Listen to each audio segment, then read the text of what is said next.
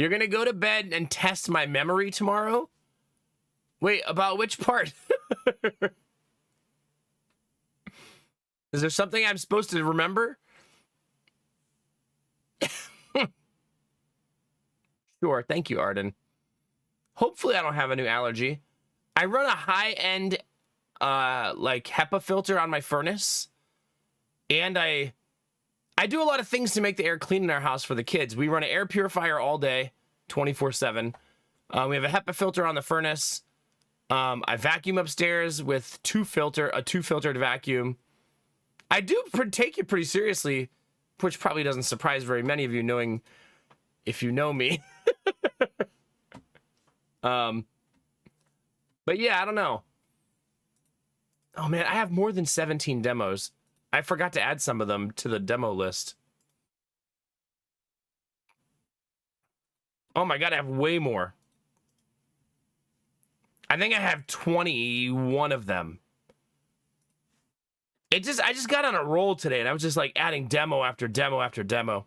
Also, hi YouTube, it's demo night. Hope you're ready to try a bunch of random games and go on a journey with me to find something awesome. We're gonna find some cool stuff tonight, and I hope you guys are all ready for that. Yeah.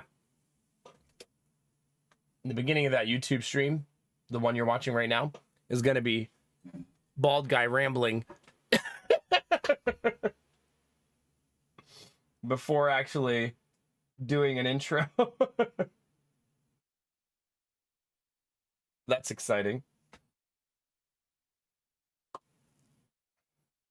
What am I missing, chat?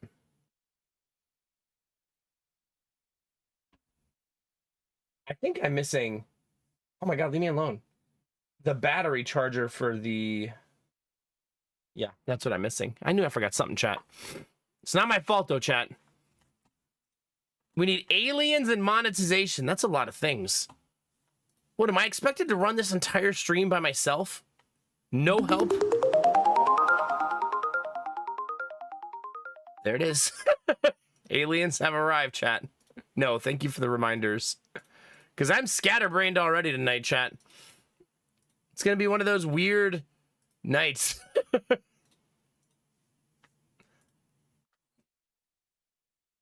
Okay. I think that's everything. Brained already tonight, chat. Look, double Nomad talking already. I already got the YouTube stream open. Look at me, chat. Look at me running this stream all by myself, kinda. Like a big boy.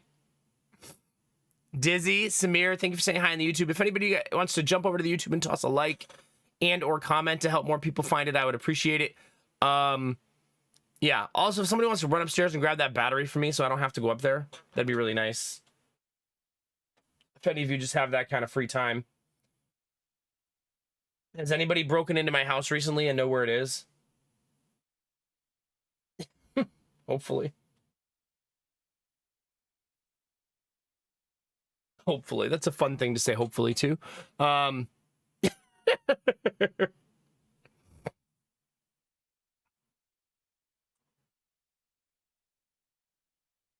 Wait, is it your birthday? Is that what you're reminding me of? If you thought I was going to remember your birthday, you know that's not fair.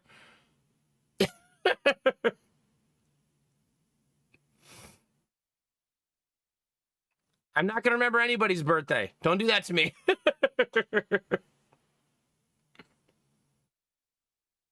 Yeah, hi, Joachim. How are you? It is up the stairs and to the right, Dig Dugley. Ooh. You're not going to be allowed to go get it because you guessed incorrectly. I'm sorry. You are not allowed to break into my house tonight. Sweet Daddy Jones! What's going on, my dude? How we feeling? Sweet Daddy Jones, there was just some light woodworking in the house today. I beveled a shelf 3 times to make it look less obtrusive. Looks a lot better.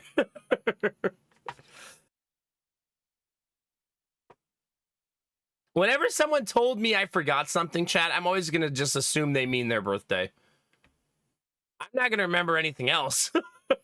So I'm just going to assume that's what they mean. Because otherwise, I'm not going to remember. Chat, I don't remember to go live on YouTube half the time. If Dizzy wasn't here, I'd probably forget most nights. So, Let's be realistic. Your wife is in Salem, Massachusetts. Oh, is she a witch?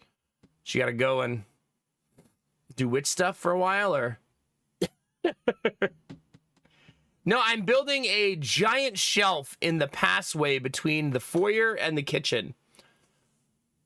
My foyer and kitchen is a 5-way hallway junction that goes to 2 sets of stairs, the hallway, the kitchen. Oh, 4-way. It's a 4-way, not a 5-way, chat. Don't get crazy. And it has a weird gap at top to top, and I'm creating a very obscure looking shelf that I've had to tailor fit to fit right there. And it actually spans a gap between the 2 walls. So basically I have these 2 walls coming in, right? And then they stop, and there's a doorway floor to ceiling, and I put a shelf across the doorway and then onto the 2 walls. The 2 shelves are 58 inches and 54 inches respectively, so they're huge. And the reason I'm doing that is so when you open the front door to my house, it's going to be like this immediate Halloween display with like stuff hanging off of it. And then there's going to be a backdrop on it, so you won't be able to see through the doorway anymore up there. And I think it's going to make it look really cool for all the Halloween decorations and stuff, which we're going to do all of that after stream today. So all of our Halloween decorations are going up after stream today to make sure for the next couple weeks they're actually up.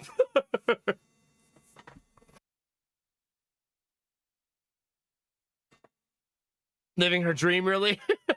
There you go. Yeah, so then if we like the shelf and how it turns out, it's going to be transitioned into Christmas shelf after that. And we'll put the Christmas village there. But the Christmas village is currently too big for that shelf, even though the shelf is that big. Because that's how big the Christmas village is. What am I supposed to remember, Izzy? What did I forget? I am going to go grab that battery, though, chat, because otherwise it's going to drive me nuts. And unfortunately, I'm probably going to see my naked wife while I'm up there. What's the price? Is the price a battery? If so, I'll go get it right now. Hopefully that's the price.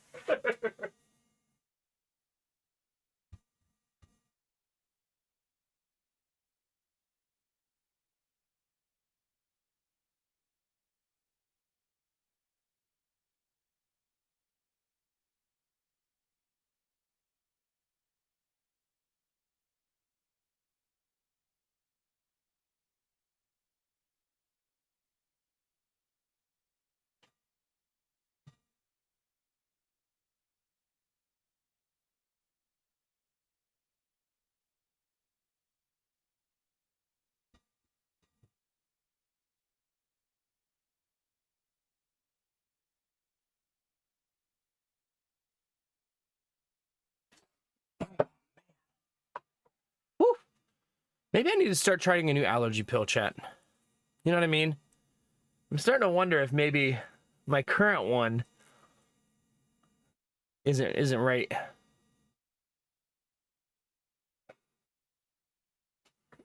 Oh. Okay. Is seeing my wife naked a bad thing? I feel like you know the answer to that question. Oh, gosh. Chat, I'm so sniffly. I won't wipe my nose on stream, though. I'll spare you. I'll spare you, chat. All right, I charged my controller too, chat, like a responsible gamer, because I'm going to assume that some of the stuff we play tonight is controller friendly or controller required-ish. We'll see. We'll see, chat. All right. It's okay. If you don't want to tell me, you don't have to. And I'm not just going to go upstairs and have sex, okay? Do I look like some sort of deviant? No. Disgusting. How dare you, chat? It's like you don't even know me.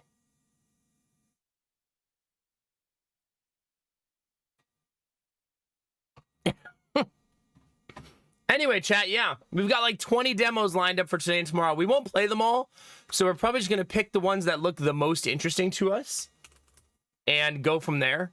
I swore I had scheduled community night for the 19th, but if I scheduled it for the 26th, that makes me happier because then I'm not letting anybody down tomorrow, which I was hoping not to. Yeah. Also, chat, our costumes came, so I now have an elephant onesie. Lady Mac took a picture of me sleeping again. Chat, do you have a partner who takes pictures of you sleeping? Do you have one of those? Because I sure do.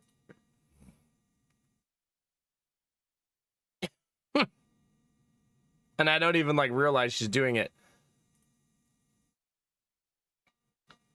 She did also get a picture though. So our costumes this year for Halloween, chatter. I'm an elephant. Me and Lady Mac were trying to like somehow create a Halloween costume theme out of my son wanting to be a giraffe. So we're all going to be animals. And when deciding what animal I should be, she said you should do elephant because Gideon's going to be a mouse, and then you could be the elephant and the mouse. He's going to be Mickey Mouse, which is still technically an animal, but close enough, chat. And Lady Mac's a zebra. So we're going to be zebra, elephant, giraffe, and Mickey Mouse. Now, they don't actually sell Goofy onesies. I'd have to get a whole get-up for that. Me and Lady Mac have agreed that we'll eventually do whole costume get-ups when the kids are older, but not right now. Right now, we both like having an excuse to throw on a onesie and go out into public. How many channel points for a onesie stream? Do you know how hot it is to wear a onesie on stream? Yeah.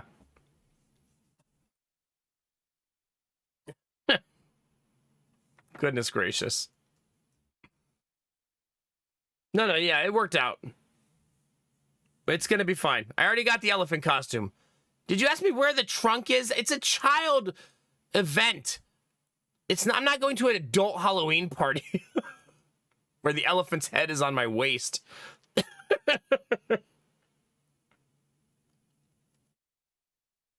See what you did there, Kinamara. Solid. How are you tonight? Good to see you.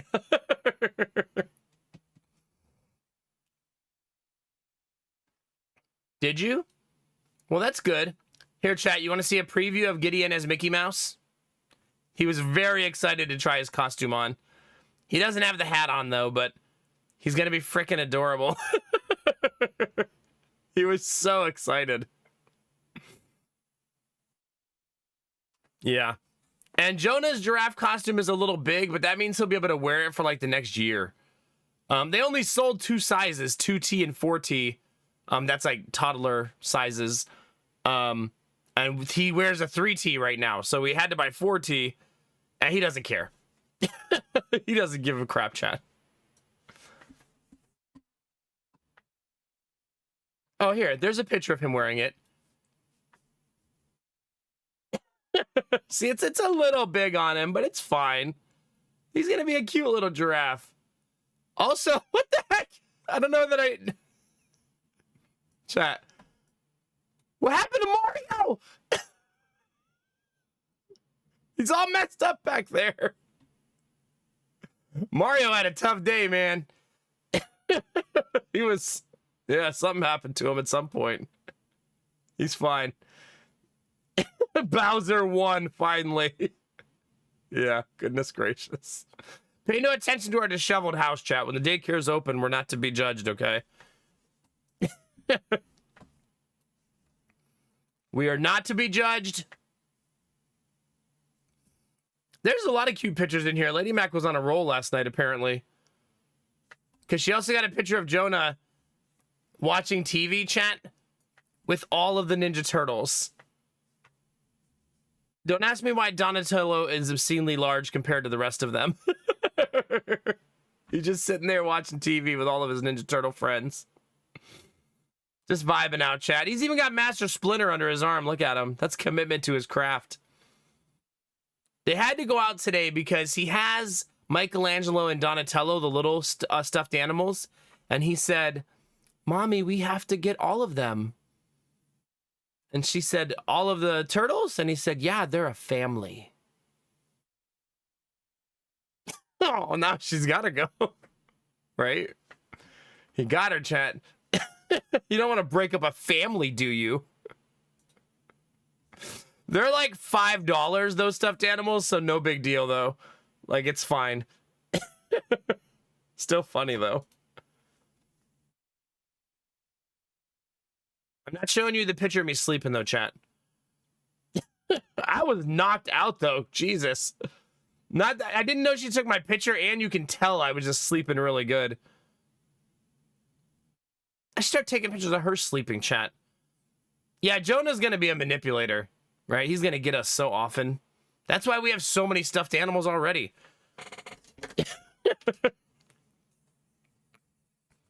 You know what's funny, Belf? I used to look at parents and think, oh my God, you idiot, you're such a sucker.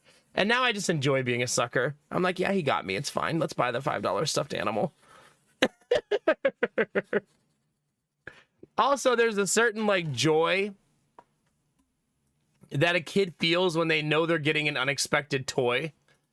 And I love being a part of that each time. Because I know there's going to come a time where he's older and he's going to say something like, Dad, oh my God, you're so lame. I don't want no toys. How about that PS6 though, Dad? I know we already have one, but I want one in my room so I don't have to share with Giddy. But we have one downstairs too. I know, but we need a third one for my room specifically. Come on, bro. I saw that hype train on your stream last night. I know you have the money. I did the math on your hype train. You made exactly $700.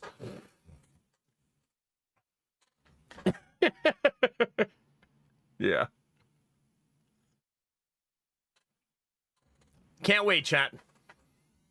I'm gonna have to avoid letting my children watch my stream for as long as humanly possible, right?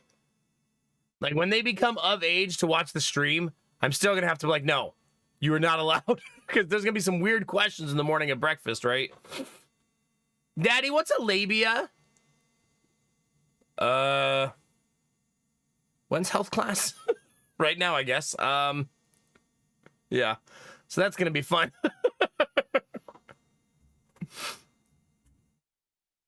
Kitamara, that question in chat, I'm gonna be honest with you, just seems so outwardly vulgar. Like, I know the joke because it's our community, but out of context, it just seems so outwardly vulgar. Almost like you're a new person that needs to be banned.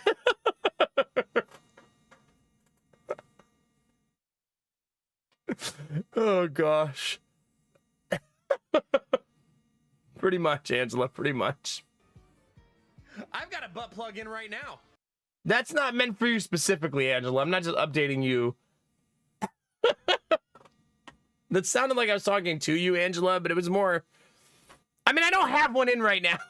Chat, that's what I meant to say. Not that I'm not just telling Angela. Good times, chat. Thanks for the bits, Izzy. Thanks for making me feel incredibly awkward. There's actually a new sound alert in the Discord, and I tried to add it for you guys. I want you to know that I did do that for you, because someone was nice enough to make it, but apparently WAV files aren't allowed, and I don't possess the knowledge to convert a WAV file. I Googled it, and it said to download a program, and then I lost interest in converting it. So, if you ever make a sound alert, it can't be a WAV file. Because Streamer is dumb. Can I, Samir? That sounds fun. Yeah. Yeah, thank you. Thank you very much, Dizzy, for posting that. If you guys remember, if you want to vote on the horror poll, today is the last day. I believe we're going to be playing Silent Hill 2, right? I don't think it's going to get caught by anything. It's had a pretty handy lead for the last, like, couple days.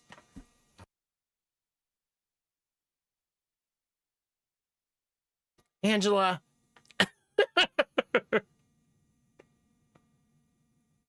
Belf, is that what you think happens during my breaks?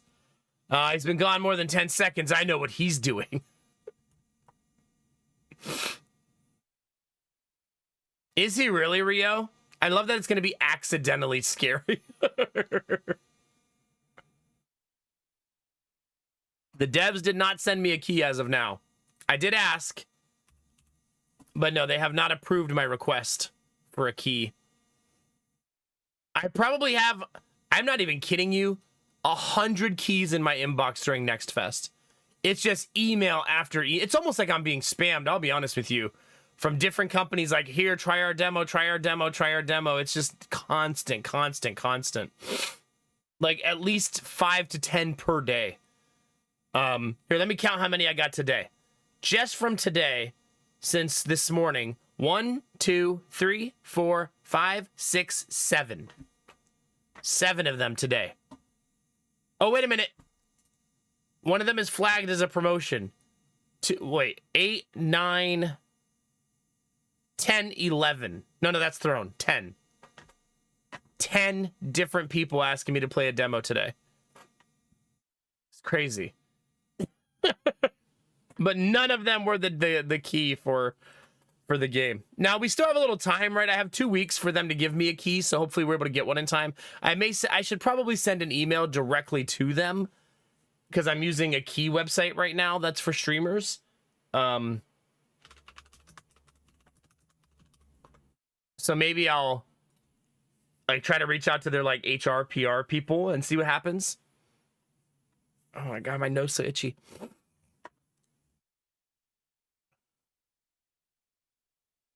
Oh god, Rio.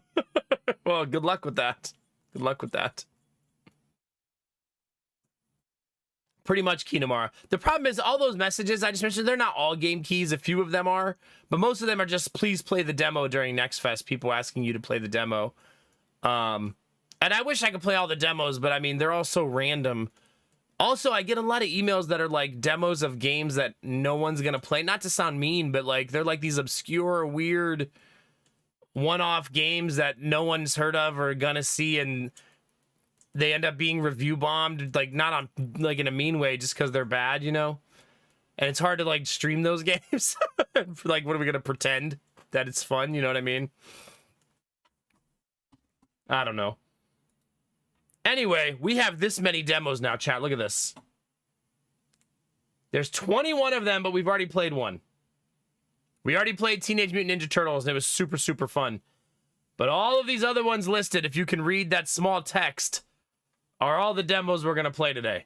Not all of them today, as many as we can get to. Sometimes when I play demos, I only play them for like 10 minutes, and then I know I don't like the game. And I'm like, yeah, that's enough. I don't want to play this anymore. So we'll see. When's the last time I watched my pillowcase? Yesterday.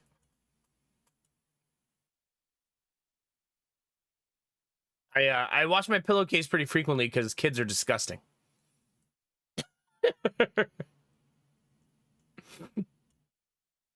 When's the last time I washed my pillow itself? I've never washed that pillow before. Never. Do you guys wash your pillows? It's only like 2 years old, but I've never washed it. It's so big. I don't know how I would even fit it in the washer and have it dry in any type of effective way.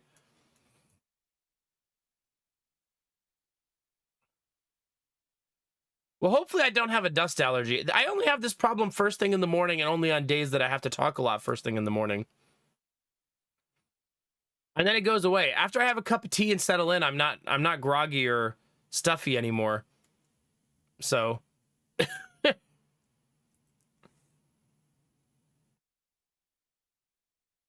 y'all have massive pillows? Well, it's not that it's massive, it's that the pillow is stiff. Like it's a memory foam pillow-ish type of thing.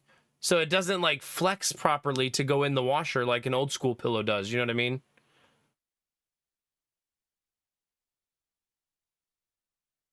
The garden hose and a space heater. I feel like that's how you grow mold in your house, Chubby.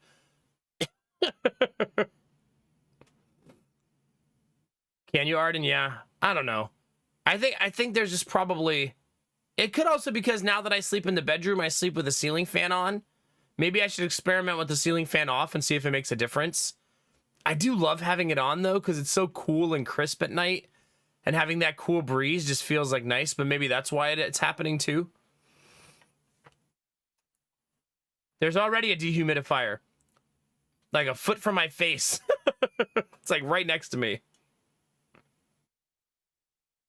I mean a humidifier, not a dehumidifier.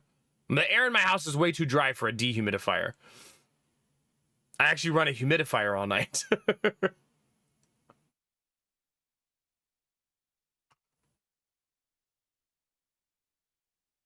You have the purple cube pillow? Really? I haven't dusted the fan blades in a while. That's true. I bet I could use a baby wipe for that. What a brilliant idea. You know what I mean, chat? There's so many uses for baby wipes. A baby wipe would be a great idea, though.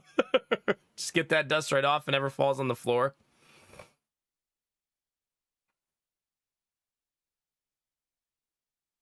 I also dislike hot pillows. We have cool touch pillows, Kinamara.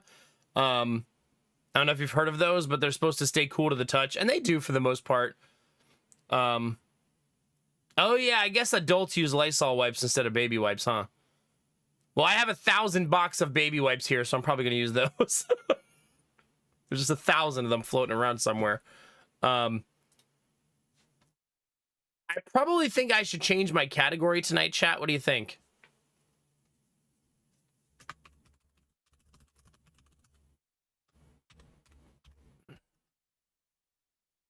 Put ourselves in the demo category.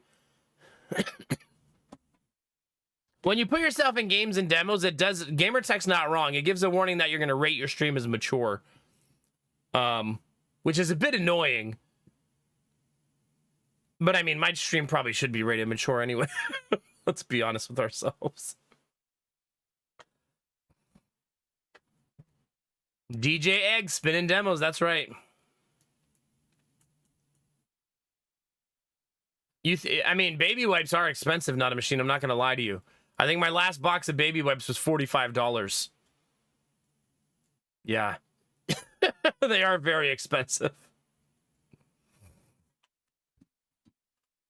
Oh, nice, Rio. Very nice.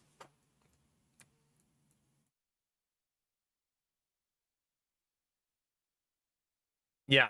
We'll clean the fan blades after stream. Not right now, chat. I'm not going to end stream, go stand on the bed and start cleaning fan blades while my wife is sleeping. Wake up, babe! We got to clean the fan. That is a lot of money on baby wipes, yeah. I actually caught Lady Mac today. She uses our baby wipes on all the kids, and I was like, why do you do that? And she goes, oh, it's just more convenient. And I was like, yeah, but then we pay for wipes for all of the kids. And all the parents are supposed to supply them. Her laziness is costing us dollars and dollars, chat. Many dollars in baby wipes. Yeah. So anyway, chat, me and my wife are getting a divorce because I need to save money. Any day now, chat. Any day now. Am I forgetting something? What am I feel like I'm still forgetting something, chat. I already told you, you guys were live on YouTube, right? We did that. All right, we're live on YouTube. Anybody wants to go over there and toss a like, hang out, lurk, help us find more people, I'd appreciate it. Oh, there's an announcement tonight. It's not a real announcement, chat. It's a baby announcement. Not a baby announcement. Like, it's a mini announcement. It's not like some big, like, oh, holy shit, chat, guess what amazing thing is happening? It's just a baby announcement. I'm trying to do all the things this month that I keep putting off and just do them. Remember, I told you guys that at the beginning of the month. That's why we're having a community night. And so I want to force myself to do another one of those things on that list. There's only 3 main things that I've been putting off, and this would be number 2.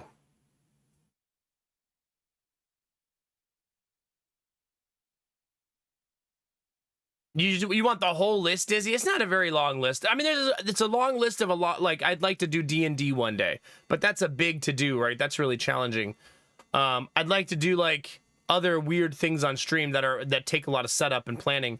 The other ones are just stuff that I could do more easily if I just would get out of my own way and just do it. But this month we're gonna have a lot of stuff I don't normally do. There's gonna be a horror game. There's gonna be community night. There's gonna be whatever happens on Tuesday. Hi, Castle. How's it going, dude? No, I'm not announcing third baby. I told you guys that's not gonna be some secret holy shit announcement thing. That's gonna be a different type of thing. I played Solasta, yeah. I don't know if I beat Solasta, but I think I beat it. I don't actually remember. I did play through it, though. Have some ellipses. Thank you. Thank you for that. Oh, gosh, Arden, yeah. Now, I don't know when I'm going to play D&D. It's going to be a while from now. There's no plan for that or anything. That's hard to do as a streamer, right? Because I have to not only play D&D, I have to worry about making it entertaining and involving for everybody involved. Like, it's not an easy thing to do. I also don't know how to play by any set of rules or anything. I just know what it looks like when I'm watching it. So I need to learn D&D before I can even do that, right?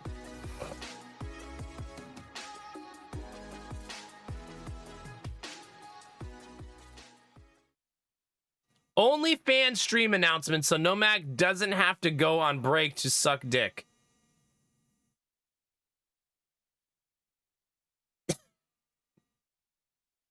You know, chat, you guys have a weird imagination. Because in this fantasy of yours, chat, there's just a bunch of dudes that hang out in my stream room waiting to be pleasured. Just like behind the green screen, hanging out. Waiting their turn. God, when's his next break?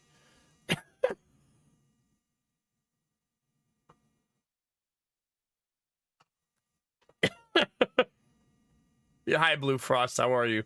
It's gonna be a long night. Yeah. What am I gonna do with you, chat? I found the perfect game for you guys, by the way, chat. Here you go. I found a game demo called Ballionaire, where you become a millionaire, but with balls. There you go, chat. I literally added this to the list for you. Also, I feel like Old Man Sethis will play this. The green screen glory hole. That implies that they're painting their penis green first so that nobody sees it. Like, it's right there right now. You just can't see it because green screen.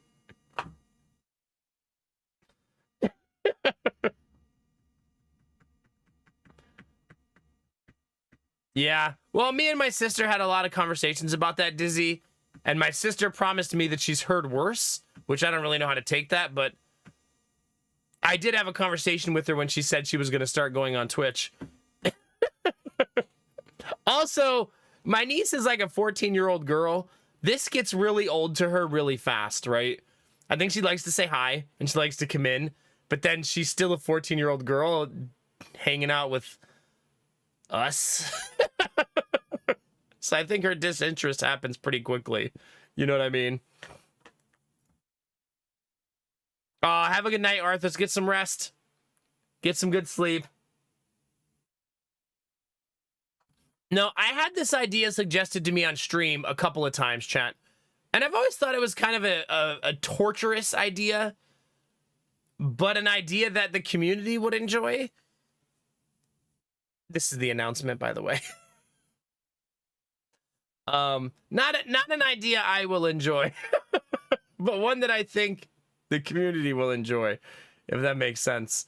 And it's to allow you. It's funny, even saying it out loud, I feel like I shouldn't do it. Like, I'm like, no, maybe not.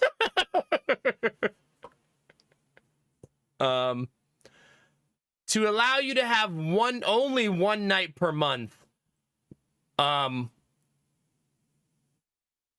with TTS turned on, just one night per month. So just like a TTS Tuesday, where you could like force dad jokes onto the stream and puns and very silly messages, and they will be read out loud with nothing that I could do to stop them. Only one night, though.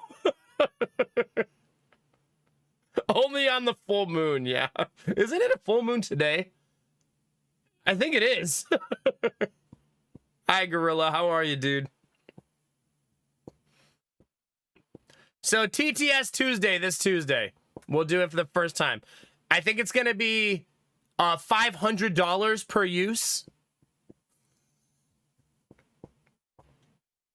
No, I think it should be like $3. I think that's a normal number on Twitch these days.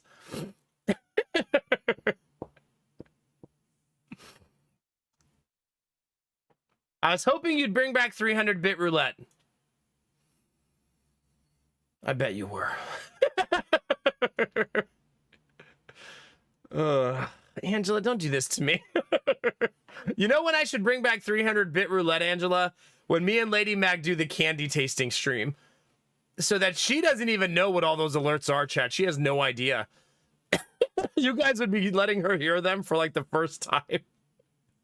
Yeah. She only knows like about the smooth penis one because she was watching one day when it happened. And she's like, why do you tell people you have a smooth penis? Like she was like accusing me of being a liar. And I was like, babe, I didn't say that. I wasn't describing myself.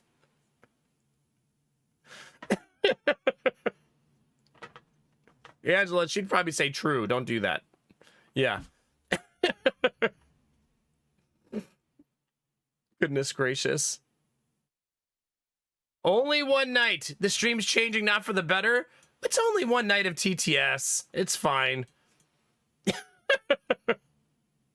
I was messing around with TTS last night to see if I knew how to make it work. And I thought there were like 3 or 4 options for the voicing of TTS. If you don't know what that is, it's text to speech.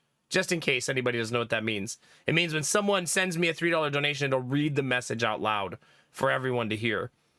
But there's like 70 voice options. And I was like, how am I supposed to choose between all of these? Why are there so many? Angela, no. See, this is maybe we should not do the 300-bit roulette for Lady Mac. Although, to be fair, Angela, she's the one who heard that quote.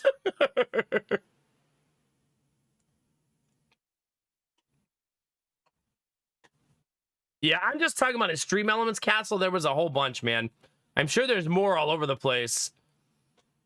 I kind of wish you could put the voice on a random roll so it picked one at random, but I don't think you can. I think I'm going to go with a British voice, though, because it seems the most condescending.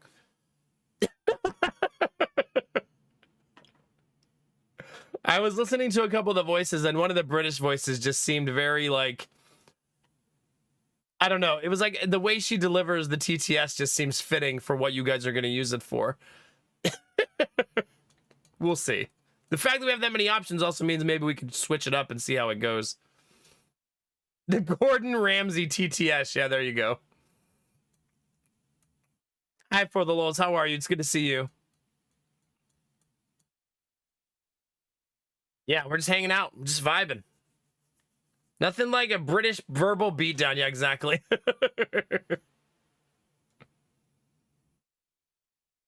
Yeah. Different voices for different amounts.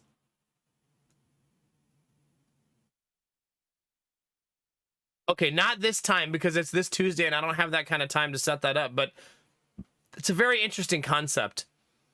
It doesn't even have to be like $3, $10, $15, right? It could be like $3 and $3.01, $3.02, $3.03. Just like you guys can all dice roll somewhere between $3 and $4, right? But that takes a lot of time to set up. But that's a cute little idea, though, of having like some sort of system like that. And, you know, I tried to use Tangia, and it was a little bit overwhelming.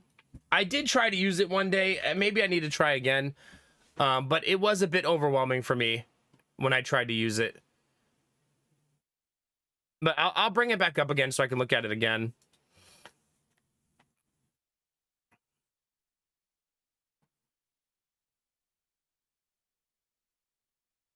Well, remember, it's only one day. Like I said, it's only one day. I'm not going to leave TTS on all the time. Like, are you nuts? It's one day.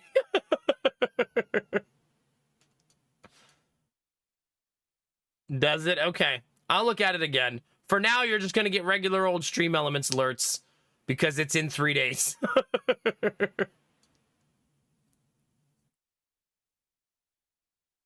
Yeah.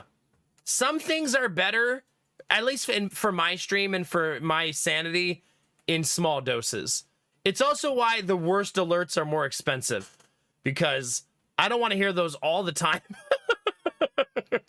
I don't want you spamming that I got a butt plug in every 30 seconds. Imagine if that was 20 bits, chat. I'd hear that 1,000 times a night.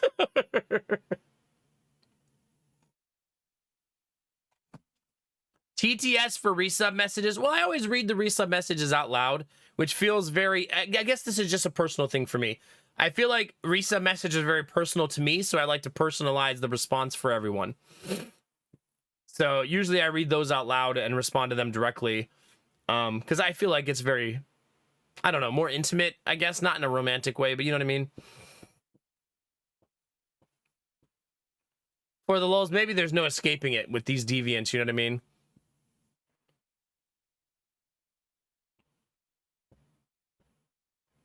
Yeah, exactly, Dizzy, exactly. We can get through one day of it, right? Lady Mac is gonna do the, she's gonna do the candy event that night, and, I'm also gonna, I'm gonna give you guys some goals that night that make her put on a onesie. Instead of me. Okay, maybe it should be both of us. If she's gonna be hot and sweaty, maybe I have to be too. But we'll do some fun little... She now possesses 2 different onesies or 3 different onesies? What does she have? She has Tigger. She only has Tigger and Zebra, I guess. And I have 2 also. How did this happen? Did the Cukes survive the cold? They did. The whole garden survived the cold except for the pumpkins. The pumpkins, when I went out there, they look like hell. Sorry, Dizzy. They, they went from green to brown in one day, so they did not take the cold very well.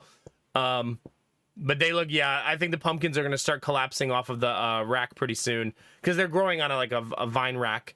I think they're going to start falling down, yeah. Did we get the giraffe outfit? Yeah, I showed it earlier already. I'll show it again, though. It's a little big on him, but he doesn't care, and that's all that matters.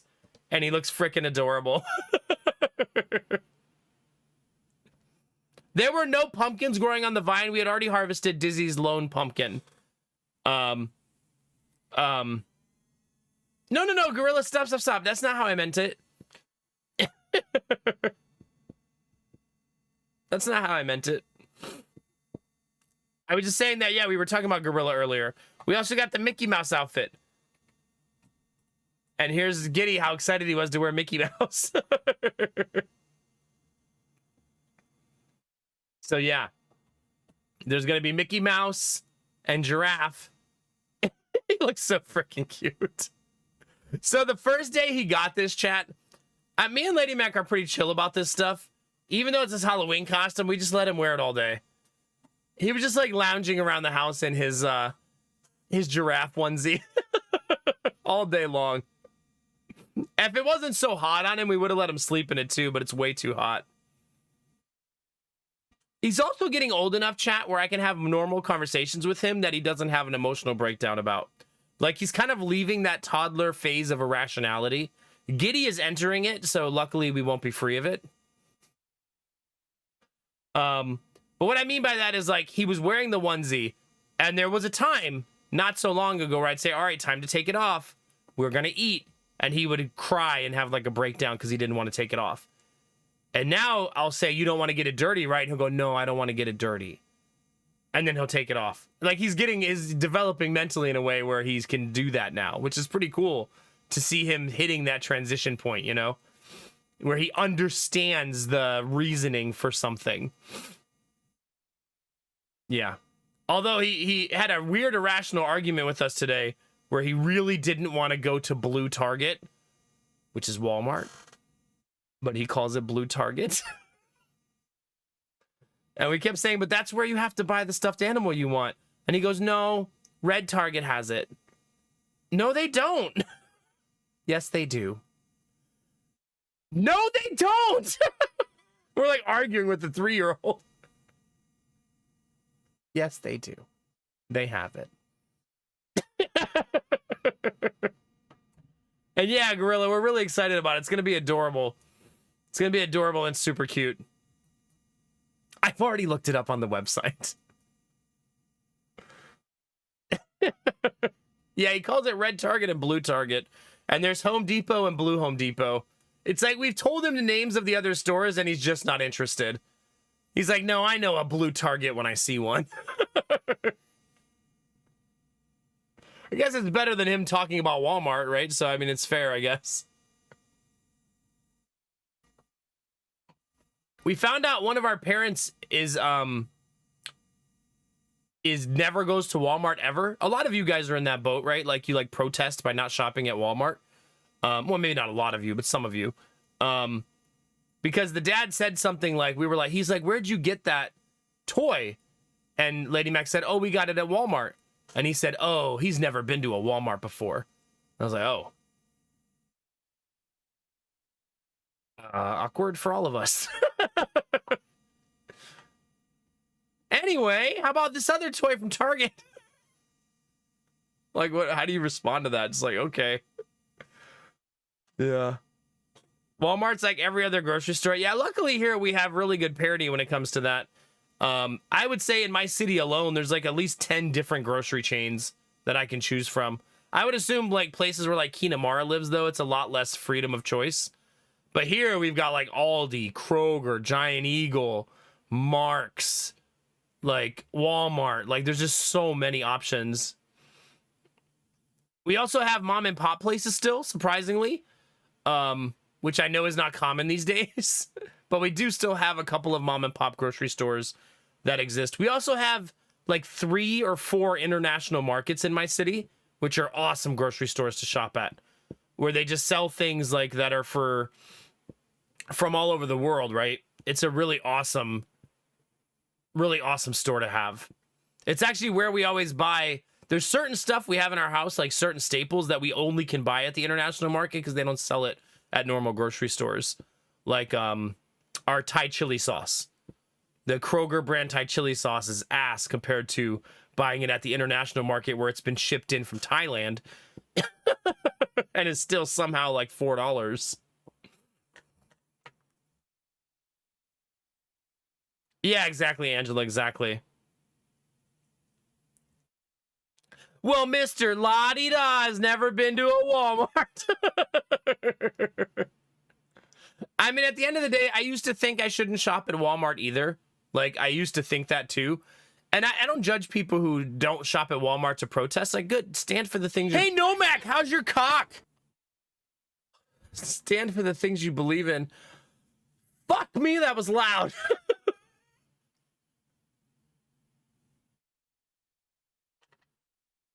Why was that so loud?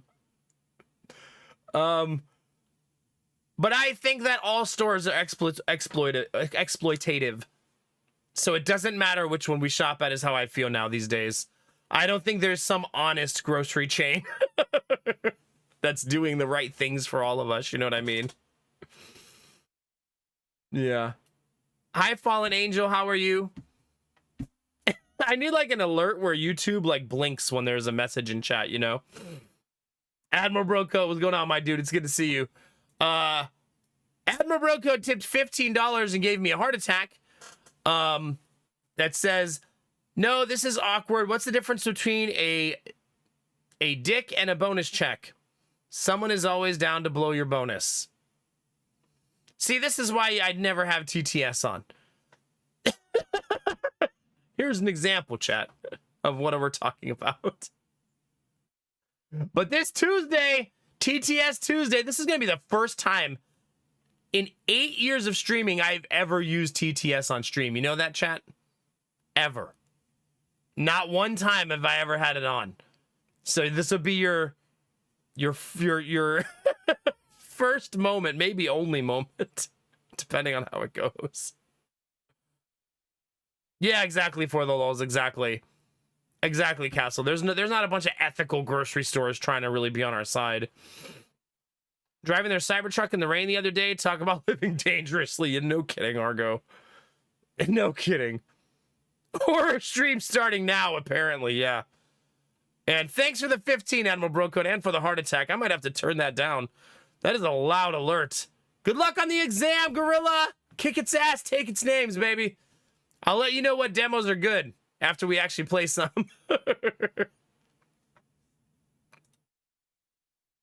We'll get to it eventually. Oh yeah, we also have Trader Joe's. That's right. Trader Joe's and what's the grocery store that Amazon bought? Whatever that one is, we also have that one. Probably Admiral Bro Code, probably. No, Castle, stop it.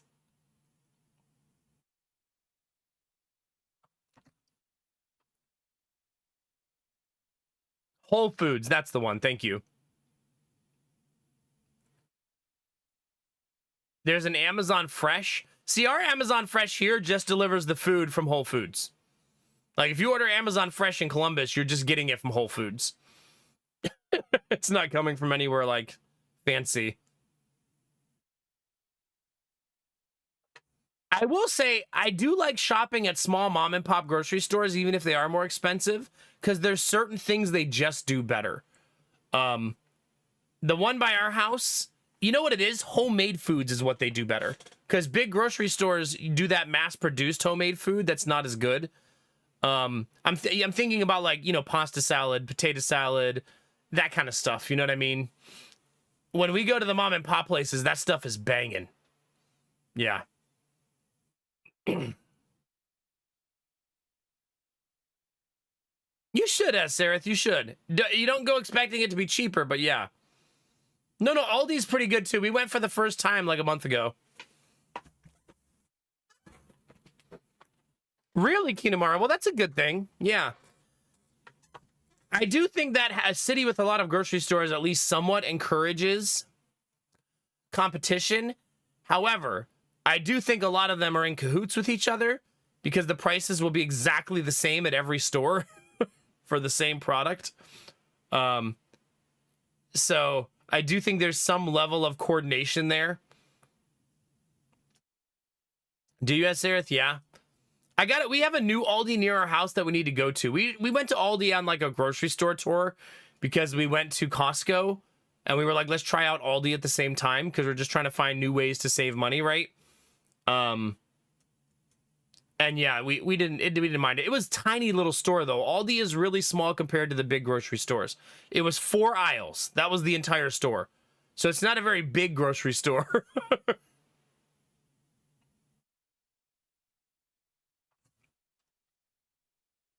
Yeah. Oh, that's nice, Kinamari. Yeah, that's really nice.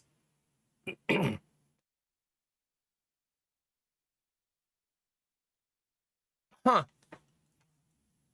It could just be that we didn't go to one of the newer Aldi's as Sareth, so that could be why. This is an older one. So maybe we need to go to a newer one. Maybe they'll be bigger. But I mean, Kroger here is a gigantic grocery store. I mean, it's so big that there's like a pharmacy where you could get vaccines in Kroger. That's how big it is. There's a literal pharmacy giving out vaccinations. See, Kroger's not terribly expensive here.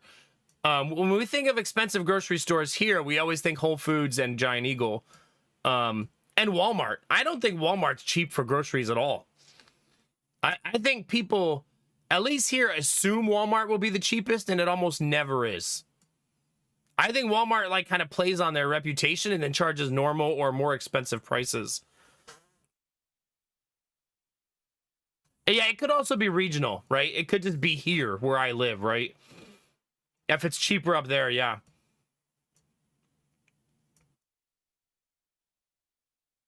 Hy-Vee I haven't heard of before. Yeah, we also have Meijer. Meijer is usually cheaper than Walmart and right about the same as Kroger. Meijer is really, really good at buying in when they actually have a deal on something you want. Their deals usually seem really good.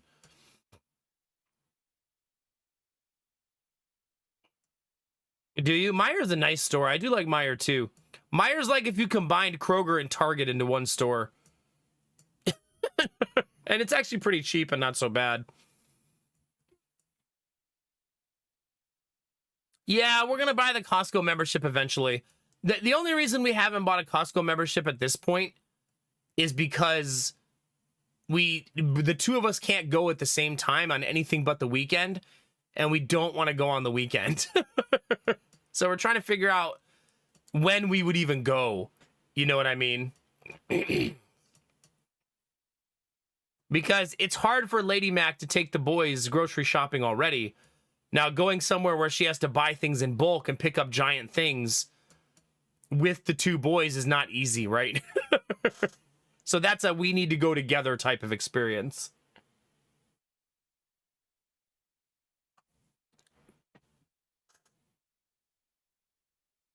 That's a tough one, Sarah. That's a really tough one. But I mean, a Sam's membership for $20 is pretty cheap. You might just save money on just literally buying toilet paper and to get your $20 back.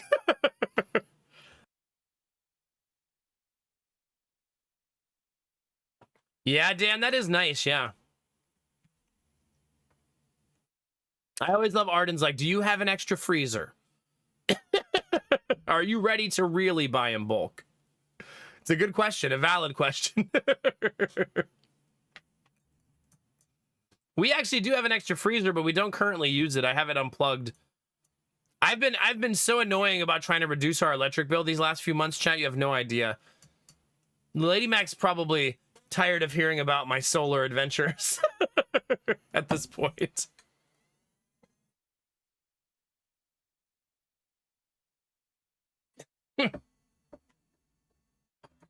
Yeah, that's tricky, Sarith. The reason we don't leave our freezer plugged in all year is because it's in the garage and we don't have a place for it in our house either. And leaving a freezer in a hot garage is extremely expensive.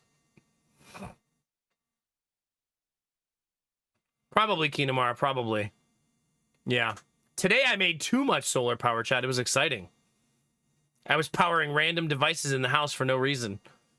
And I was thinking to myself, this probably saved me like 50 cents if I just keep doing this. I'll get rid of that electric bill eventually, chat.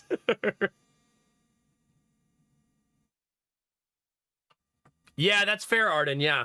That's sort of like, we've had a lot of talks with Destinovas about this same concept about like meat at Costco and stuff like that. About like just a couple of purchases and you will have made your money back on certain items. For me and Lady Mac, we could probably make our money back in one visit by just buying snack food for the kids.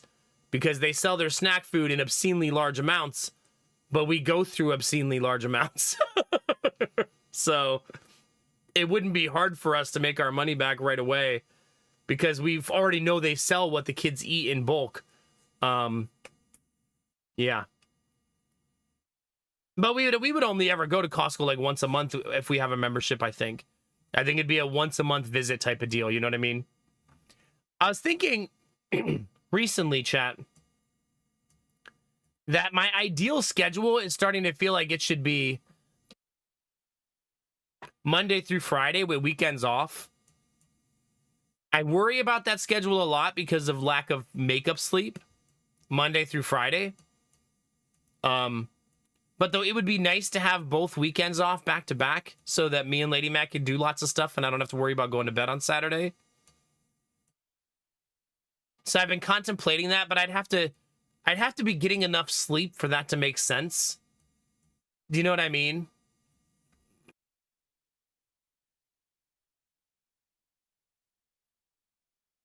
Oh yeah, Sarah, for sure. For sure, for sure.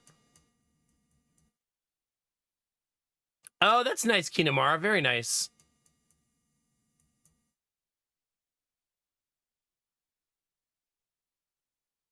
Yeah, exactly. Freezers in the garage, very expensive.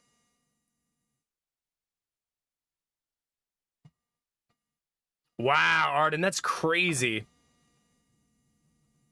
That's so crazy. I mean, I want to, as Sarah. I just think that, like, having kids Monday through Friday, Lady Mac runs the daycare, and I help with the daycare, and then I go to bed. But on the weekends, she's free all day, I'm free all day. So streaming one of those 2 days, alleviating that would be nice. But right now, by the third day of streaming, I'm so sleep deprived that I'm, like, borderline miserable on that day. So until I fix my sleep schedule, I don't think I can make that change. You know what I mean? I don't think that's a viable thing that I can do. Oh, wait a minute. So you haven't bought meat? Oh, you haven't bought chicken since last January is what you're saying.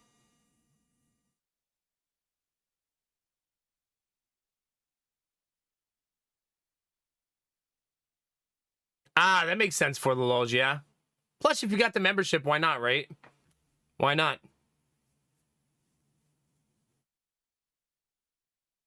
Yeah. I feel like once our boys are older and they're eating like big boys, we're probably going to need a freezer. Our freezer's not a deep freeze. It's a like door freezer. I wonder how expensive do you think it is, chat, to get full-size fridge, full-size freezer next to each other? Do you think those are still like cost prohibitive these days? You know, like rich people have? Where they have like the whole fridge and the whole freezer as both their own entire unit? I would assume it's probably cost prohibitive for normal people. I mean, I have no idea. I mean, that's not that bad, Sareth, given how much fridge and freezer cost these days. Wait, are you saying 2K each? Or 2K combined? Like $1,000 each? Together? That's not that bad. To have a full-size freezer and a full-size refrigerator?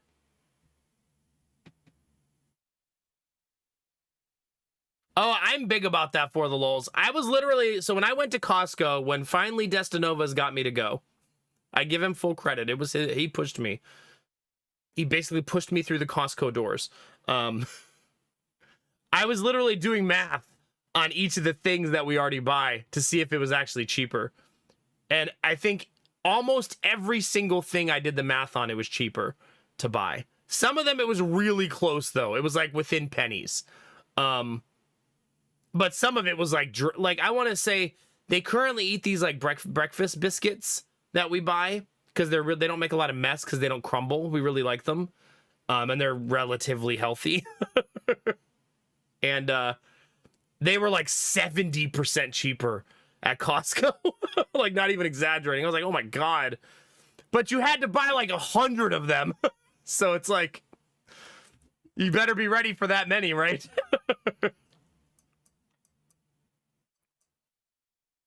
That's not bad, Kinamara. Yeah, that's not bad at all. But I wouldn't buy a chest freezer until I can put it in my house. That's the only time I would buy one. I don't want to put it right now. The only place we could put it is the garage, and we're not doing that. But in the next house, if I build the house, I'll probably plan for where it's going to go, right? So I could design the kitchen a little bit, knowing where we're going to put it, you know? When you buy a half of a cow, is it cost effective to do that? I assume it is. That's why people do it, right? You just got to be able to store the meat.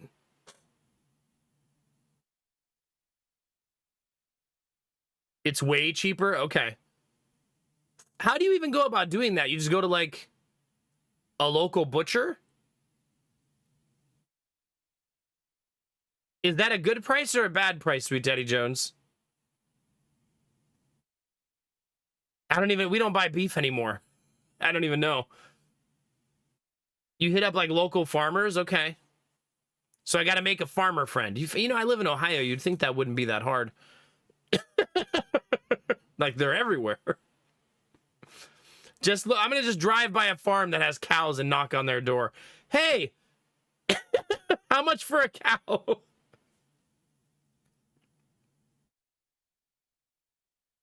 Ah, okay, Sareth, okay.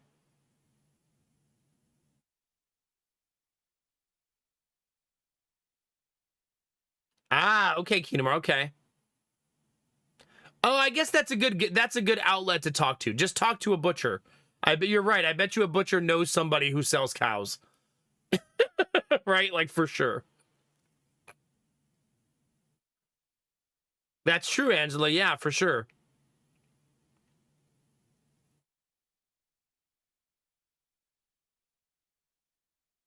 It makes sense, Dan. Yeah, that makes a lot of sense. Also, I feel like, Dan, that's probably one of those things where they can take that money under the table, right? Whereas when they're selling to a big conglomerate, there's no getting around it. Burger prices for ground beef, ribs, steaks, and roast. Okay, nice. Very nice. So, Sweet Daddy Jones, does that mean you have a farmer friend?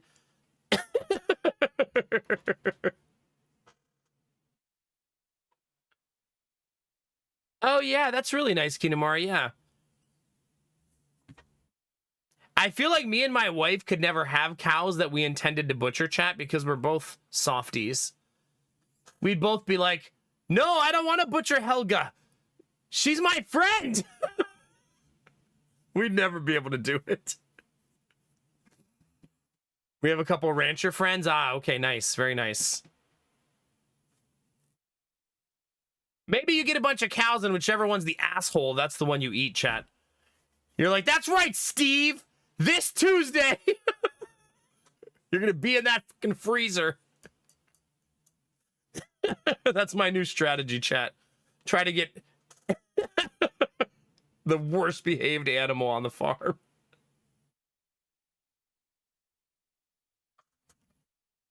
Nice, Kinamara, nice. Name it Hamburger like my friends used to do. This is my pet cow, Hamburger. Seems so sadistic. TTS Tuesday, Steve. TTS Tuesday.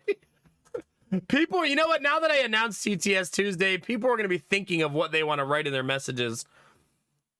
It's going to be miserable, I know.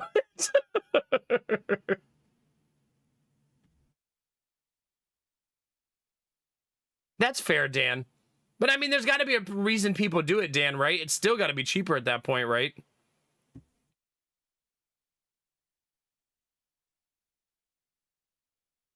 Aw, that's cute, Sweet Daddy Jones. There you go.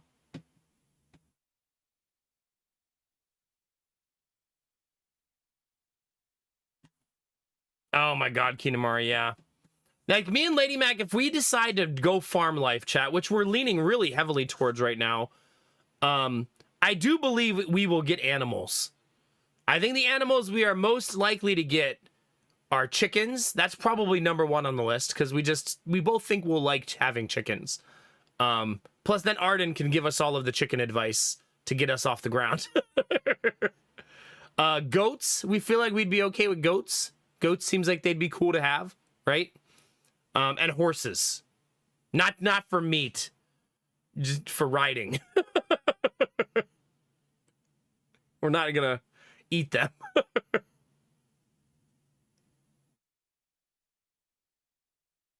Angela, I've actually asked her this question before. I said, if we did chickens for meat, could you do it? And her response was, if you cut the head off and remove the feathers first. Like, okay. That was her response.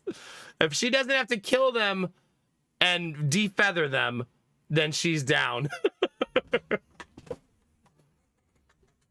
So if I can bring myself to do that part, then she's okay with the other part of prepping them and gutting them and stuff like that. So, yeah. Are they, Arden? I mean, if you have goats, I would assume you probably have to pay attention to, like, breeding and stuff like that, right? Otherwise, you're going to have a lot of goats.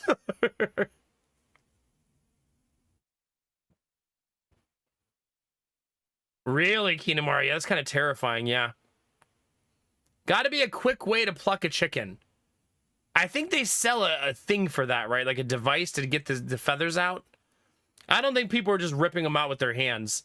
I do think there's a device for it.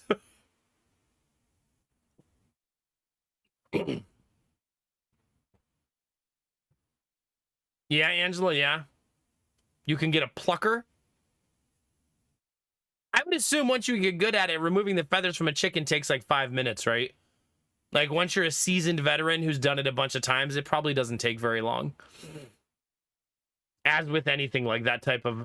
Anything that's in, like, the farmer realm, well, like, rancher more accurately, I feel like you probably get really, really efficient at it over time when you've done it 1,000 times, right? Ah, okay, Arden. Well, there you go. But we more so would want chickens for the eggs, not for the meat. I don't even think chicken is a very good meat. I'm not big fond of eating chicken in general. So it would be for the eggs. And for disposing of food scraps. Wait, do people feed their chickens old chicken?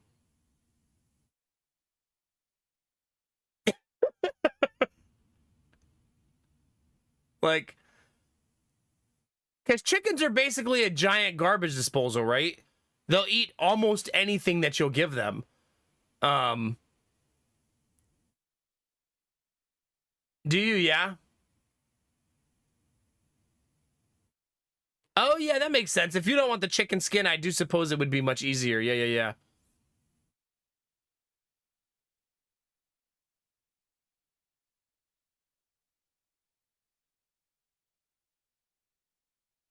Interesting, Dan, huh?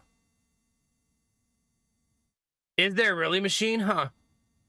But I mean, you can feed your chickens almost all of your food scraps, right? Like, that's... You got leftover veggies or fruit or anything like that, you can just toss it to the chickens, right? And they'll take care of it. Yeah, that's pretty neat. I mean, that would reduce your garbage also, right? I always still think back to that video where the guy said, I'm going to give my chickens a pumpkin and just see what happens. And they ate it. They were able to get through the hard exterior layer, and they worked their way through it and ate the whole thing. So, yeah. They're eating overcooked pound cake. I love that. If you're really looking for a garbage disposal, get a pig or two. Yeah. Is having a pet pig nice? I feel like a lot of people like them as animals, but they're also gross, right?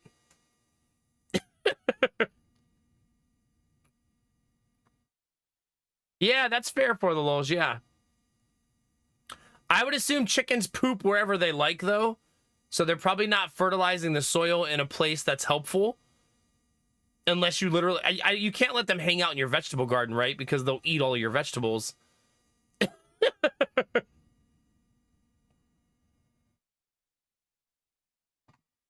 Unless you grow a vegetable garden for them to eat, right? I suppose you could do that. Potty train the chickens. There you go. Just get them like a litter box. There you go. I think some people use pig manure for farming, don't they?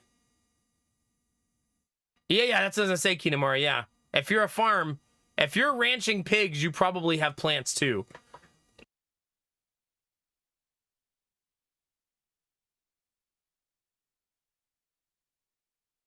Yeah. So Arden, do you like have to go outside once in a while and just like clean up the whole area? Just like rake it all up real nice? I would assume that you have to do that a couple times a year. Just to prevent disease and stuff like that and from it getting too gross. We're going to have all these conversations, chat, and then I'm going to buy a house in the suburbs with a tiny backyard.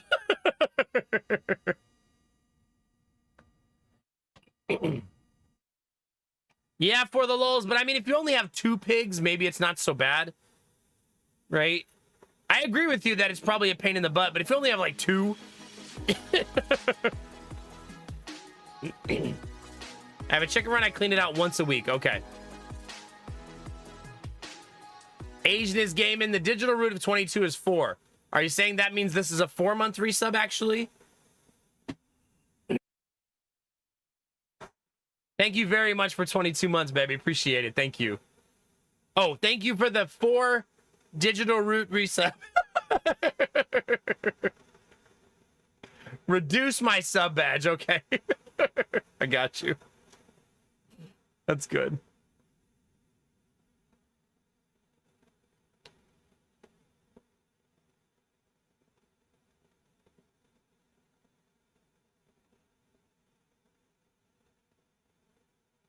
Yeah, I mean, it's fair, Dan. I mean, obviously, I don't think either of us is interested in having pigs.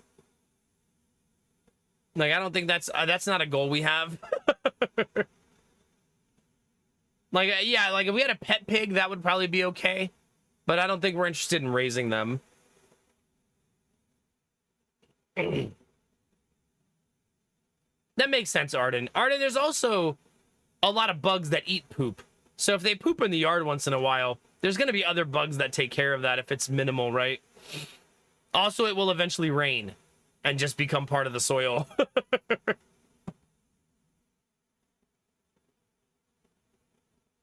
when I was growing up. For us, we just loaded it into what was called a manure spreader, and the tractor to it into the fields and spread it over the ground for fertilizer.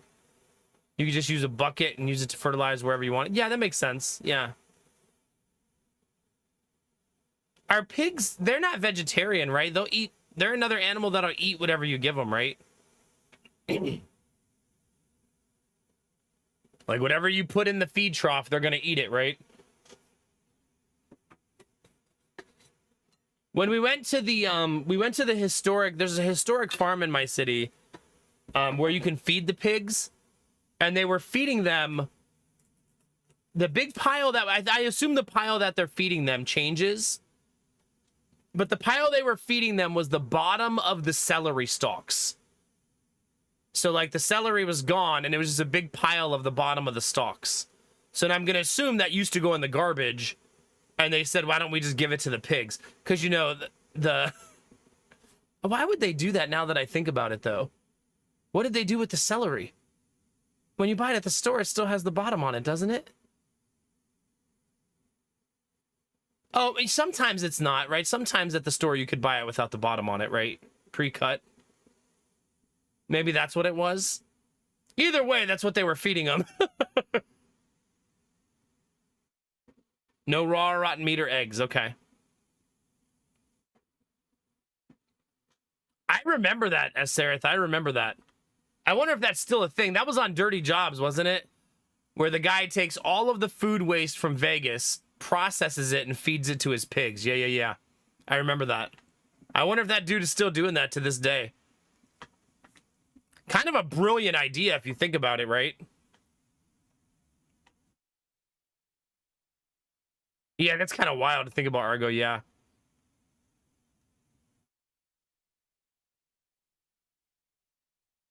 Yeah, that makes sense. That's crazy. I mean, you got to think about it. That's better than all that buffet food just going in the garbage, right? Long as it's not making the pigs sick and stuff. That video, though, there was a reason it was on Dirty Jobs. That was a disgusting concoction of food they fed those pigs. Because it was basically all the food went on a conveyor belt and they made a giant sloshy soup out of it. And then just dumped it into the pig feed. So they just combined all of the food into one big, giant, nasty soup. They did cook it, if I remember right, though. It was basically a giant stove where they were cooking the pig soup that they were going to feed them. And it was just all of the food from all of the buffets combined into a big soup. Yeah. But they had to cook it to get rid of contaminants and stuff like that. Do they really, for the lulz? Yeah. That's kind of like, yeah, that is kind of circle of life type stuff, isn't it? I wonder if they have rules about what they'll take. Like, I wonder if they try to filter out meat and stuff. Maybe not, because it's already been cooked, and then it's going to be mashed into that soup, so maybe it doesn't matter as much then. I mean, it was a monster pig farm, and they seemed pretty healthy, right? Man, working on a pig farm has to be one of the smelliest jobs in the world, right? That little local, like, historic farm we went to only had, like, 8 pigs, and you could smell it as soon as you turn the corner. Like, as soon as you turn the corner to go to that part of the farm, it just hits you like a wall of smell.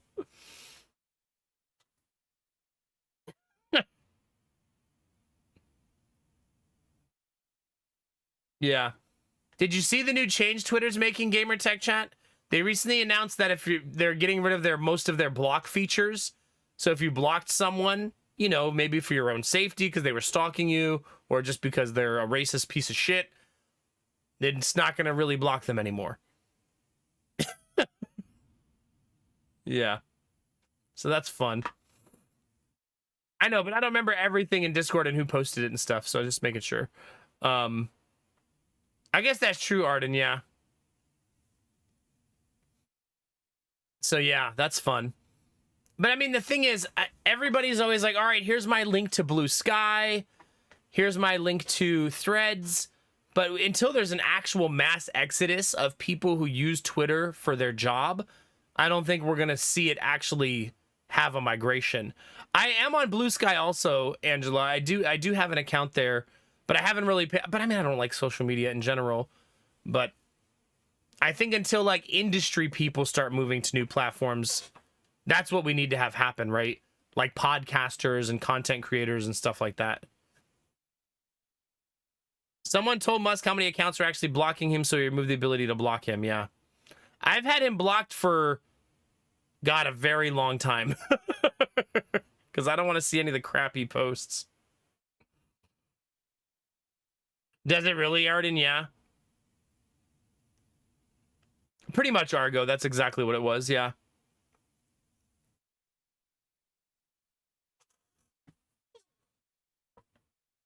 Yeah, exactly, a newbie. Also, I think a newbie, the biggest red flag I thought from it was if someone's stalking somebody and they're blocked for safety reasons, it's kind of crappy to remove that safety layer. You know what I mean? If someone has like a weird parasocial thing going on, I guess they could just create endless accounts and keep seeing them. It's not like they're IP banned, right? But yeah, it's really silly.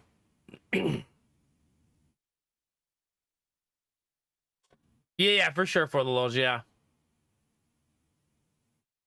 So Arden, that means what you're telling me is if we ever have chickens, I should maybe not put the chicken run right next to the house. Maybe give it a little like 20-foot buffer. Give a little space between the house and the that area. Yeah, the conversation smoothly transitioned from pig slop to Elon Musk. Oh, gosh. Good times, chat. Good times. Someone's like, oh, you're talking about pig feed? That reminds me. Have you been on Twitter lately? Oh, gosh. Yeah, basically the same thing, yeah. You might not be getting that $1 million check from him anytime soon. If there's one thing I've learned about myself, Dizzy, is that I will never be for sale to the rich elite. I could go get a corporate job right now paying good money. Some things just aren't worth it. Speaking of rotting garbage. Oh, gosh.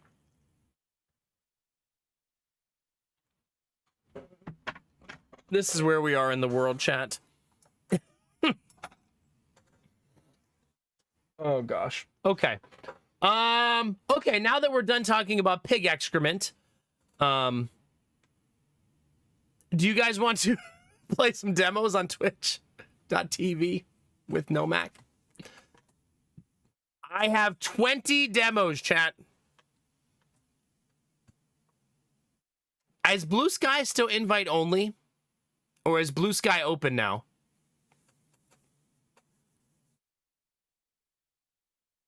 Yeah, you know, it's funny, Dizzy, same for me.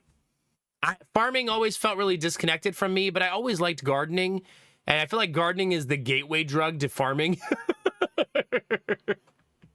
And I've become more and more interested in it the older I've gotten. But I mean, I was raised in the inner city, you know? There was no kind of farming or anything that I was ever even closely connected to. It's open now? Okay. I think that Blue Sky, what's the other one? Not Threads. There's another smaller one. There's Blue Sky and then that other one. They both have been slow to allow people to be onboarded because they actually take bans seriously. Whereas Twitter has released their rules so far that you're allowed to be openly racist now. That's not an exaggeration. That you can report somebody for saying something racist, and I don't mean just like kind of racist. I mean like literally using slurs, and they don't get banned anymore. I think it was the day they announced the removal of the block feature. For Blue Sky, yeah. Hey, there you go, a newbie. I hope it was a good movie, dude. I always, you know what, as Sereth, I think would push everybody over the edge? We need Twitter to crash for like a full week, right? so that everybody is forced, people who like make a living or have followings are forced to move. And that would be the end of it, right? Exactly, Belf, yeah.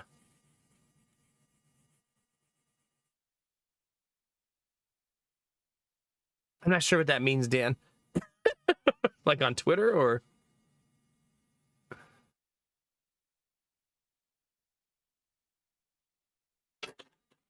I watched If. Oh, is that the one with Ryan Reynolds? With the imaginary friend? That one? That's on our list to watch with the kids, so it was good. Yeah. I also saw a preview for the have you guys seen the preview for A Wild Robot? That one? It's great. Okay, perfect. We'll put it on the list or keep it on the list. I think I have it on our watch list right now. That'll be a good family movie to watch. But yeah, there's also a new movie that just came out that's like 98% positive reviews called The Wild Robot, and it's an animated movie about if an AI robot accidentally crashed on an abandoned planet with only animals, what would happen to it? And it's like an animated movie about that. Was it good, Serious Puppy? It's free on Prime. Okay, perfect. Nice. Free is my favorite price, a newbie. If you didn't know that about me. You liked it? Good. Good. Does it, Chaos? Yeah. Yeah, If is the one with Ryan Reynolds where it's like an imaginary friend adventure, right? It looks really good and really heartwarming.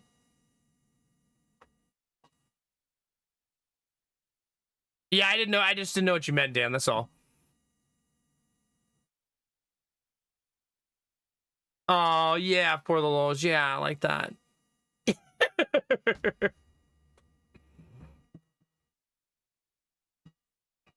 Do it, Chaos. The newbie promises you're going to cry a little bit.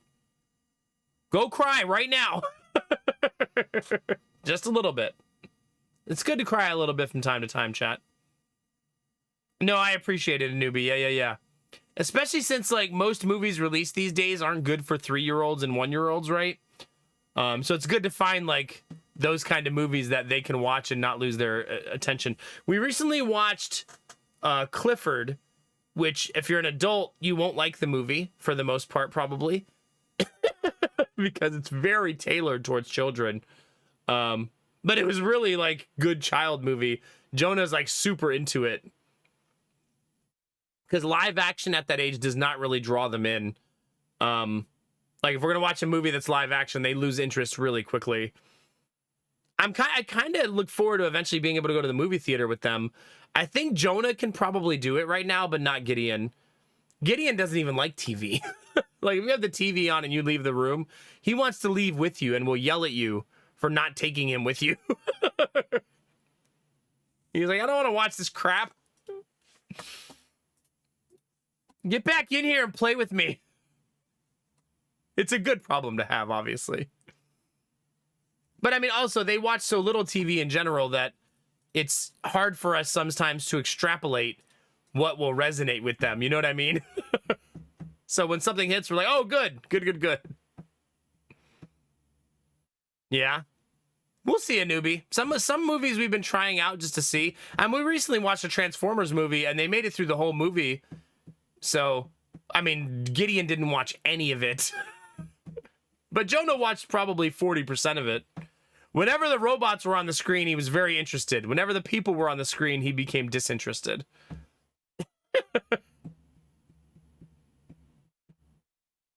Yeah, I will say Disney Plus's library is really good for children. But you're right. A lot of their new release stuff is PG-13 or higher. And that's not why we're filtering it. If you guys are like, oh, you don't want your kids to hear swear words. No, it's not that. It's just that they're not interested in that stuff. You know what I mean? Like, I'm never really going to try to shield my kids from a lot of stuff because I feel like this is the real world. And we both swear as parents. We try not to because they repeat stuff. But yeah, it's more of kids don't want to watch, like, grown-up movies when they're little, you know what I mean? They want to watch Toy Story and, you know, stuff like that.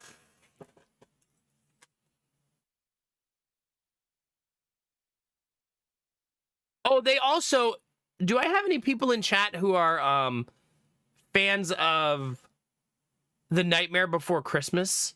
I feel like this is a somewhat divisive question, more so than maybe it should be. But my wife loves The Nightmare Before Christmas. Like, loves it. And she's been introducing it to the boys, and now they love it.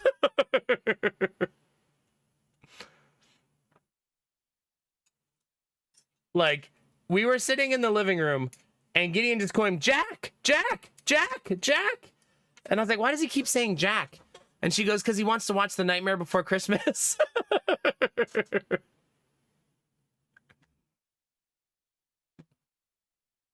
No, Argo, I've actually never seen it.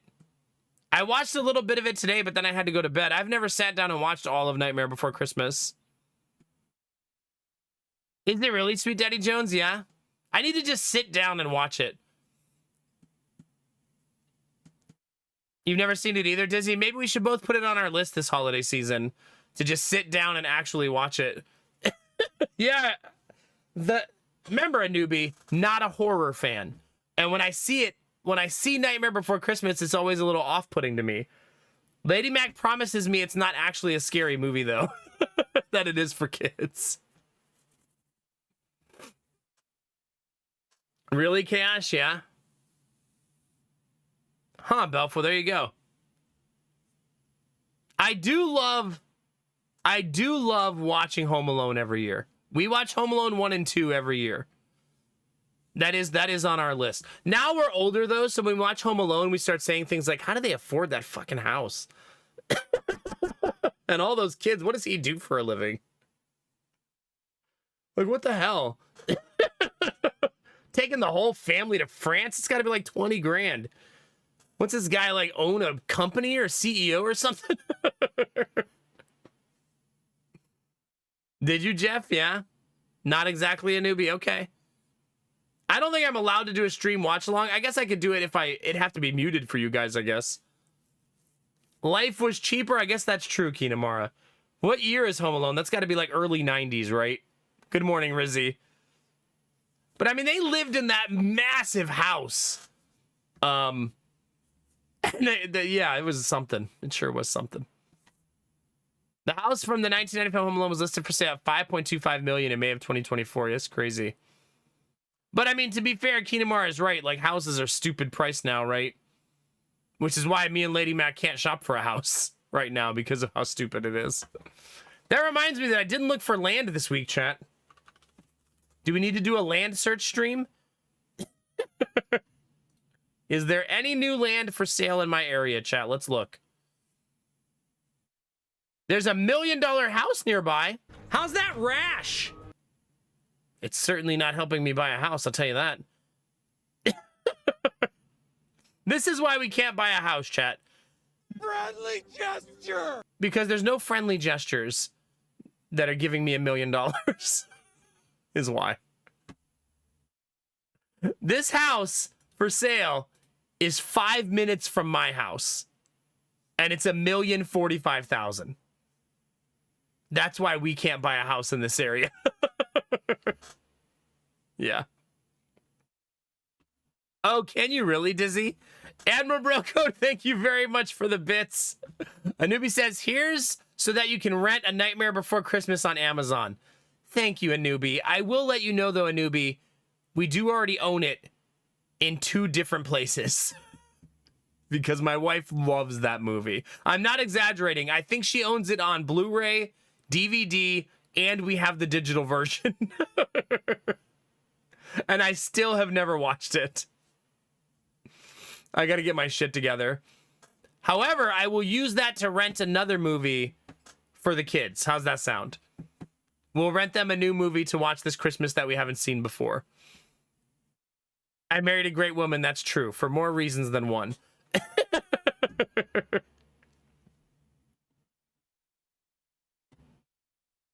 That's fair, Kinamara, yeah.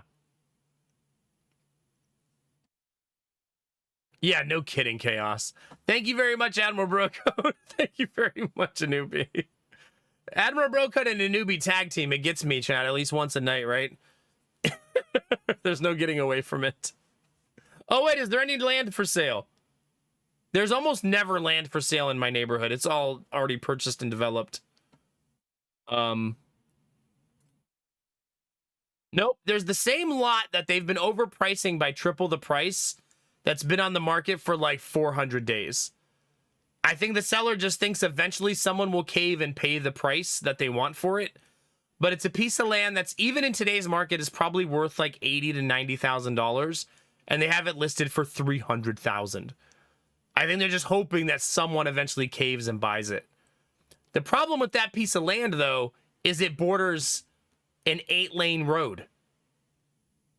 So there's a tree line between the road and the piece of property, but there's still an 8-lane road right on the other side. And it's hard to sell someone a residential lot with a massive 8-lane road next to it that doesn't even have a house, right? It's just a piece of grass, a big plot of grass. It is a nice location, but again, you'd be listening to the road all day long, and an 8-lane exchange is noisy. No, yeah, like I said, if they're already rich, Kitamura, what do they care? They can just list it for $300,000 and just wait and see what happens, right? They're like, whatever, we'll see. But that's the only piece of land for sale in the entire district that I live in. Only one piece of land. There's also a commercial piece for sale, but obviously it's for commercial use only. That's also probably another reason why they overprice it, right?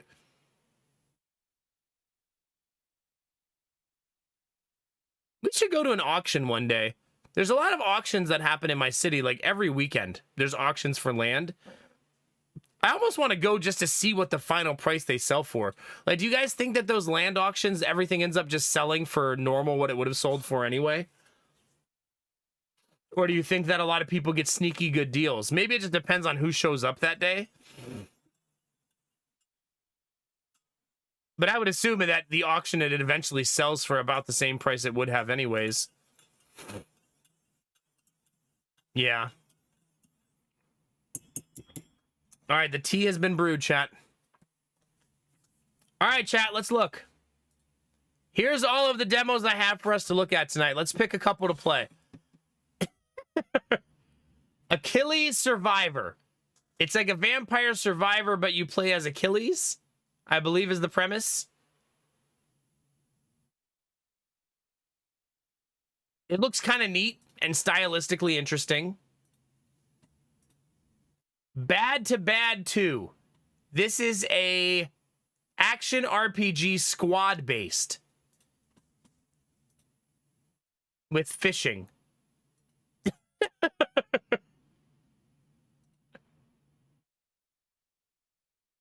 Yeah, I don't know. Ballionaire, where you play with balls. Some of you are already ballionaires.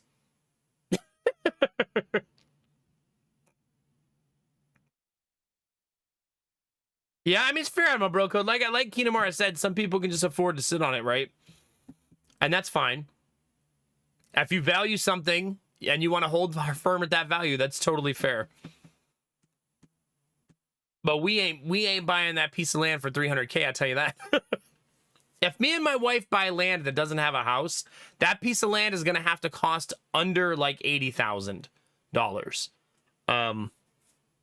Because then we got to build a house, right?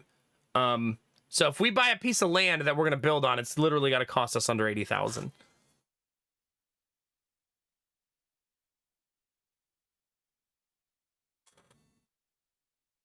Oh yeah, Dizzy, that's hard. I mean, Dizzy, you weren't a part of the community when me and Lady Mac sold our condo that we had, but we listed it and got an offer like 2 days later for 10,000 over our asking price. Like immediately. It's tough these days to buy a house if you actually want one. We obviously took their offer because that was ridiculous. We waited like 5 days to accept just in case someone else tried to overdo them. And we did end up getting more offers, but nothing that was as high as that one. But it was just from somebody who was wanting to buy it to rent it out. But we were done with it, so we didn't care. We're not gonna go screening. Are you a family? We better make sure. Like, that's impossible. Plus, we were so fucking done with that condo. Battle Train, chat. By the way, if you have opinions on any of these demos and you think I should try one, let me know. If you want to see one, that makes me want to play it, so you let me know. Battle Train is a deck builder roguelike that has like a mechanic similar to FTL, I think. Where like there's an anchor slowly destroying the map. I watched someone else play Lost Eidolon and it does not seem like my type of game. Did I download it? I don't think I did. It doesn't seem like a game I would enjoy.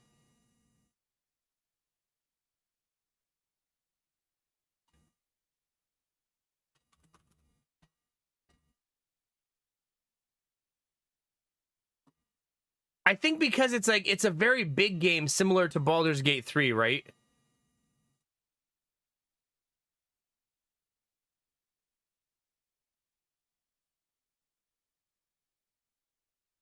Oh, it's not a big game? I see, I thought it was a huge like story-based RPG that was turn-based similar to Baldur's Gate. And Solasta and games like that. At least that's what it looked like when I was watching someone else play it. This is a roguelike? How does that work? Why did they list it as RPG?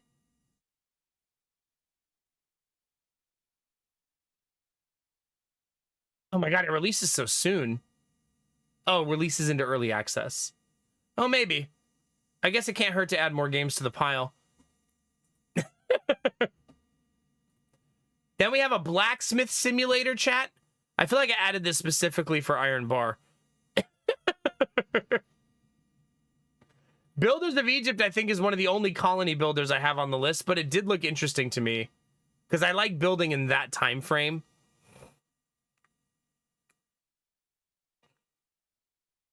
Ember Ward is very high on my list of games I think I will like.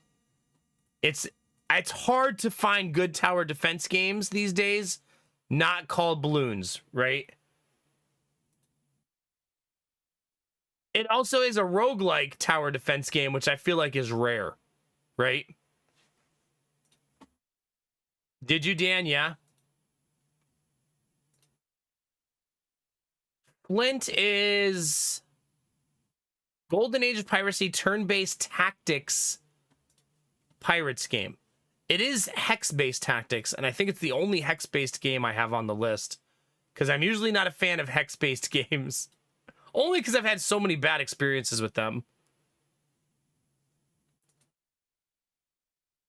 Yeah, I'm not saying they don't exist, Dizzy. I just feel like we only get a good one every couple of years, right? I did download this ugly slime goop game for you guys. I did download it, chat. The game where everything is slime goop. I did this for you, chat.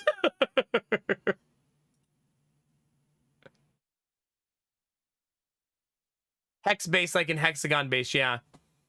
I've played like 4 or 5 games that were hex-based strategy games, and I find that I get very disinterested in them really fast.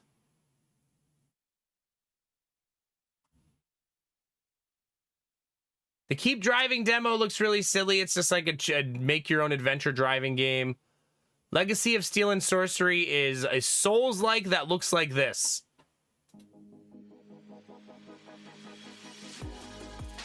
And that just looks like it's probably fun to play a Souls-like in a not Souls-like looking environment, right?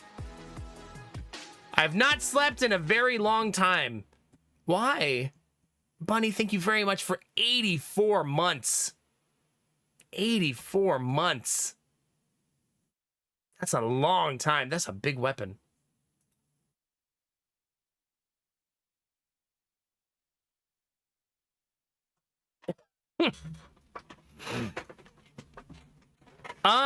Do I remember? You know what's funny? I've done this twice now in the last 2 weeks, haven't I? How you doing, Grim? It's good to see you. I should remember this resub message, but I still don't. I actually have it written down right next to me, though.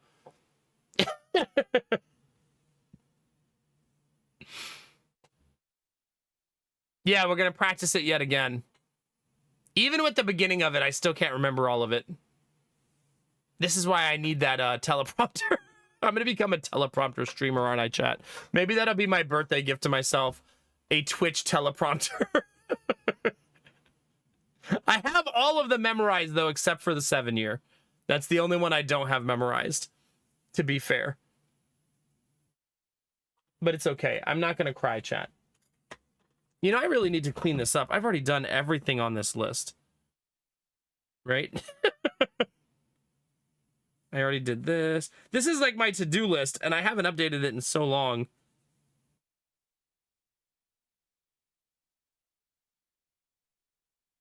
I also have like a drawing on here that I don't remember why I drew it. Why did I draw this? Something that's 8 feet by 26 feet? I don't remember why I drew that.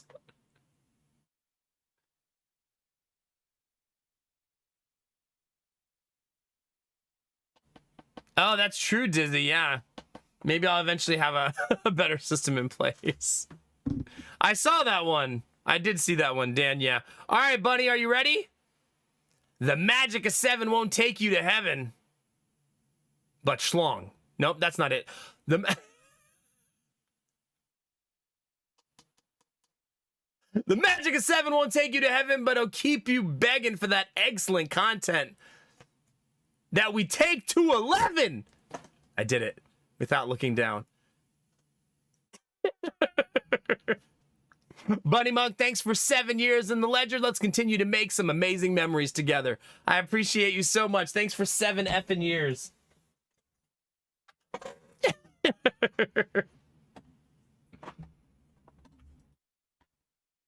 Oh gosh, Bunny, goodness. Thank you for 7 years. I appreciate you. I hope every day is a little easier. I do. I know you're going through a lot right now. What happened with the car, Bunny? Did you end up getting to talk to them? That feels like weeks ago. That's how long life feels these days.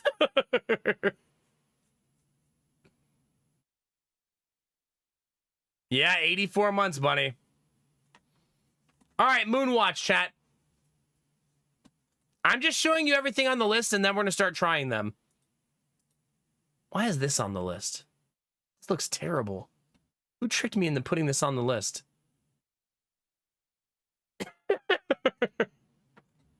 New Ark, I'm also very excited for. Someone said this, and this looks extremely good. A steampunk CRPG, and I don't usually play CRPGs, but I don't never play them, right? But this does look like high production value tactical CRPG. It looks really good. So I want to try that one for sure. Not Silent Hill 2. None Shall Intrude.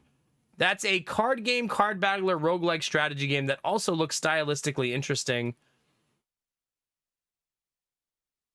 I've played another game that looks like this. I don't remember what it was called, but we had another game that looks similar to this. Eventually, we just got to start playing them, chat, but I am going to show you. There's Raccoon Roller. I can only play this when Derpy is here.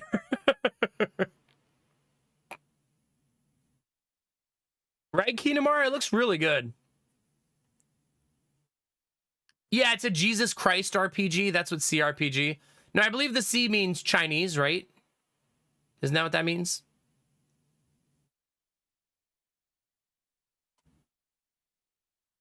I need my nerds in chat to correct me.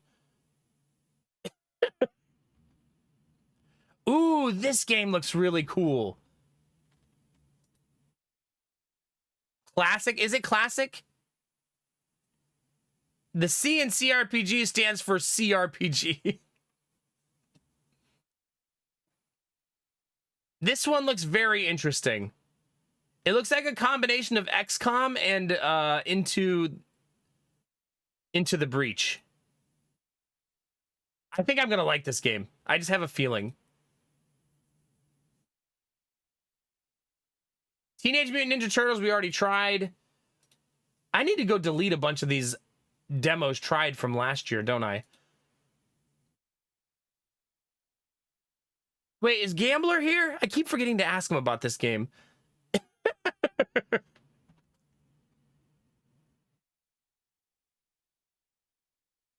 Classic RPG, okay. I mean, Baldur's Gate 3 is a CRPG, right?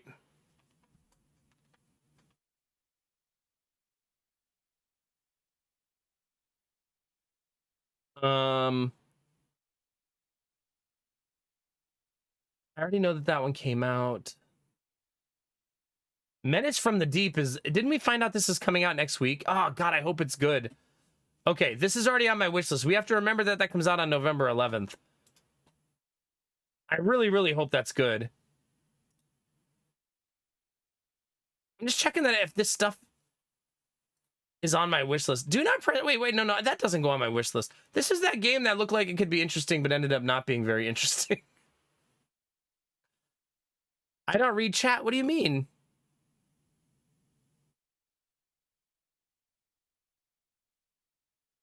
Wait, it stands for computer RPG?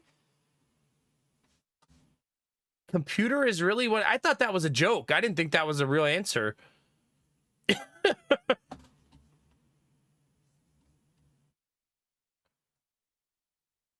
Computer RPG. Huh. Lightyear Frontier is probably not a game that I will play. It does have good reviews, though. If you want to do mech farming. I'm just trying to clean these up because I'm about to add a whole bunch of stuff to this section on my list. Wait, this was released October 28th? That's next week, right? I think I'm gonna stick with classic. That's kind of how I feel too. Just ignore the rules. Yeah, that would mean that any game is a CRPG, I suppose. Yeah, any RPG anyways. This was that weird Souls-like 2D game. Do we think we'll play a Souls-like 2D game, chat? Probably not, right?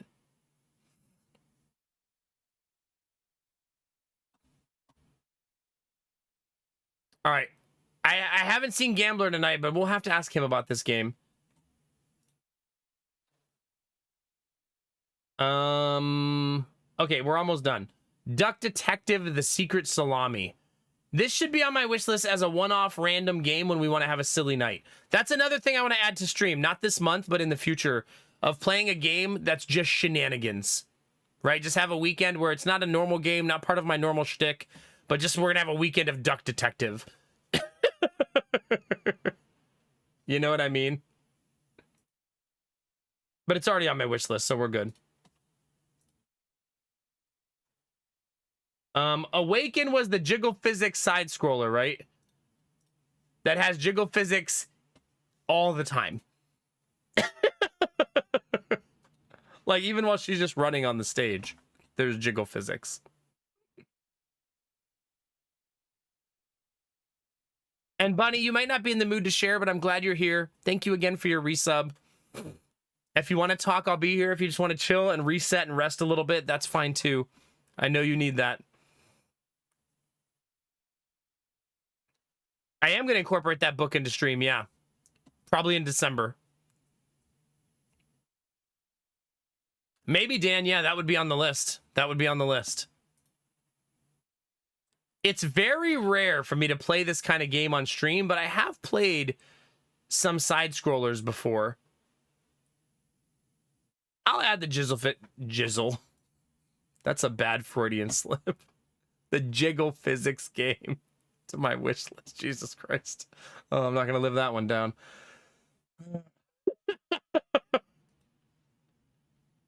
Jesus Christ. Do Not Press the Button was a game that literally is you go from room to room and solve puzzles and you're not supposed to press the button, right? I felt like when we played this, it was a game that should be funnier than it is, right? And then it ends up not being that funny. If I remember right.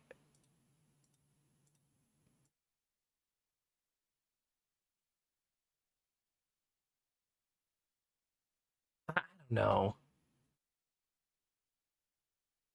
We definitely pressed the button when we played it, though.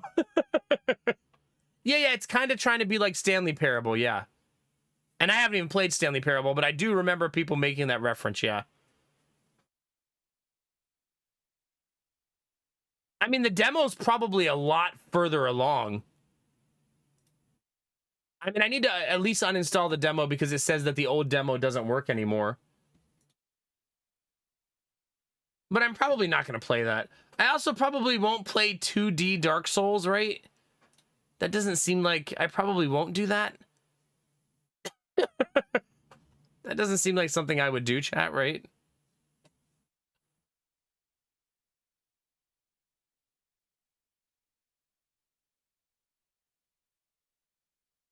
Yeah, to be fair, Argo, when we played it, it wasn't very girthy of a game. It was still just a baby, if that makes sense. So maybe it's another year later, you know what I mean? Maybe it's in a much better place now with another year of development and time. We can watch the trailer. Yep, it's a game, I guess. A guy on Discord. You're making what? Steam. It's very offensive, the word button. Okay. Hello, and welcome to Do Not Press the Button, the game. You are here because you were selected for a very special task, and I believe your abilities are a perfect fit. You have to sit quietly in a room and not press a button. I'm sure even a simpleton like you can do that. Can you?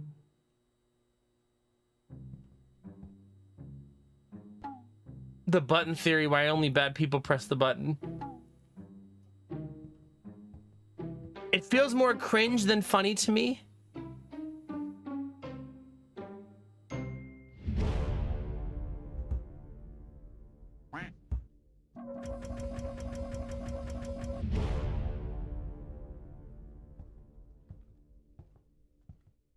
What do you think, chat?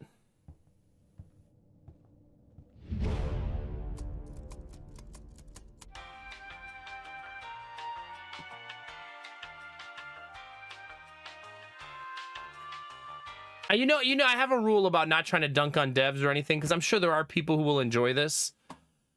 But it just seems like it doesn't have that it factor for that type of game, right?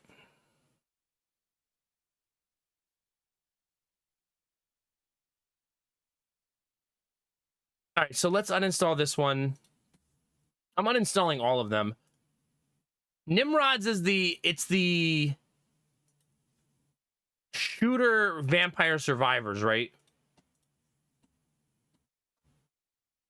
Except I think it's twin stick, if I remember right. It's a twin stick bullet hell, if I remember correctly. Oh, it's not even... It has bases and stuff, too. It's very different.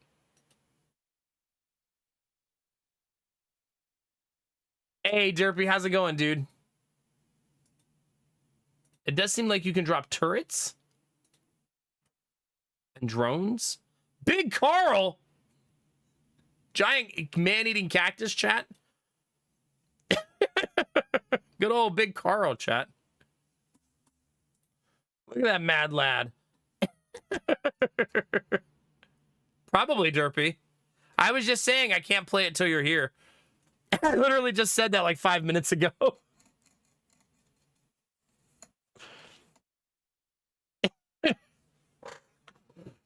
What's this game called? Nimrods. It's Guncraft Survivor is what it's called, is the description.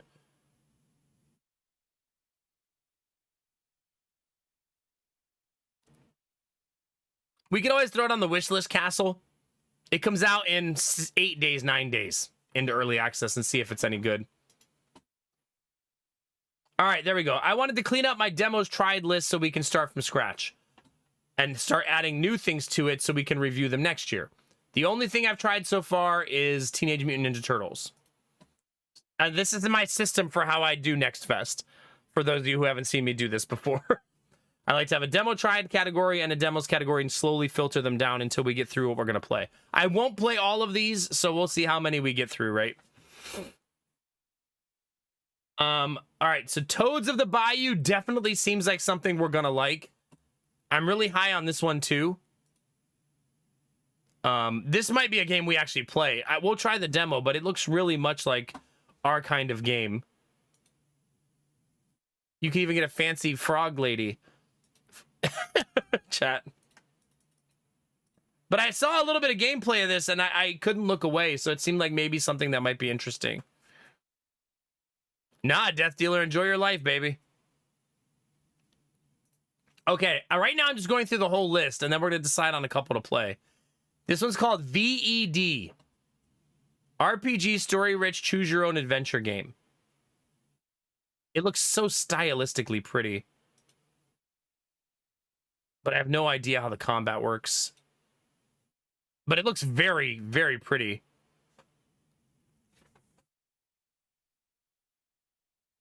Yeah, the Precinct doesn't seem like a game I would enjoy. We talked about that one last stream a little bit.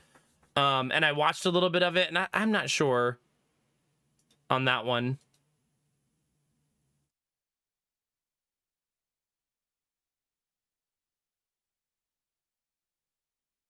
Yeah, I don't know, chat. All right, we only got one more to see. What's the last one?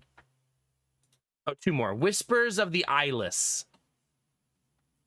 Okay, this is the 1v1 Darkest Dungeon like. Where instead of 4v4, it's literally 1v1 fights instead. But similar concept of you have skills, they have skills, you have reactionary combat with the same stylistic approach to Darkest Dungeon in the way that it looks.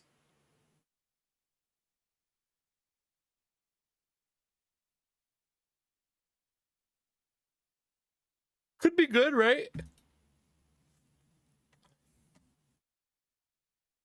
I haven't tried I've tried no demos except for Teenage Mutant Ninja Turtles. Wildwoods. This is a multiplayer co-op arcade. Oh, chat, this is a weird one. This is a co-op game where you play as cats defending a wagon that's moving through the forest. And you have to protect the wagon together and try to get the wagon to survive. As a co-op game.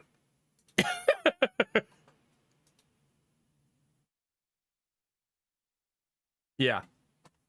Okay, that's the whole list. Seer's Gambit I have not seen. Another auto battler.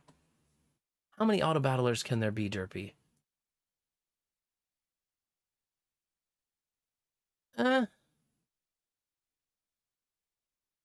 This is why you like it, Derpy. Fingers the Thief. I'm sure you loved that name.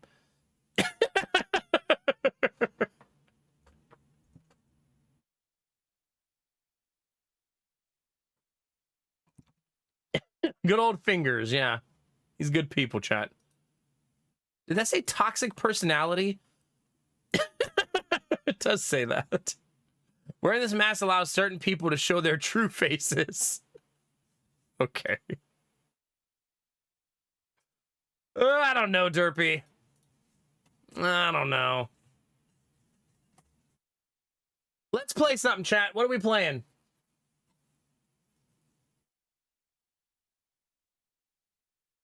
Yeah. I feel like that's what we're looking for, Derpy, right? At least for me. A lot of these games don't have to be good right now, but just wishlisting them for potential is a good thing, I think. Like, maybe this will be good in the future. After they give it some time and some development. I mean, I don't even know where to begin, chat. This is a big list of things.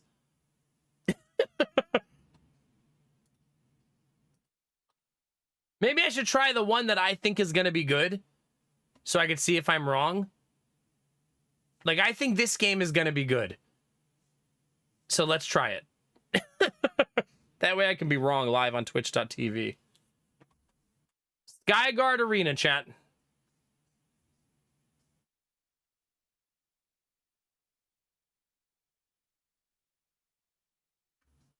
You talking about the devil game, Dan? That was a banging game. I know the one you're talking about. It's where you play like a demon. Yeah. I don't have my toolbar at the bottom for some reason. Why is that not working?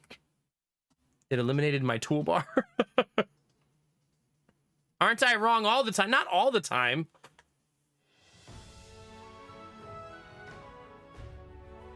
Chat, it's so pretty. All right, chat, Kung Fu Panda the game is here. We immediately give kudos if your volume's not at 100.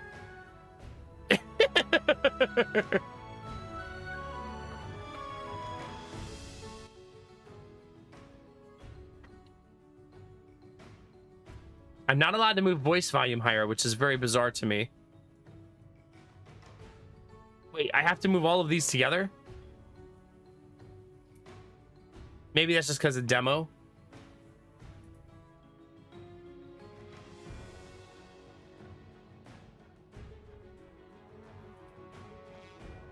Okay, I think we're ready, chat. It comes in only English and French. So, Derpy, if you want to play in French.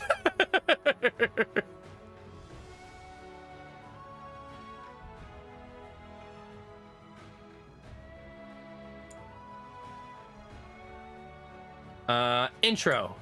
Welcome to the demo of Skyguard Arena. You are about to play 4 introductory missions where you will discover the core gameplay of Skyguard Arena and face increasingly powerful opponents.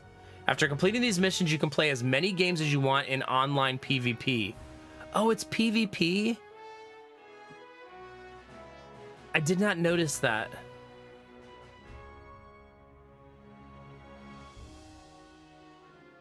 The game is currently in development and we very much welcome your feedback. Head to official Discord. I didn't realize it was PvP. I mean, it's not always a complete turnoff. We play a lot of... It doesn't... Look at this. It says turn-based tactics strategy PvE tactical RPG. But then immediately warns you that it's a PvP game. But they don't... It's not tagged as PvP. That's so weird. Here it says tactical RPG. Which is it?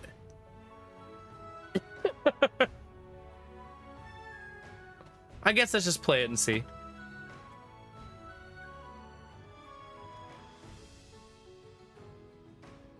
I thought when you hit the plus, it was to add, right?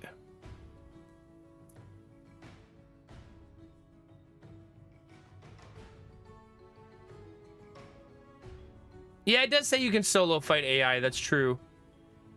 But I mean, sometimes when a game is PvP, that's where their focus will be, and the solo fighting AI will be trivial, right? But I mean, if you're a PvP game, it should be one of your primary tags. Don't you guys think so? Like, it should say PvP right here.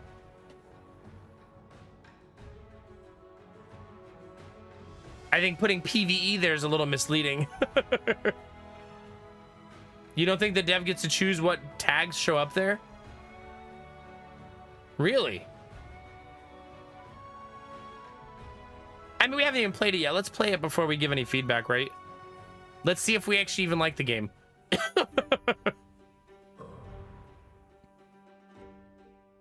Welcome to Skyguard Arena. I am Champay and I will be your guide for this first mission. Let's explore the arena. You can move the camera around with WASD. You can also rotate with Q and E. Zoom in and out with the mouse. Okay. You can center the camera on active champion with R. Okay. Here is Najima, your first champion. Champions are the units you will command during it. It feels a little loud.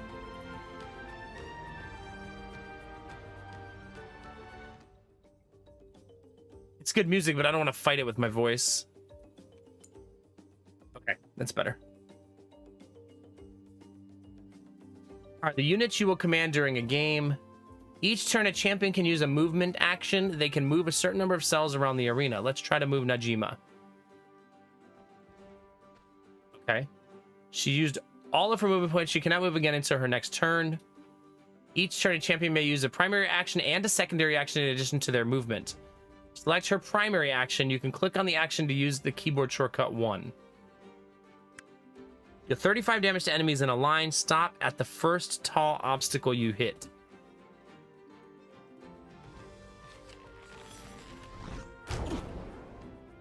You hit the enemy and dealt damage to them. You may also use a secondary action each turn. Let's use the Stargate. The Stargate!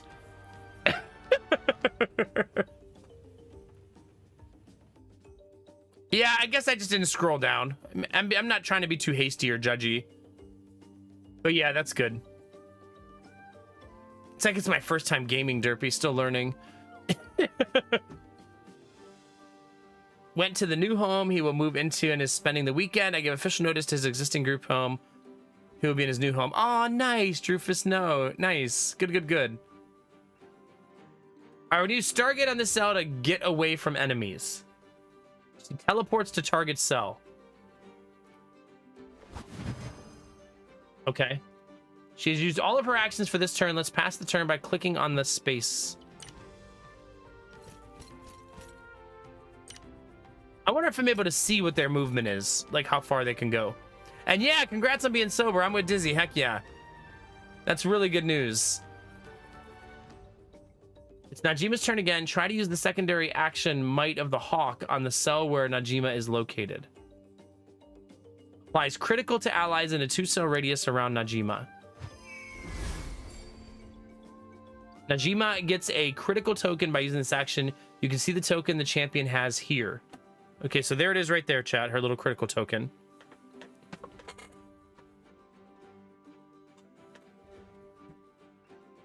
Probably Derpy. You also find it inside the champion's unit card. By clicking on a unit you can portrait in the timeline, you can open their unit card. Let's open her card. There she is. Oh my god, she looks so freaking cool. She's a huntress. There's her skills. You can see a lot of information here. The unit statistics, their actions are the critical token she just got. There's the critical token. She can also equip an artifact, apparently. Let's see how tokens work. A token usually influences one or more actions of the champion. When this champion uses the action, the token applies its effect and disappears. As long as the token isn't consumed, it will remain in the champion without any time limit. Oh, so if you add the critical token but don't attack, it doesn't expire, basically, is what it's saying. Take advantage of that on her primary action in this cell. You think it's a straight up doubling? It doesn't look like a straight up doubling. 50% more damage for critical strikes. We got the critical strike token is gone. Critical strikes are not random. Instead, each primary action can become a critical strike due to crit. Okay, so it's not RNG for critical is what it's saying. It's not like 20% chance. It's if you have a token, you get one. If you don't, you don't.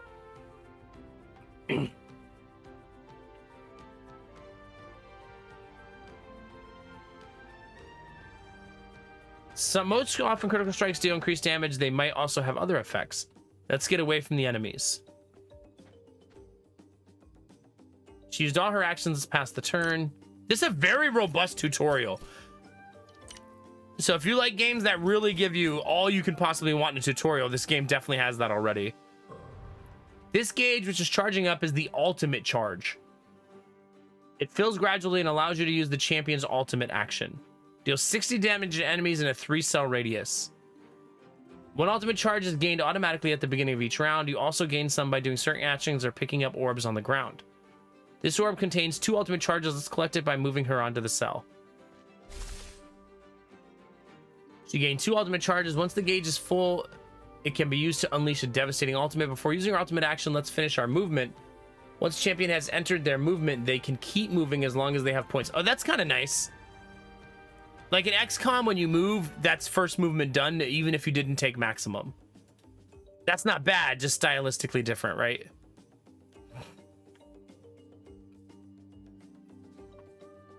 No, for sure. I'm sure you could probably skip this, Derpy.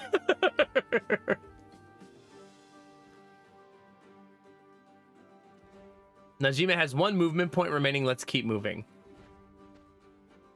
We're ready to use our ultimate action now. Starstorm is a powerful area of effect attack. Use it on this cell to hit the enemy.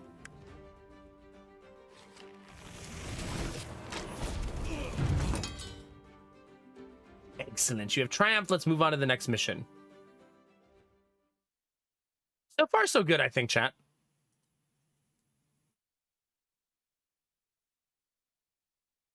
It is a very slow burn, I would agree. The tutorial is. The battle begins. Welcome to the second mission. We're going to discover a key mechanic, the Skyguard Arena pillars. These structures are pillars. They are neutral. No team is controlling it. To capture a neutral pillar, a champion must be directly inside its control zone. In this mission, you're controlling Jorn. Let's move Jorn to this cell. Is Jorn Dragonkin? It looks like. He looks so cool, doesn't he? God, he looks so cool. Also, is he double shielding?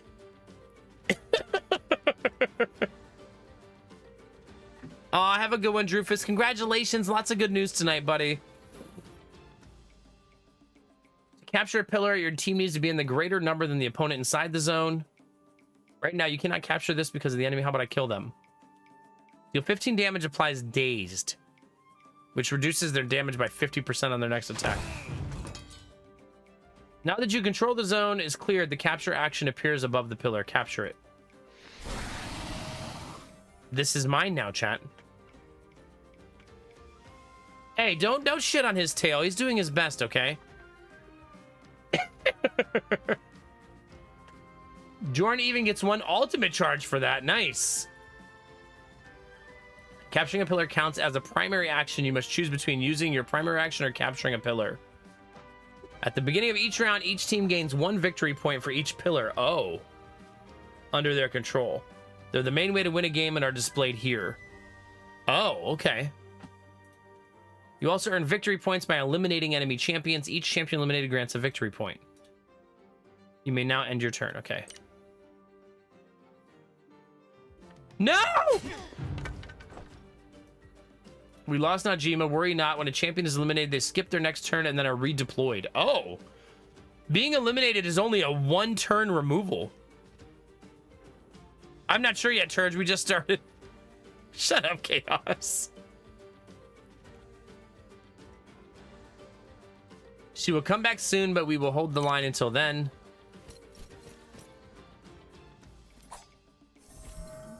The enemy took over this pillar. It must be neutralized, otherwise the enemy will accumulate points. To neutralize it, you must reduce its health points to 0 by attacking it with your actions. Oh, so you're gonna have to choose sometimes between destroying a pillar and destroying an enemy, right? Teleport action appears above your pillar. I can teleport. As a champion, teleport from an allied pillar to another. Huh. There's no other allied pillar to teleport to. Instead, let's send Jorn to neutralize the captured pillar.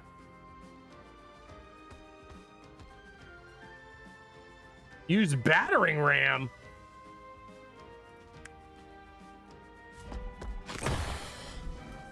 Wow, that hit for 50.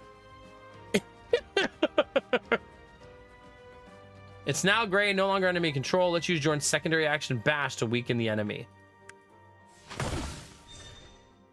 He's very tanky. He reduces your damage by 50% as a hand and has 160 health.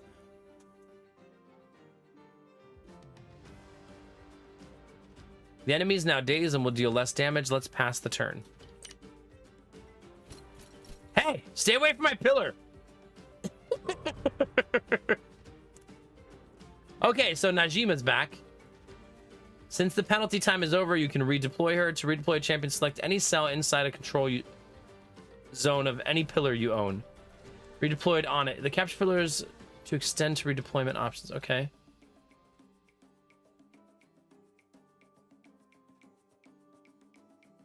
She's back, chat. Let's help Jorn with Najima's long primary action. So this is a very hand-holding tutorial, like big time. I do feel maybe a little too much so. Victory is in our grasp. Capture and keep control of the pillars until you earn enough victory points for this mission. 10 victory points are required to win. Good luck. Okay. Now we're on our own, chat. So I get a movement turn. There's movement.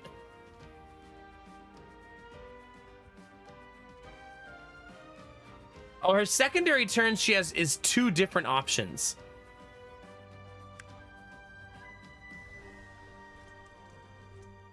Oh, interesting. Her critical strike is an AoE.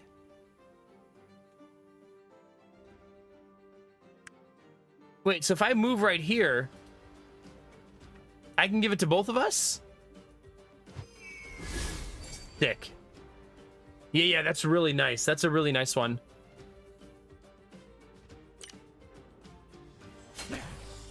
Bro, you only hit for 18 damage? You're terrible.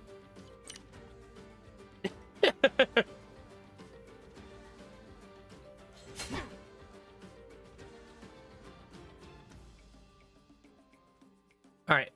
Victory points. They have 2. I have 2. Wait. I didn't do that. Why did he move? What? That was weird, right?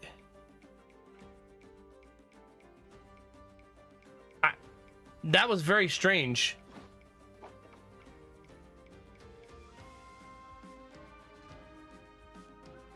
I'm not sure why he moved there. I did lose my movement turn, though. I can't do it again.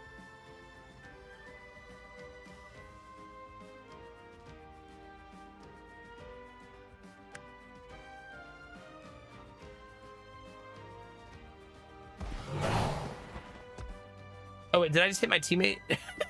Maybe a little bit.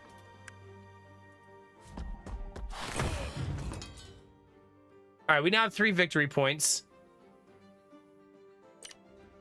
Are they going to steal my thing here?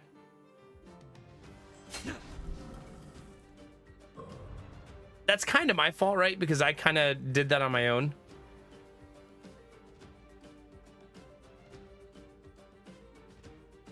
Yeah, maybe. Can't I go over here and steal this? Yep. Let's teleport her up here. Right? So that she can steal that one next round.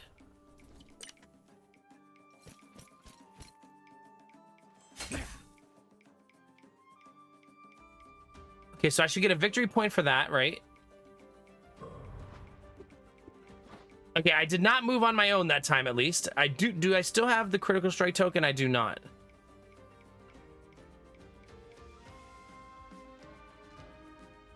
He has 60 health. I can do 15 damage and 25 damage, so not enough. The yellow balls give you ultimate ability.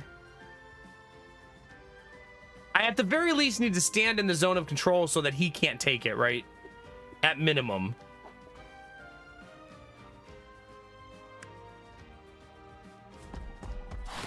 Oh, I can literally drag him out of the zone of control. That's pretty amazing if you think about it.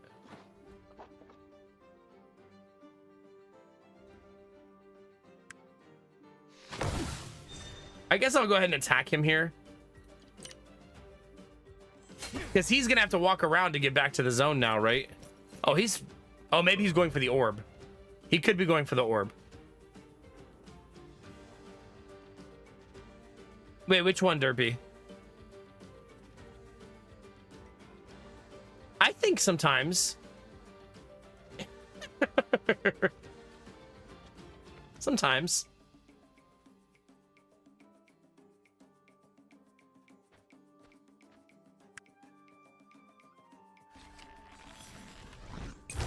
Okay, so now they're not going to get a victory point this round, right?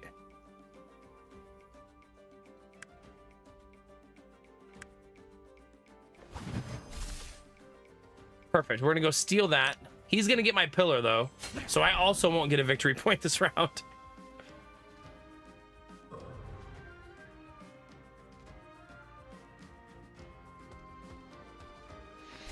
Yoink.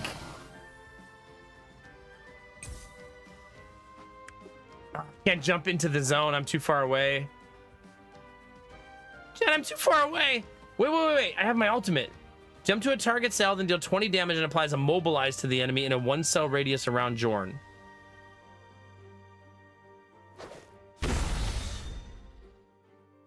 And then punch him in his face, I think.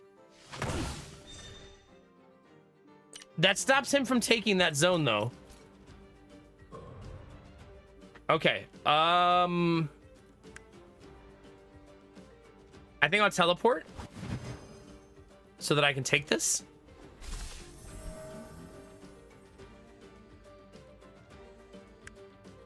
Oh. Does that hit my teammate, you think? It does not. That was worth 2 victory points, though.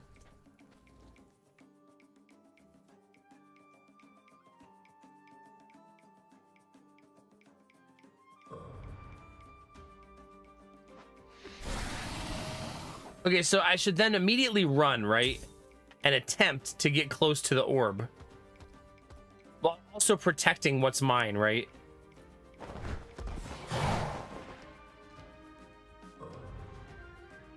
I mean, they're kind of effed over, right? The enemy is lost here.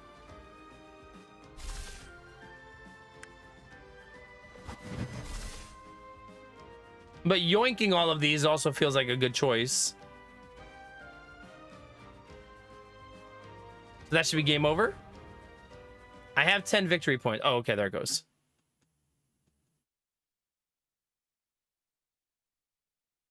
Okay. Mission 3, Advanced Mechanics. Oh, wow. Welcome to the third mission. I'm going to guide you through advanced mechanics such as lines of sights and artifacts. Line of sight and casting limits. Select Jern's primary action battering ram. Each action has a range limit. You cannot hit what's too far away. Okay, yeah. The cells in range are displayed on the screen. Most actions need direct line of sight to hit their target. However, the arena is strewn with obstacles that may hinder your line of sight. You can see the colored cells while the grayed ones are hidden. In addition, certain actions have casting constraints. Battering ram, for example, may only be used in a straight line. The enemy soldier is out of line of sight now. He's hidden by the obstacle. To reach him, you will have to get Jorn into a better position. Unselect battering ram by clicking the action again. Let's use Jorn's secondary one, Cyclonic Jump.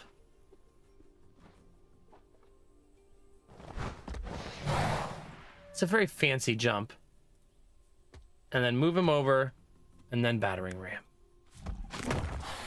Tutorial's a little backseaty, chat.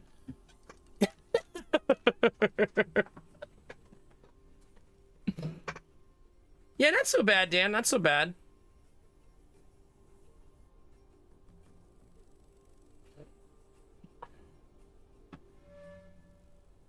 You've reached the soldier. Jorn has no pressure action. No more actions available. Let's pass the turn.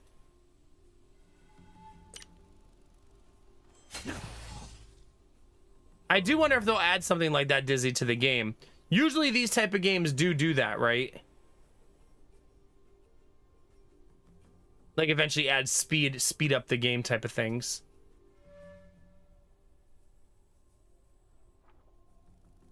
I usually don't use that because it allows me to talk to chat, but yeah, that does seem like a feature they'll have.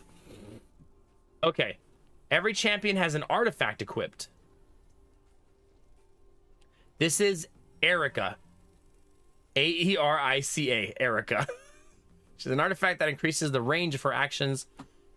Let's see. Erica has range increased by 2. You can also see the artifact equipped in each unit inside its unit card. So here. Take advantage of our superior range and use aimed shot on this enemy champion. 35 damage. If she hasn't moved this turn, deal 52 damage instead. Wow. It's a gun! She's got a gun! Let's use Erica's secondary action recon bot on a pillar to mark adjacent enemies with an X exposed token. Ooh. Cast on pillar only. Sends a recon bot to scan a 3x3 square around the target champion or pillar.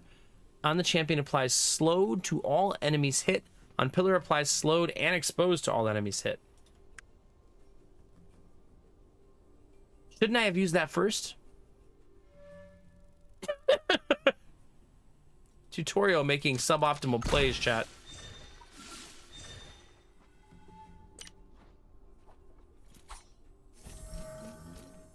Oh no, they have a pillar! Najima's turn. Let's position ourselves to hit the enemy champion with our primary action. Let's get rid of the enemy champion with the arrow. You have eliminated a champion. When a champion is eliminated, the unit that eliminated them gains a conqueror token. Ooh. Your next capture action is free.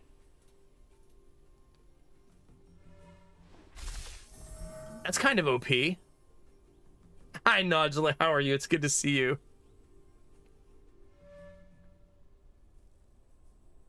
That's a good question, Dan. That's a very good question. But I wondered that we haven't seen like a defense mode of the game, so I'm not sure that exists. Let's quickly talk about win conditions. In arena mode, the player must score 25 victory points. However, earning victory points isn't the only way to win the game. There's another way to claim victory. Risk it all to capture the enemy's main pillar. Okay. Capturing it wins you the game on the spot. Likewise, losing the main pillar means an instant defeat. Try to defeat the enemy by earning 25 victory points or by taking their main pillar. Okay. Main pillar has 150 health.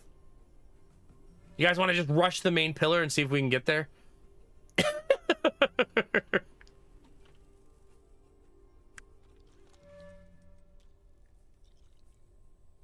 It seems strategically less intelligent to do that, though, doesn't it?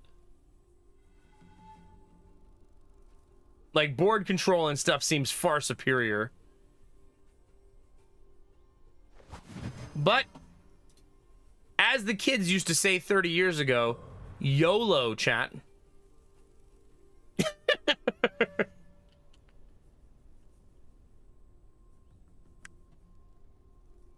All right, so I want to jump this way.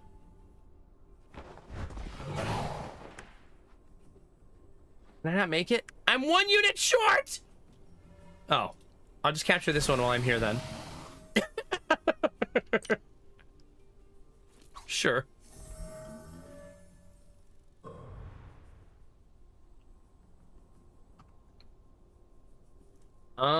I do love her art. Look at her card chat. She looks so cool. The character designs are really nice so far. Big fan of literally all 3 character designs of my characters right now. Also, where's Castle? He's a sucker for goggles.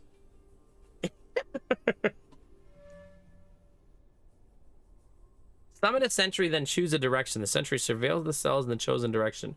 Once per round, if an enemy enters a surveilled cell with their movement action, or if they are on it at the end of an action, the sentry deals 60 damage.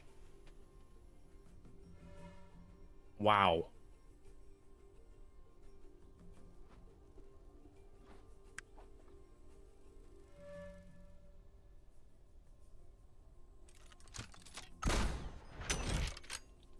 So I believe if he just moves, isn't he screwed over?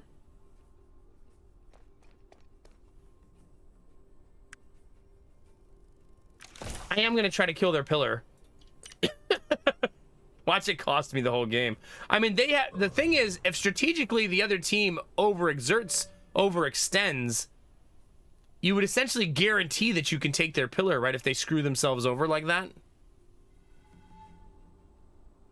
You know what I'm saying? Like, you will have to be cognizant of guarding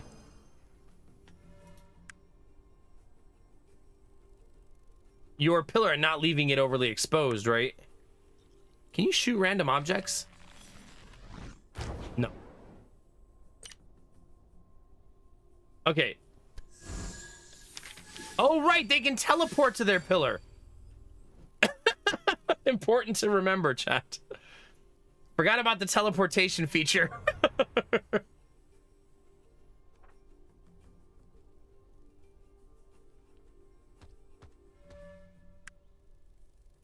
Wait, who's this? They didn't stay, though, so I'm probably going to be able to take that, right? Like, they better come back and defend this. What are you doing? You're gonna lose this. That's literally GG for you. So does the round just end there? Oh, I have to continue my turn, I guess. It also does not seem like a response attack happened, so that it must have happened only if they enter it, not if they were already in it, right?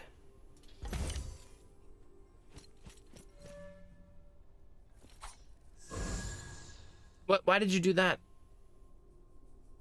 I guess the AI is big dummies in this. in the demo, anyways. The pillar's already dead, so I'm not sure why the game didn't just end there. You know what I mean?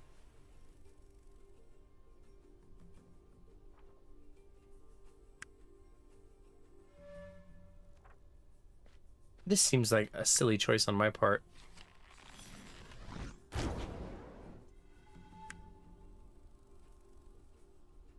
No, I just end right there. Oh, let's do this. I probably should have done that first, so I could have crit there.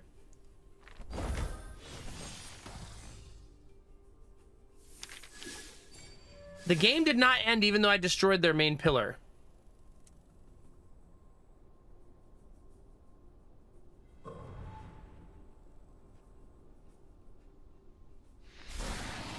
Oh, because I hadn't captured it yet.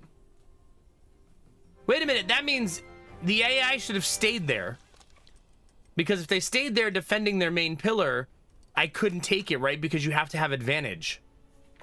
So the AI should have stayed on the pillar to protect it. And not let me... Then I would have had to kill them first before I captured it.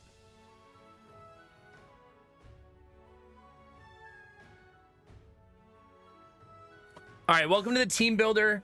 Here you can create your own teams of champions. Use this button to create a brand new team. Here's your first team, but as you can see, it's empty. Add Najima.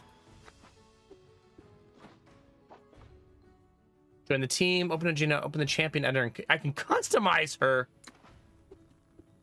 She has two different personas, a combat style that changes the appearance and their actions. You may freely change her persona by clicking here. Ooh. Cool. Yeah, I don't know, a newbie.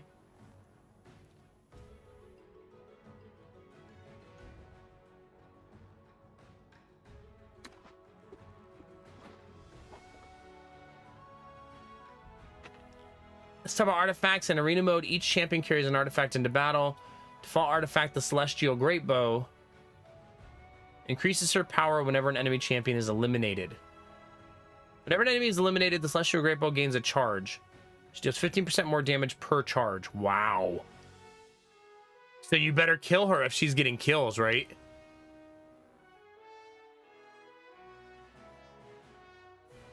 You can do it by clicking on its icon. Okay, she also has whenever an enemy champion drops below 50% of their health points, Najima gains 3 haste. So her mobility. Man, that means she could run all over the place, stealing all of your stuff. Unlock multiple artifacts as you progress with each champion. The artifacts are all different depending on persona. Okay.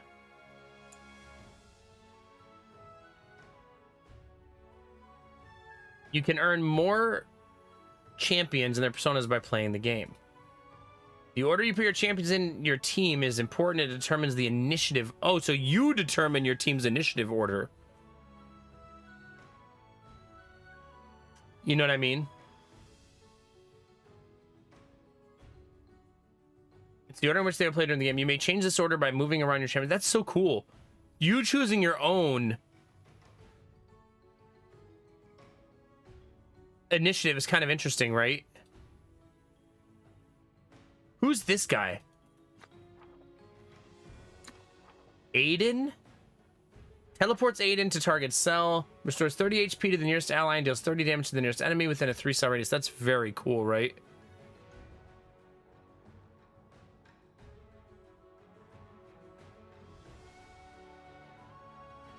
Critical and haste to target ally. Oh, so also critical. Applies barrier. Next damage received reduced by 50% and impact. The next offensive action deals additional X damage. Still 40 HP to all allies. For each of these allies replaces every negative token they have with their opposites. Ooh. Ooh. That's kind of a cool support character, right?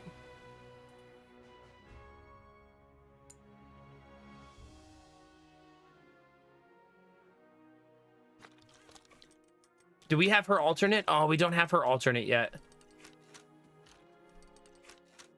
So we only have one character's alternate right now. Oh, maybe Aiden should have been last there since he's more of a support healer.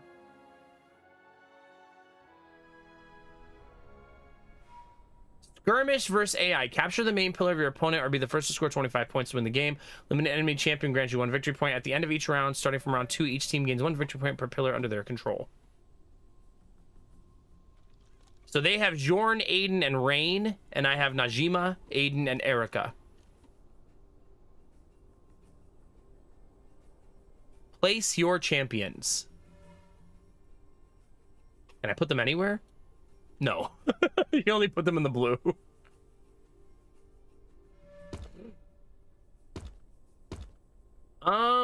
Let's put Najima here, Erica here, and you here, so that I can get these 2 pillars early, right? There's got to be a timer when you're playing online PvP versus somebody, right? Well, that's extremely lucky that she has an orb here. Do you think if you walk over the orb, you collect it? You do. Okay, let's move forward and then jump. And then steal the... Okay, so we got that one.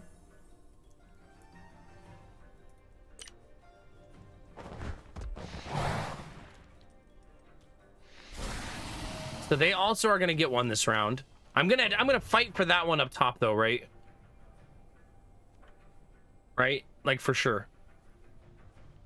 Okay, so let's give her haste. Is that one ally? Yes. So giving her haste is gonna be awesome, right?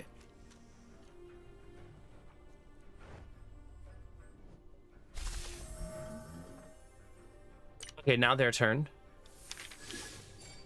He also gave haste though, so it's gonna be really hard for me to get this one. Oh. Ouch! All right, let's see. However, I can set them up, right?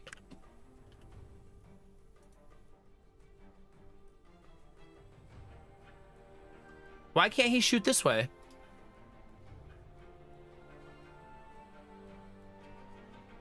Oh, that's an obstacle. It's a tree.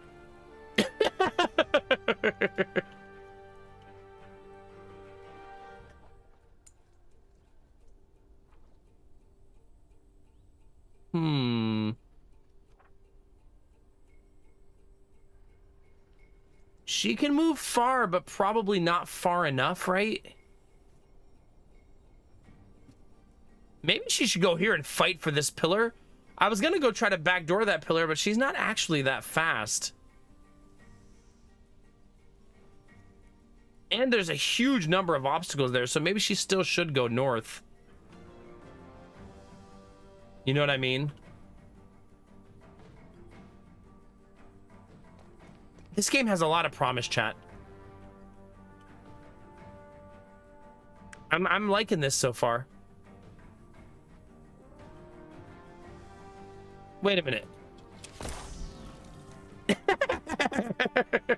Sucker. And then I'm gonna have the turret pointing south right here and see if it works. Hey, Gemini, it does look promising. Aw, they got it back really quickly, though. Cheaters.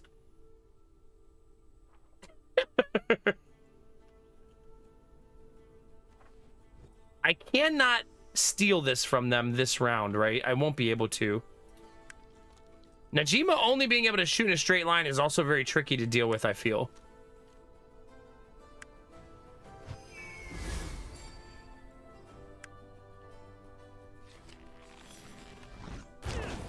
That's so OP, though. That's so much damage. Knight's pretty good, Gemini. This is the first demo we've looked at tonight. And so far, so good, I would say. Okay, so moving out of where I have the turret doesn't do anything.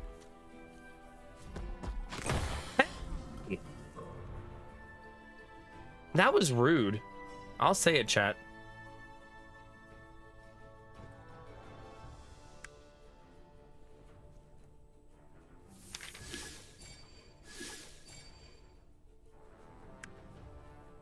Oh my god, I can teleport so far.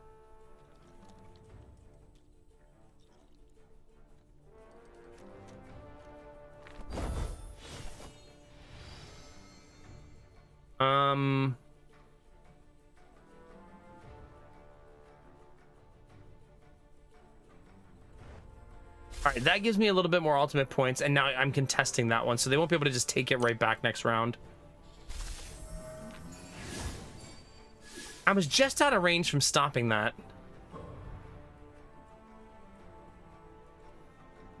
I don't know how to use this turret. It doesn't seem to be working in a way that I expected to. The sentry surveils the cells in the chosen area once per round if an enemy enters, so they have to enter the surveilled area. So I need to use it to like wall people off, basically, right?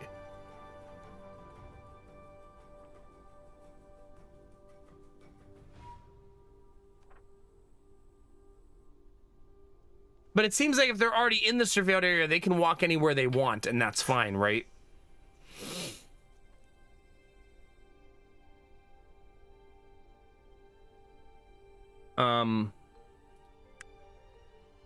Wow. Yoink.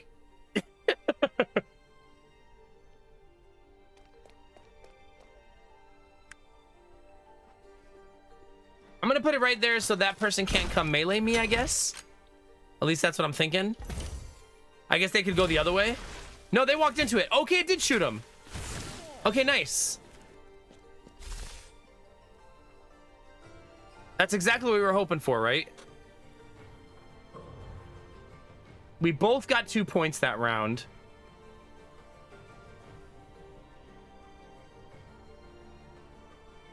They're gonna steal my pillar, though.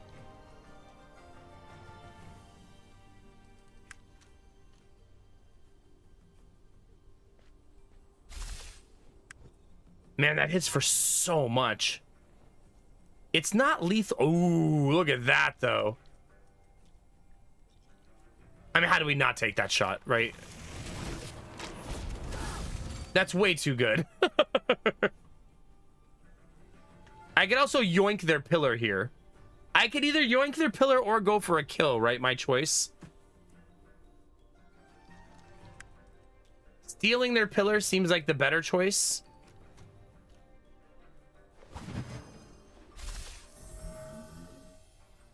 Because I know they're taking this one and I really can't do anything about it.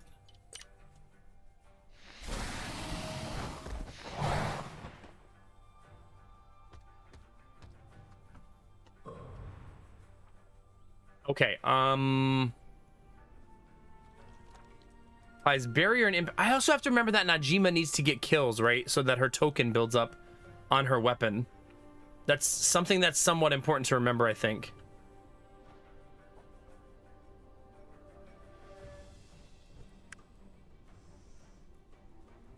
Can I... If I could hit them both. Like that.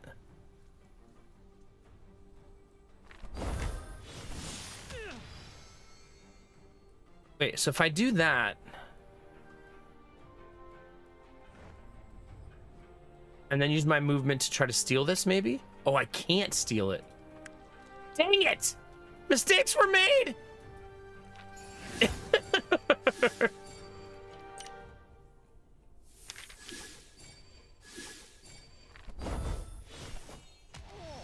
Oh, he just teleported in place to hurt me, basically. She looks so cool. We can't play her yet, though. I think I can just kill her, can't I? I cannot. I can get close.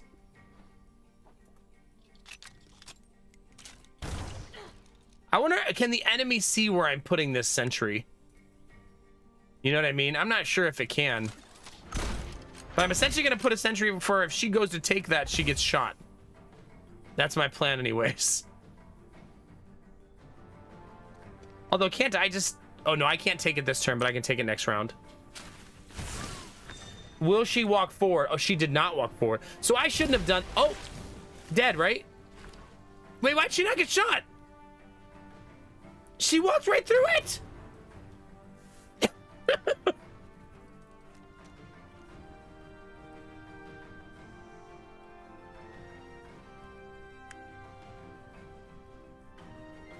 I feel like they should have gotten shot there, personally.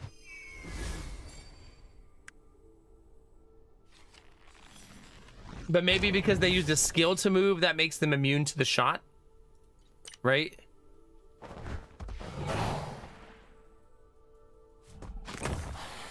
Man, that guy is so good at eliminating your pillars. Like, my goodness.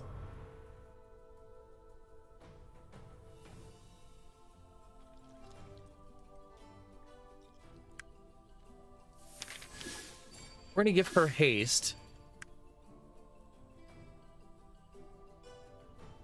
What else does this do? For each of these allies, replace every negative token with a positive one. Do I have a negative token over here. What's her negative token?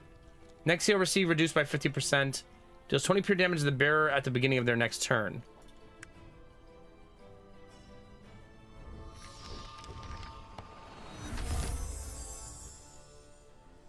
Now she heals every turn instead. That's a really clever way to play.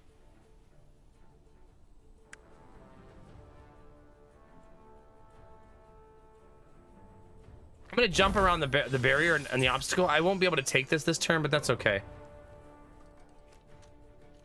Okay, so this is a pretty easy kill, right? No, I'm not allowed to shoot her for something because she's too close, maybe? It would appear I'm too close to shoot her.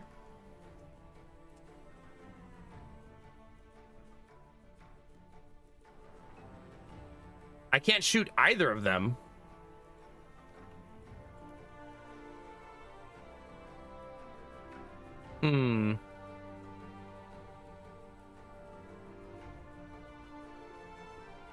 That's really tricky, chat. I obviously don't want them to take this pillar.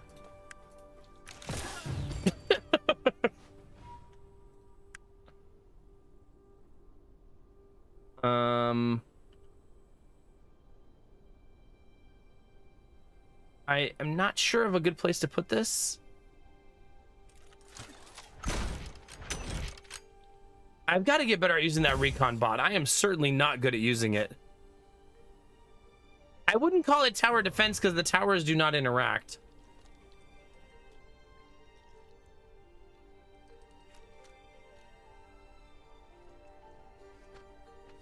All right, that gives her some ultimate points. This is really great. Now we're gonna have a massive lead. I'm already up 9-6, but killing 2 people and then stealing their stuff the next round feels pretty great. He's gonna steal this one though. I gotta remember that he is a pain in the butt. Right? He's a massive pain in the butt.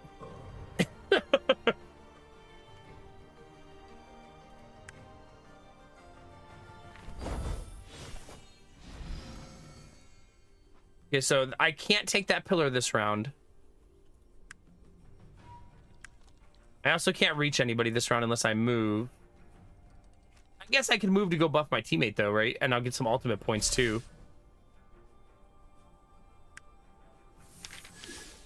Yeah, let's do that. Okay, that's their resummon.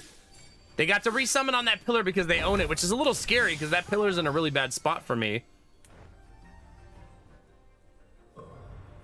Okay, so my turn. So we could do some. Wait, what does this do? Destroy your ammo. Make your next aimed shot do much more damage.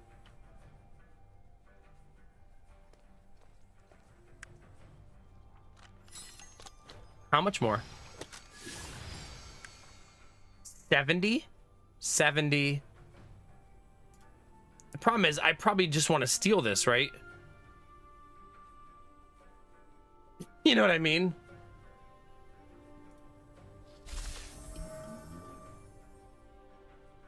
Wait, that was actually free because she had a token.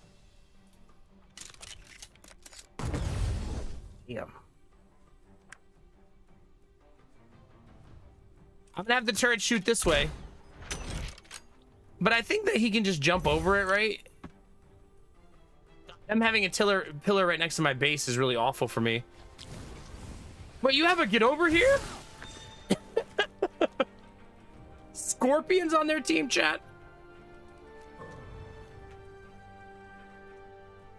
Okay, so if you're just joining, if you own a tower, you can teleport between your towers, which is really helpful. Each turn, you get a point for every tower you control, which is why I have 13-8 lead in the upper right. That's how you can tell who's winning. You get a point for every tower. You get a point for killing enemy heroes.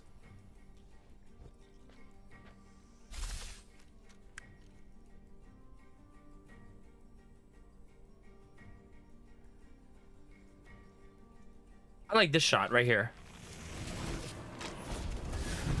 Eliminates their tower and eliminates one of their people. That feels extremely helpful. So then I can teleport up here, right? Like this. Oh, but teleport uses my primary action. Okay. I can still give my teammate a crit token, though.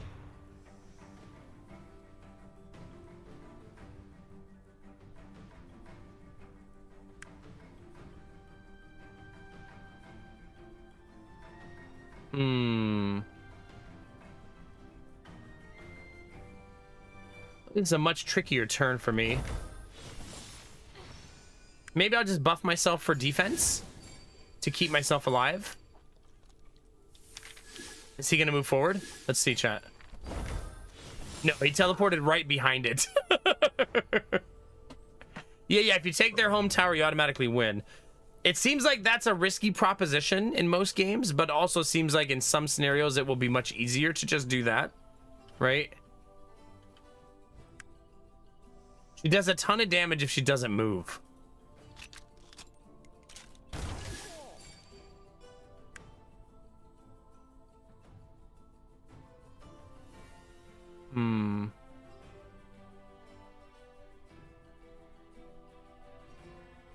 I guess I could move first like this to get the ultimate points and then put the beacon like here.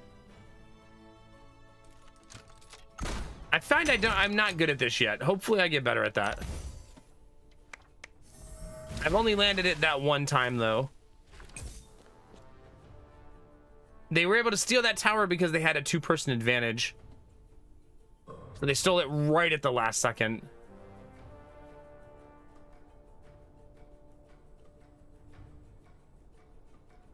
What if I went down here like this and then jumped over here and yoinked this tower? Just like abusing my movement ability, right? Oh, he's back! Chat my face! Ah! I had a death, chat. Wah, wah, wah.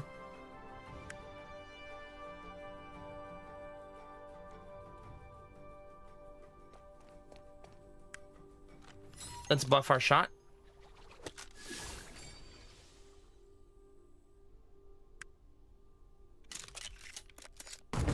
Still only 35 damage, surprisingly.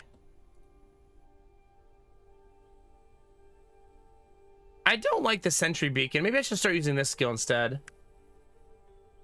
On champion applies slow to all enemies hit. On pillar applies slowed and exposed to all enemies hit.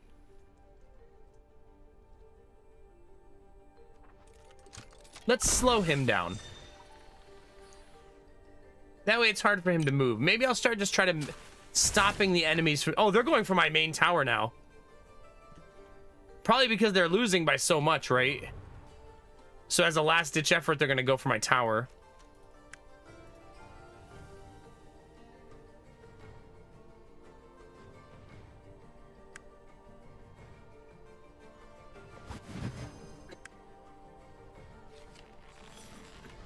Let's stop them, chat.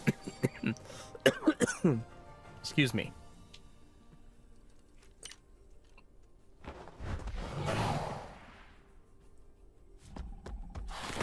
Oh my god, they're getting close too.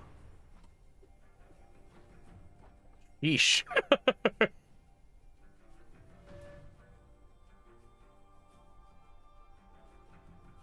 I'm not allowed to use this for some reason. I don't know why. Oh, because this is summoning.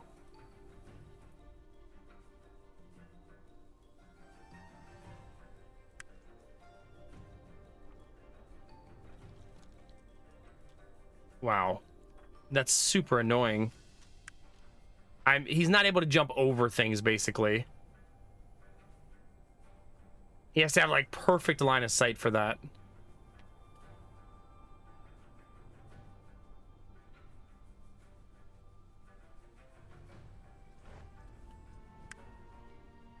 Also, if you hit one enemy, it blocks the other one, it looks like.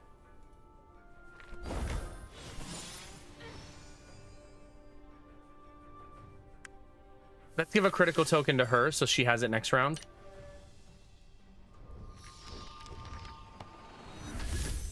Hey! No healing. God, he healed him twice. That went from almost dead to nothing. 27 damage. That token is pretty brutal.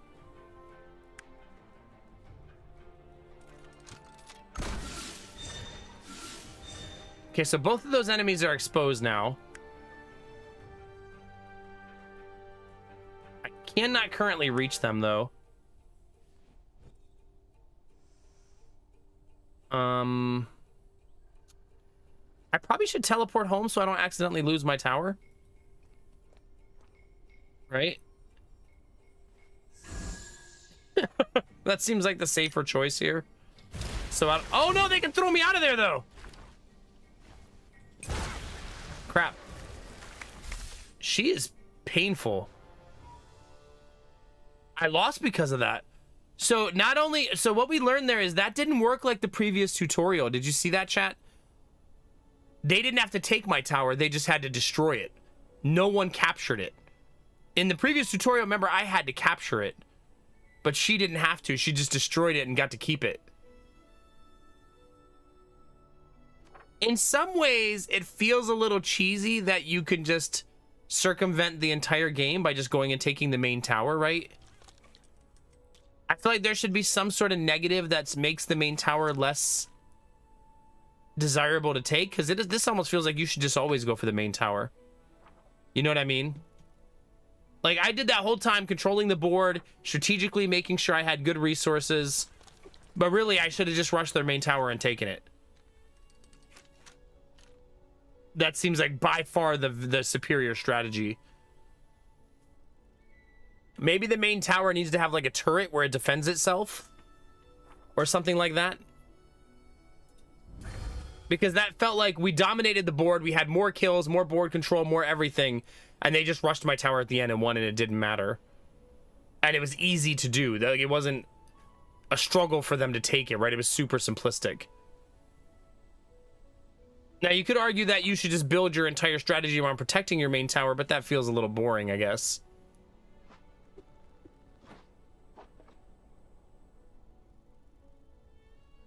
We unlocked her persona that round, it says, because she got to Mastery 2. So we can see what her other persona is. Remember, being critical of a game that's a demo is not us saying the game is bad. It's important for us to be critical of games that are doing demos in early access so that we can share feedback. Hopefully they get better, they listen. Right? They're not going to be in a perfect place at this stage of development. We're not shitting on the game or anything, you know?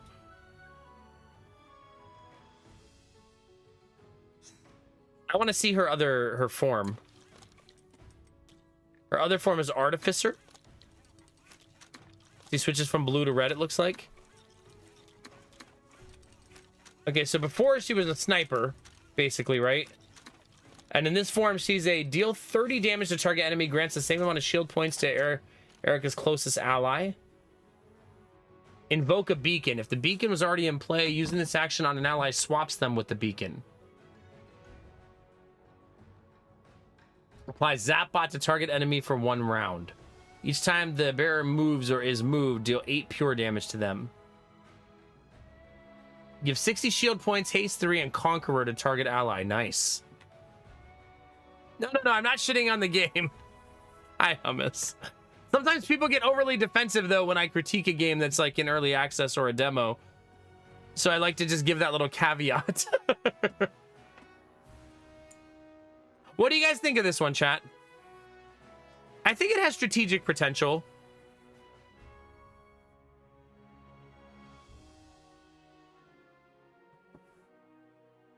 Like, worthy of keeping an eye on. I'm not sure how much I would enjoy it as PvP until they fix the it's really easy to take the final tower thing. because I feel like that's all anybody will do. You know what I mean? I think it's taking the final tower so easily subtracts from the overall strategic layers of the game, right? Because if you can just have this ultimate strategy where you're controlling the towers, strategically taking them, and then they can just, in 2 turns, take your final tower and just, I was crushing the other team there, right? I was like double their score. I think it's a subtraction for that to just defeat superior strategy, right? Yeah, I don't know. It's sort of like when you play like MOBAs and you get backdoored and you lose the game on the back door. They call it like ratting. It like circumvents normal strategy to get ratted in those games. But again, you could just argue that you should just stop them and kill them and don't let them do that, right? So it's a little bit of give and take, I guess. You like the graphical style, but not sure the gameplay grabbed me, yeah?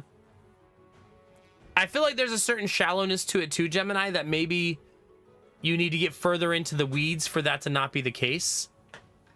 I wonder how many teams PvP can be. That would certainly layer in something too, right? Like if it was like 4-player PvP and you had like free for all, right? Instead of 1v1. As long as there's a timer, right? Like everybody has, 90 seconds to make their movements.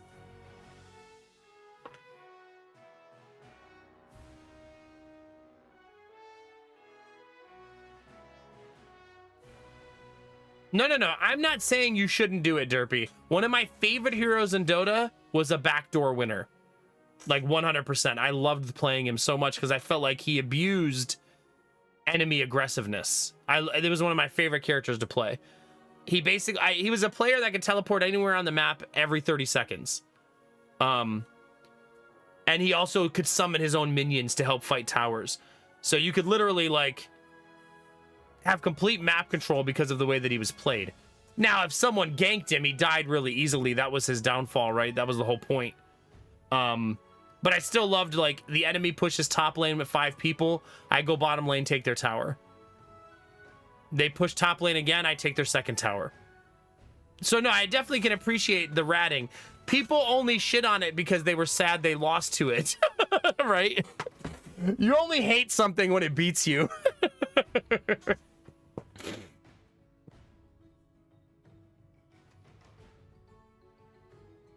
But I think that was my second most played character in Dota. His name was Nature's Prophet. My most played character was Ancient Apparition, who had a global AoE that was a skill shot. But the farther away, so basically he threw a big snowball, right? The further away you throw it, the bigger the snowball, though. So if you threw it across the map, it was massive. Freaking loved that character. I feel like I've had some of my better PvP gaming moments on that character. Because if someone was retreating to base, you know relatively the path they were taking. And you could time the snowball on the path, try to hit them on their way back while they were almost dead. And just like snipe them before they got back to base. Super fun character. Anyway, I thought this game was pretty good. I think this one is probably worthy of keeping an eye on. I don't like strategy PvP typically. But if they develop the AI in a way that feels good, maybe. It's also a beautiful game, which I feel like helps, right? But I could see again, they're going to need to work on the strategic layering. I could see, because right there, I even teleported all my people back to my base and I still couldn't stop it. So there maybe needs to be another safeguard for people not just bum rushing your tower and making the strategic layers irrelevant. Like if you PvP in this game, and every game it's just everybody rushing the main base, it's going to become less fun, right?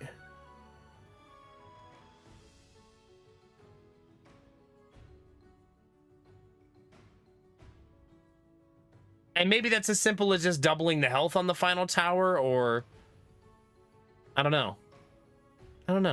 I also only played one match, so maybe my opinion would change over time.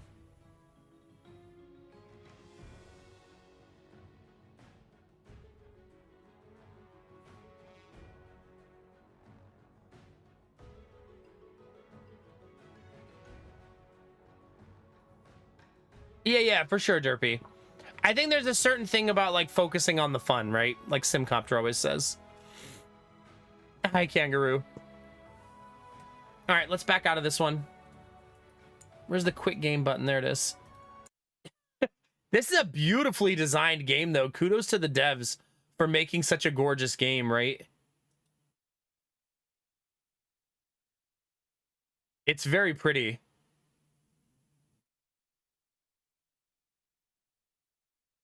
Yeah. All right, that one makes the wish list, I think.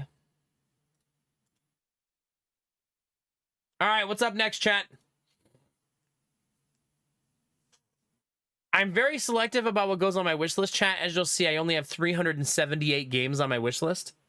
So, very picky.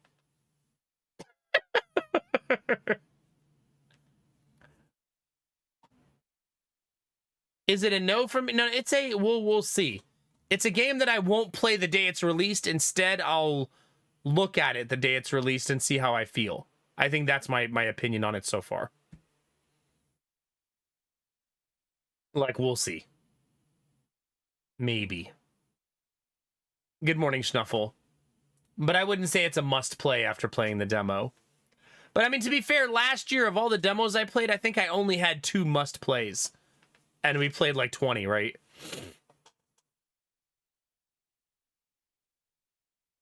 All right, I'm going to take a short break, chat. If you guys want to stretch your legs real quick before we start the next game. I'm not sure what we're going to try. The list is right there for all of you to look at, though, if you want to look at the list. And yeah, I'll be right back.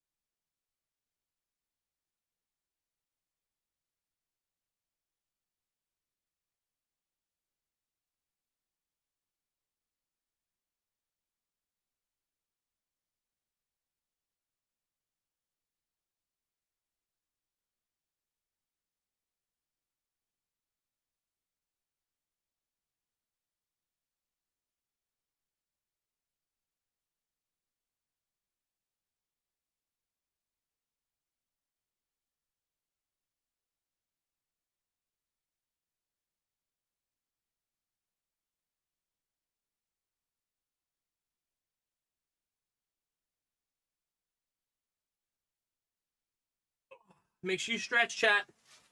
Also, I haven't had backup chat for the last hour because I was fungineering, not paying attention to my battery dying. Oh, gosh.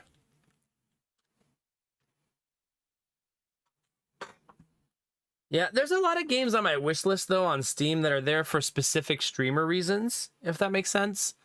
Like all of those games that I'm like, oh, this would be a fun little one-off stream. Let me throw it on the wish list type of stuff, you know? I have a lot of that kind of crap floating around out there. Chat, did my house turn the furnace off again? It keeps turning the furnace off. I'm getting a little annoyed with the way this thermostat works. Mostly because it doesn't let me set the AC and the furnace to stick to where I want them, basically.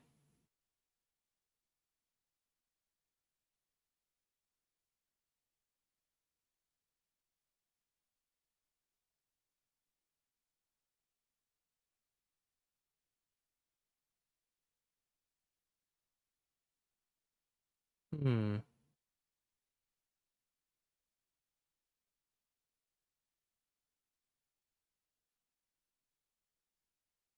Like right now, the thermostat is set to 69. And it's 68 in the house, but the furnace is not on.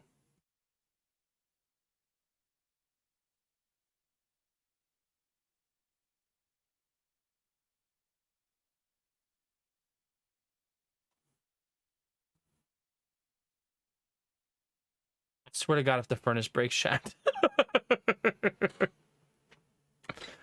That will be a sad day in the Nomad house. I'll be right back.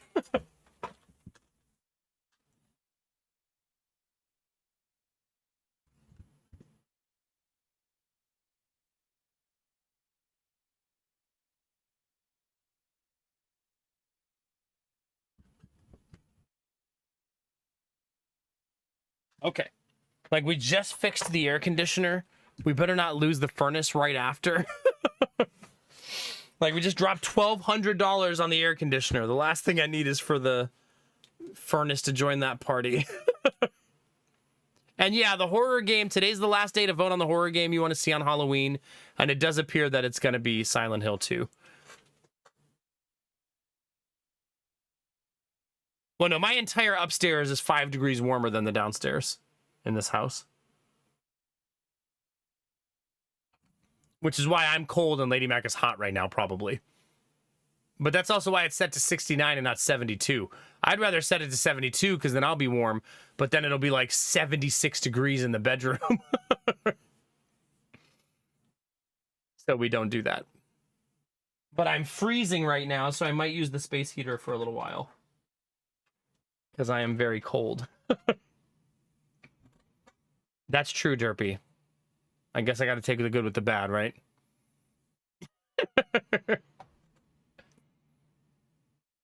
All right, chat. Let's play. This is for Derpy, chat. If we don't like it, we all get to blame him, okay? This is Raccoon Roller, chat.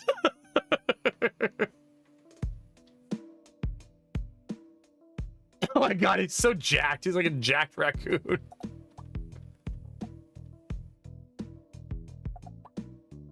Hey, volume not at 100. Good for you. You did it.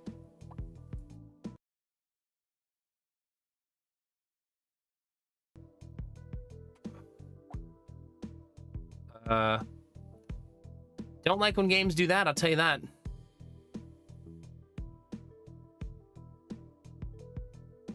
Wait, you can't change it back?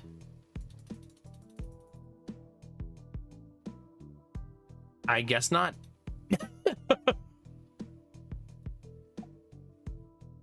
Once you go full screen, there's no going back, chat. That's so bizarre.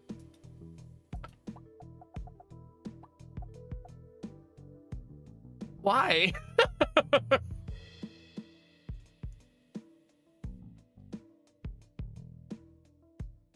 Are you, Argo? I don't like when this happens because you know what it does, chat? It moves all of my boxes off the screen. Okay, this is very janky already.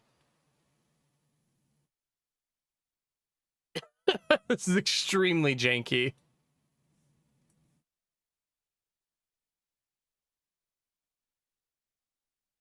Hold on. It's like closing my chats and closing my browser windows.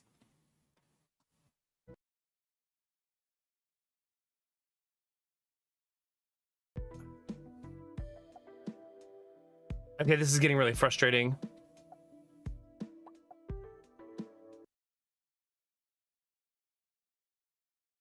It did it again. It's moving all my windows like off the screens that they're supposed to be on.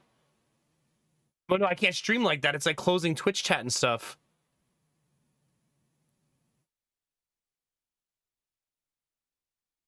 Like if it's gonna keep doing that, I can't play it.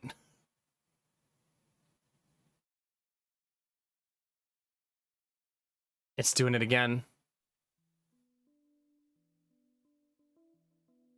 It's very rare that I have a game that does this to me, but it's essentially can't function on a 3-monitor system for some reason.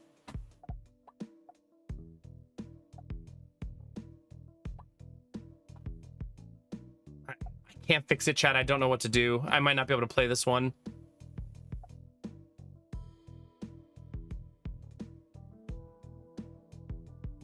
None of the video settings work. The resolution button doesn't do anything. I tried that. And I can only click it sometimes. Now I can't even open it. I can open it sometimes. Also in this game, the mouse is off by that. Did you see this? It's like off by a whole...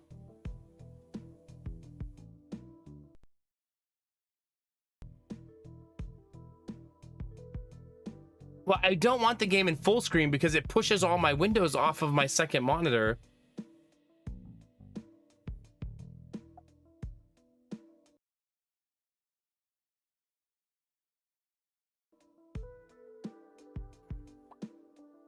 This is a mess.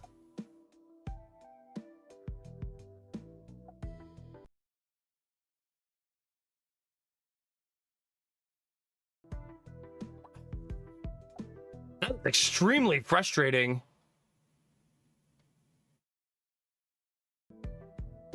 I do not know how to fix it. I can't stream like this though.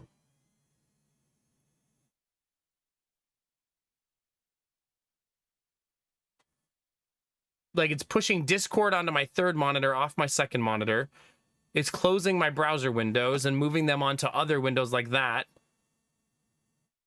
I haven't had a game do this to me in a really long time.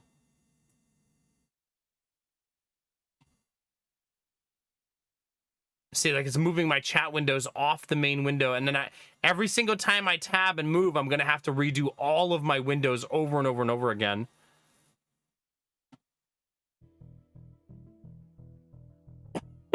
What a mess.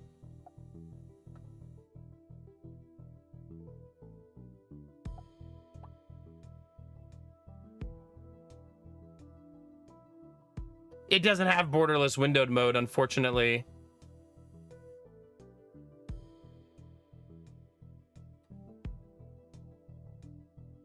I mean, I guess we'll just have to play with that bar at the top. Otherwise, I'm not going to be able to function. Right? I don't think I have a choice.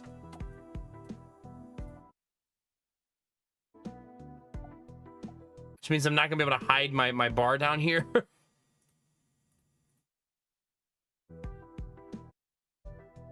I guess not. Jesus Christ.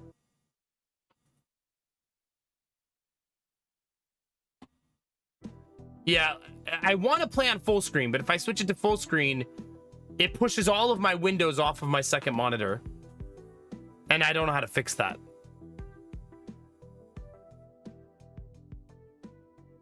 Like, how do I make it not do that? You know what I mean? I guess we just play it with that bar at the top. That bar drives me crazy. I hate it so much. But I don't think I have a choice. If I want to try the game, this is the only way I'm going to be able to do it. I can't play it in full screen, unfortunately. I also can't get rid of the bar at the bottom. I'll try Alt-Enter. It usually does the same thing.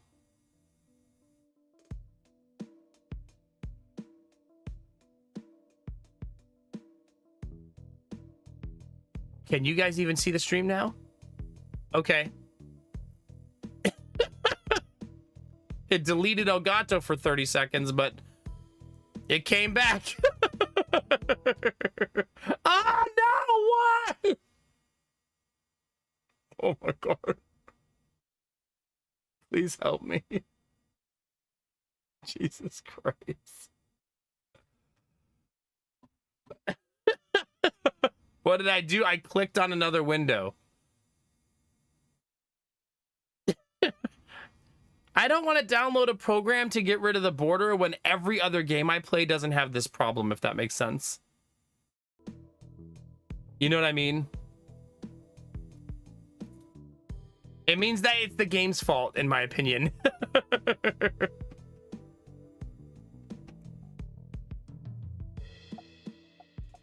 All right, don't touch anything else, I guess. There was another game where I had to use that, though, Hummus. I think it was the first... It may have been the first XCOM. When I played it, I had to do something like that. And we should expect some jank in a demo. That's just very annoying. Hopefully they fix that problem so you can have borderless windowed.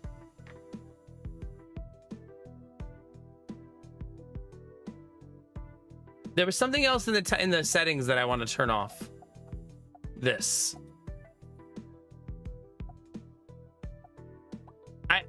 Have you guys ever seen this problem where the mouse is slightly off?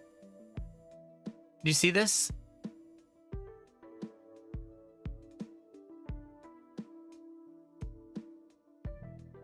I'm not sure how you fix that either.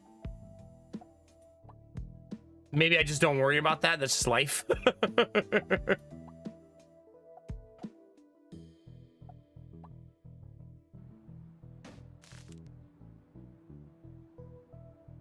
Okay. Was it worth it, chat?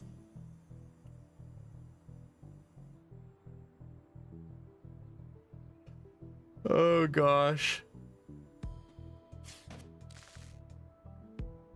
Rockets are my jump. Oh.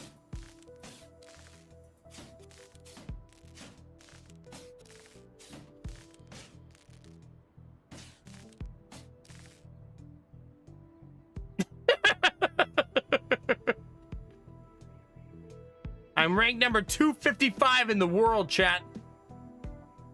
Out of billions of people. Think about how high that is.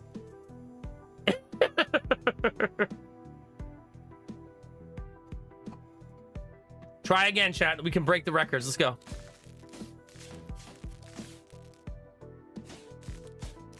Oh my god! Oh no!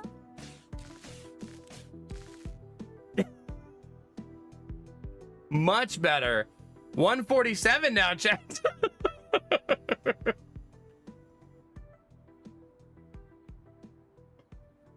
Next medal's at 12 seconds. All right, chat, we gotta get this medal.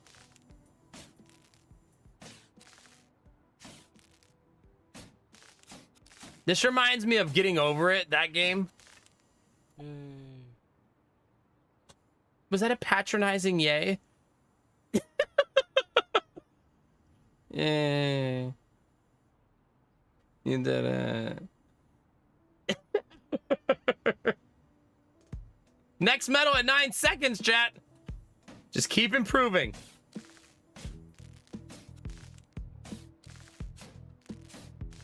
Why? Why is it like that? That was worse. Oh, I hit next level by accident. Stupid mouse.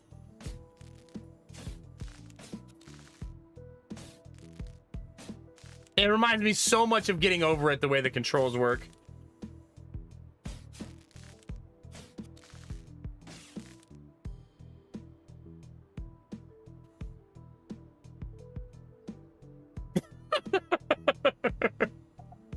Try again, chat. We can improve. I'm not sure how you're supposed to do this in an efficient way.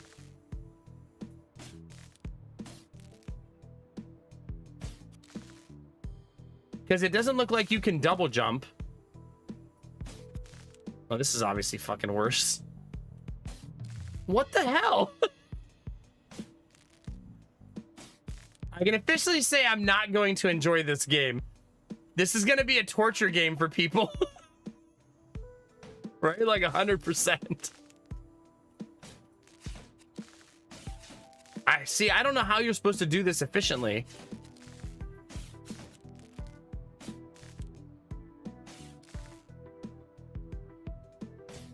Yeah, I have no idea. I have no, like, maybe there's something I'm missing. But I have no idea how you're supposed to do this in some sort of efficient way. I guess it's you're supposed to shoot the back wall. Oh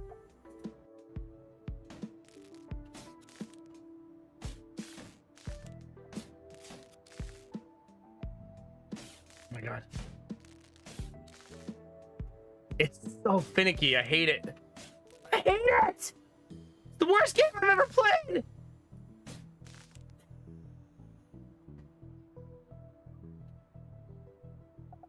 The worst, chat.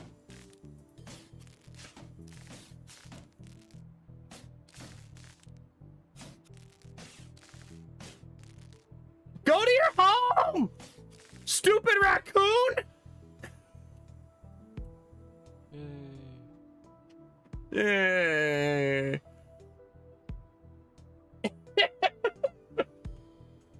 Let's try on controller. Do you guys think it's better or worse?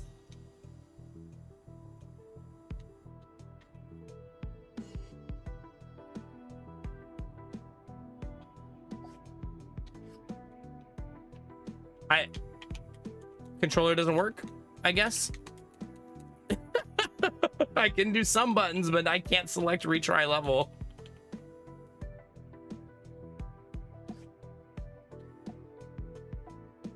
I am for some reason not allowed to click retry one on controller. Okay. Oh god, it's the wrong stick. Oh my god, that's so terrible. So on controller, you have to shoot with the same stick as you have to use the same thumb. Do you know how hard that is? That's rough.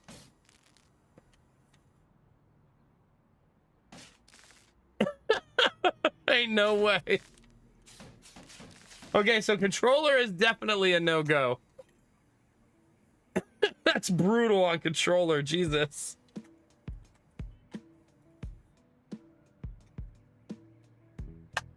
Okay, not controller.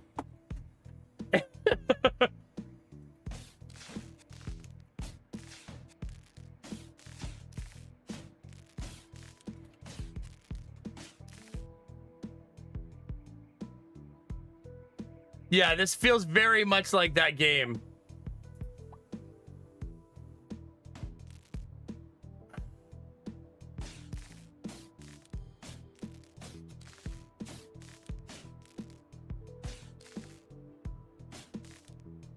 Ooh, clean, chat. Clean. We don't need to do that one again.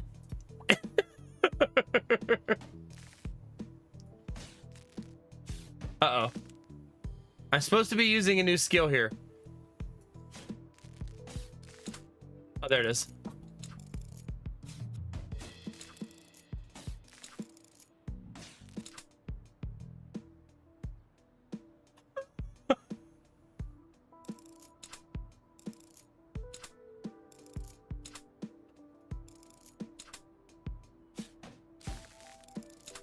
Uh-oh.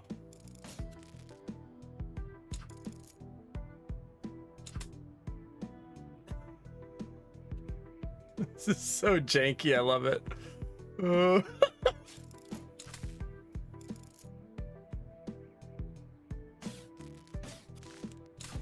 Okay, get in there. Good enough. No, don't retry.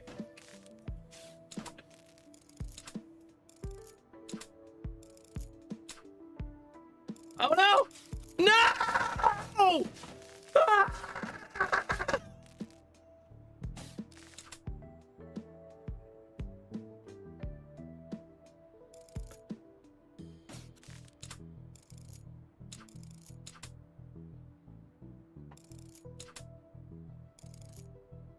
I'm fine, chat. 19-second improvement, I guess. Oh, God.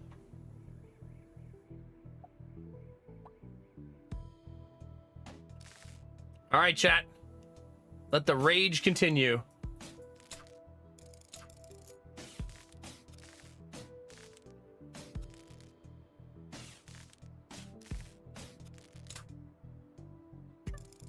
I don't think that's what I was supposed to do.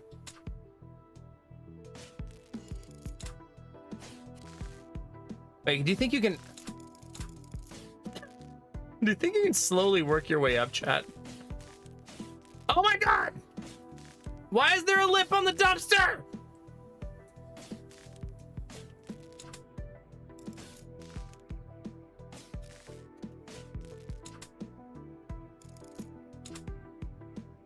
Yeah, I don't know how you're supposed to even do that one.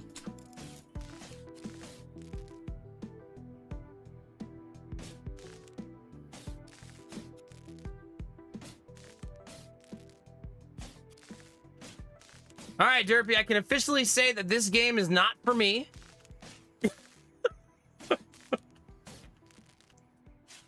Oh my god.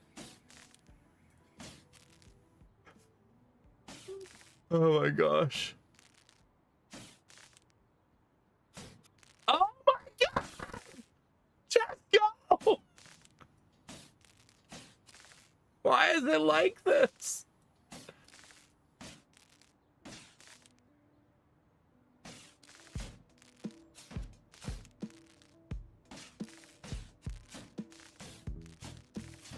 What's the definition of insanity, chat? This.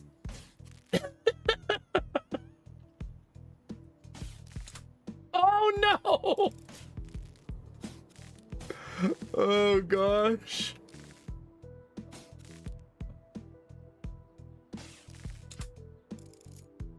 No! This is so terrible. I hate everything about it. Why is it like this?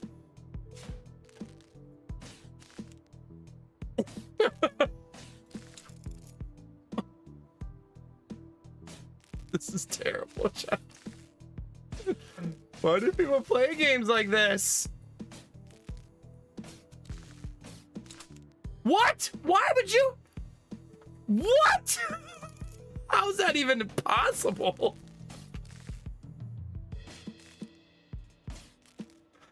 I don't think I could do that even if I wanted to. No!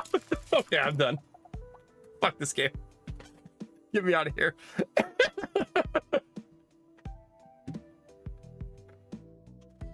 Get me out of here, chat, right now.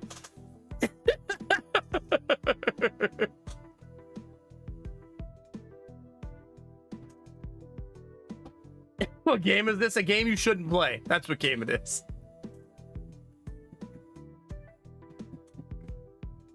I'm not rage quitting. I'm protecting my sanity. Yeah, exactly. I'm not actually angry, chat. I'm just doing it for the content.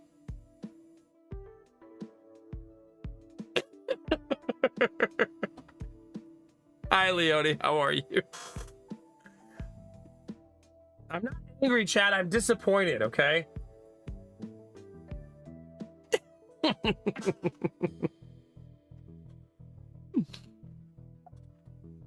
Hi, Leone. Thanks for 74 months. How can you be upset when you're getting a resub from Leone, chat? You can't. By the way, chat, we have 6 days until Subpocalypse, when the 400 subs will drop off. So we're at 1,108 sub points still. Chat, that's only 692 subs away from a new emote. Easy peasy, right? Only. That's only, what, $4,000 worth of subs? Yeah. So does anybody want to play this game more, or do you think we're good, chat? We think that we've seen enough? I almost completed the whole demo. There was only one map left. That was actually the final map in the demo.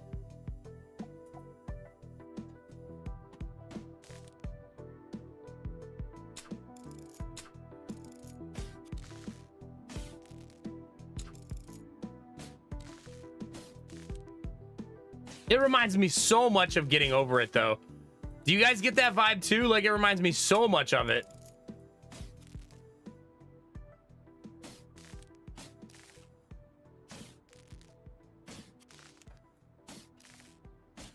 Like, the frustrating controls that are really janky. The mouse being slightly off-put now no longer feels accidental. You know what I mean?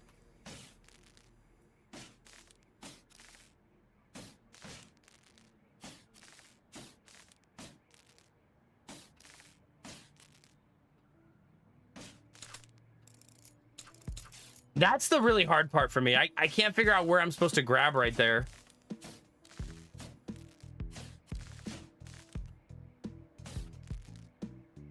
Do you guys remember when Getting Over It was like all the rage on Twitch and everybody was playing it to be angry together?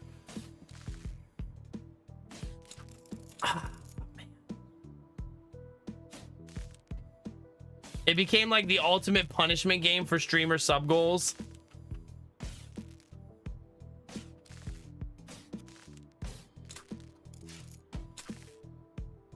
Yes, don't let go, chat. This is my home now.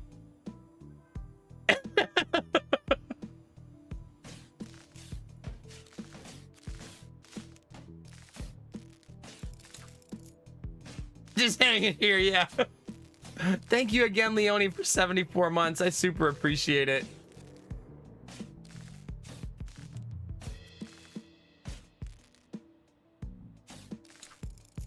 Yeah, it's also probably because I'm not flipping my mouse fast enough. Like, maybe I need to turn my DPI up.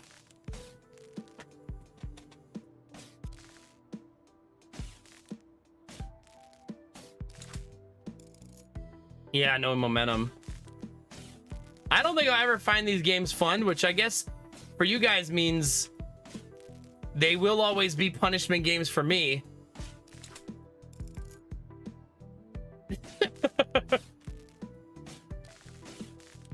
Yeah, I did play Getting Over It one time. One night I played it for stream. I'll probably never do it again, though.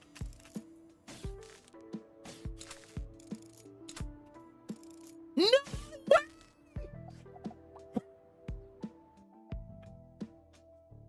I'm actually done this time. That's enough for me. We made it our furthest, chat. GG. World first. The game also fucks with my PC a lot, which I do not like. Add to demos tried. Do not add to wish list. Oh, God. So, GG. What an interesting FU simulator. Yeah. Thanks a lot, Derpy. I guess we blame YouTube chat for this.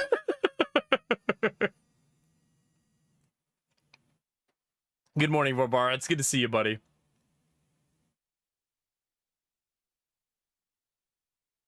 Gosh. You're welcome.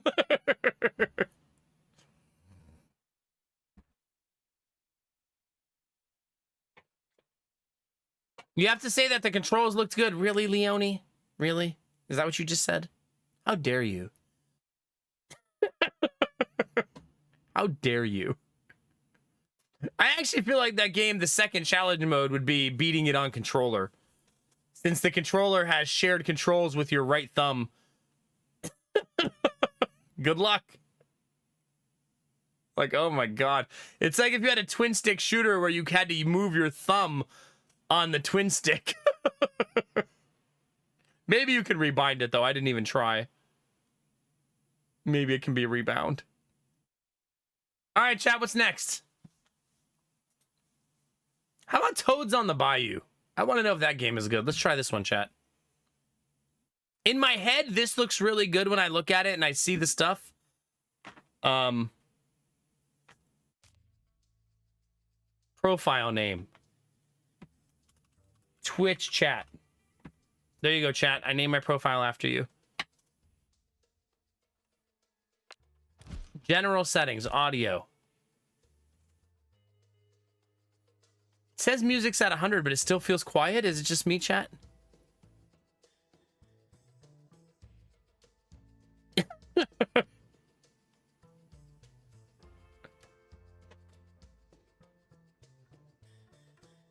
I mean, I can't turn it up more than this. Wait, why are the sound effects so loud?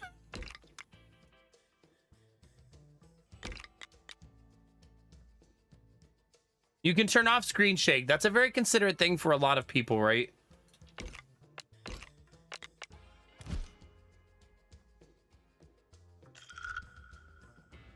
Would you look at that? He says.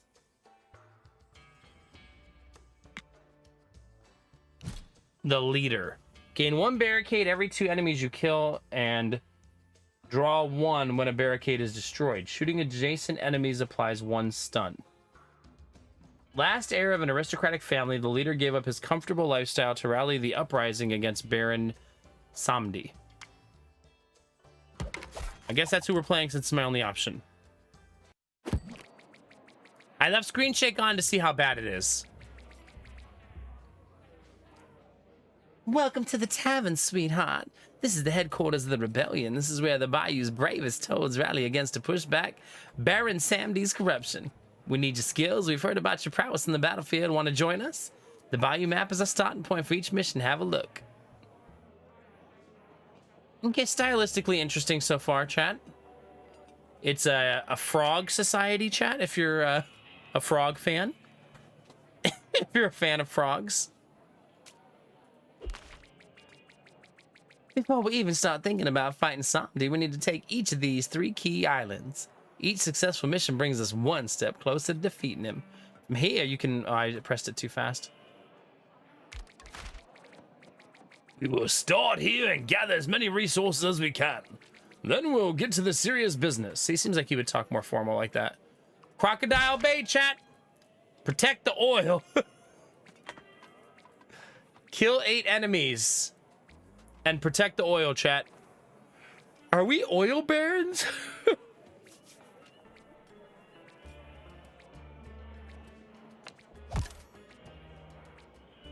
Oh no, Arden. In Toads of the Bayou, you will need to engage in tactical fights in order to take back your beloved swamp. In order to finish a mission and gain rewards, you'll need to complete objectives. They're displayed on the top right corner of the screen. Hover over them to highlight corresponding items on the map. Failing to protect objectives will add curse cards to your deck. Oh, there's a deck of cards. So not... It's a tactics deck builder, which I never consider to be a real-time tactics game for the most part. It is much louder now. At the beginning of each mission, you need to choose a starting position, have a look at the objectives in order to find the best approach.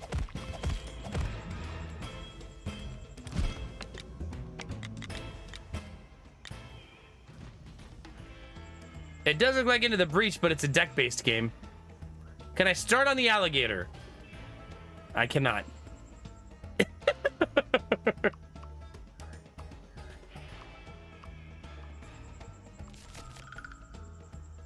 can pan the camera using WASD and arrow keys at your your right joystick. You can also use the mouse wheel. Okay. Oh my god, these cards, chat.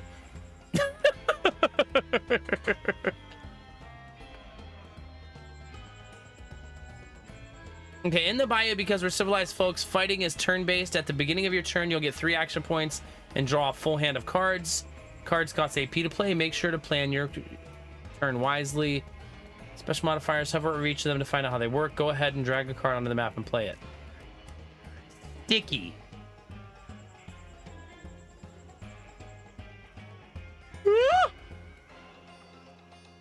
Streamer has the yawns, chat. Might be time for energy drink. I also only have 1 tissue left in my tissue box, chat.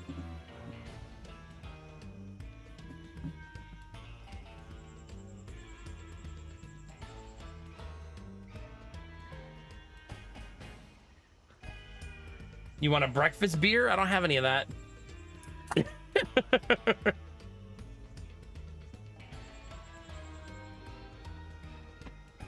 All right, here we go, chat. You ready? Sticky means draw this card at the beginning of each turn. Move 3. Range shot, shoot, and do 1 damage. It looks like these are my enemies. Wait, does this have infinite range? Can it shoot? Use the environment to your advantage, pushing enemies against obstacles. Other enemies are into the edge of the map, cause extra damage. Are you backseating me again, game?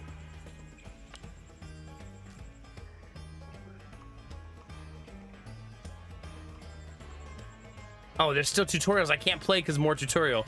When you're done with your turn, you can end it by pressing this button. Enemies will then play their turn. Okay.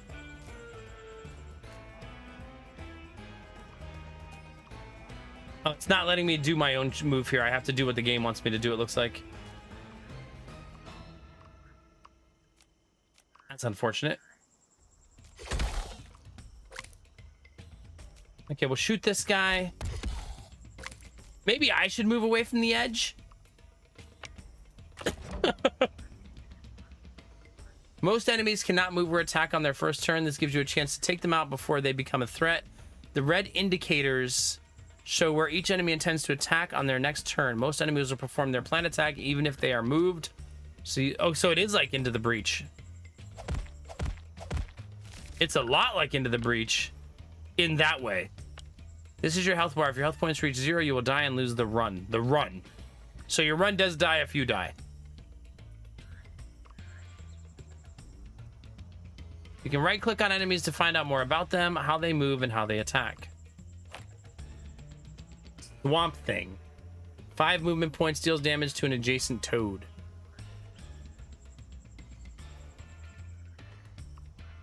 Okay.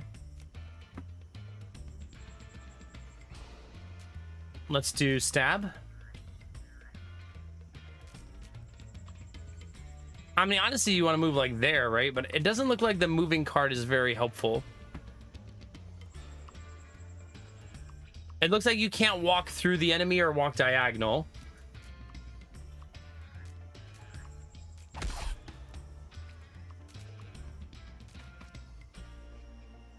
No one's attacking me from here, so let's stab this guy and see if it kills him. Indeed. I do have 1 energy left still. Can I shoot diagonal? It's still... No, you can only shoot in a straight line.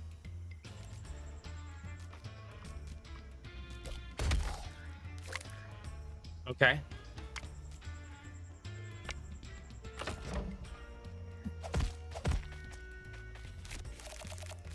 Okay, so both of them are attacking. Can you push people in the water? Each toad has different passive effects. Hover over your portrait to find out more. When one barricade... Gain 1 barricade every 2 enemies.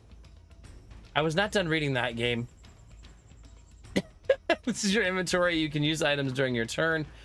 They're really helpful in a tight spot, but be careful. Items are single use only. Gain 1 barricade every 2 enemies you kill and draw 1 when a barricade is destroyed. Shooting adjacent enemies applies 1 stun.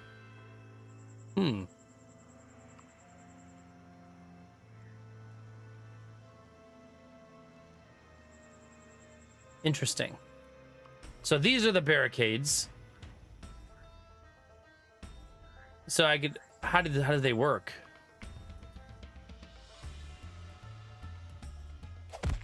I can drop them anywhere?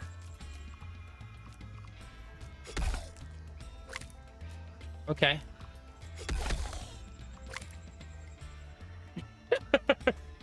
Well, there you go, chat. That also means you could essentially use this to, like, block the enemy in. And now that person's trapped.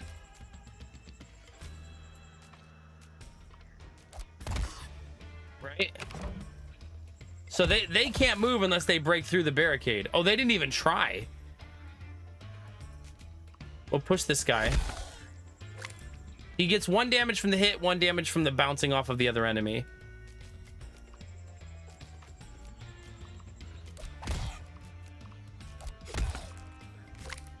Is that guy just gonna sit there then? I guess so.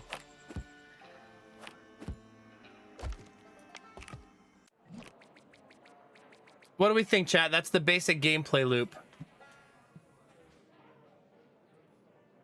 It's very similar to Into the Breach, right? It's Into the Breach, but a deck instead of skills, right? So it's whether or not you want to play Into the Breach with a deck of cards instead of a set of skills. God, do I have the yawns. Welcome back, sweetheart. The bayou shows no mercy, so I'm glad you made it back in one piece. You managed to find some oil. How about a trade? Join me behind the counter. I've got something you might be interested in. Behind the counter? Not in front of the counter, behind it? Ran these pots, but if you find any gold while you're out there, I can use it to expand the tavern. Let you do your shopping now, sweetheart. If you need anything, I'll be right here. Right by the cash register, that is.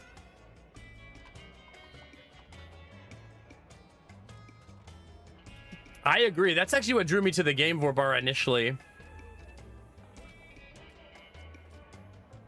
I also think, yeah, I like the art too. Yeah.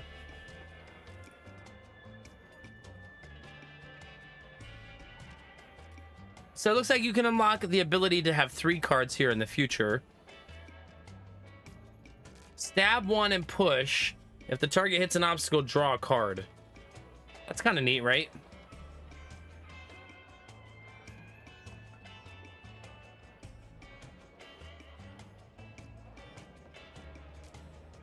Place a barricade behind an enemy, stab 1 and push. Wow, that's a lot of things. So it's place the barricade and then immediately push them into it. All right. Oh, you can remove a card here, re-roll your shop or nothing. I don't know enough about the game to remove cards. You're all set. Cut through Semte's forces and take back our islands. Look out for his fearsome generals, Baron Cimetiere, Baron Loncroix, and Baron Criminal. Criminal, chat. Criminal.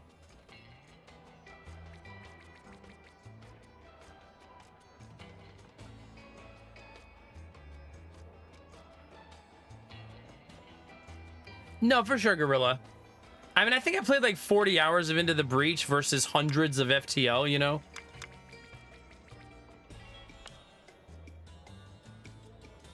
How do you leave the store?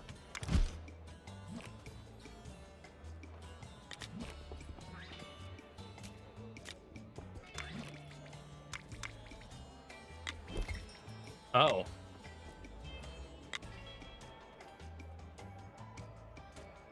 These look like they go on this side, right?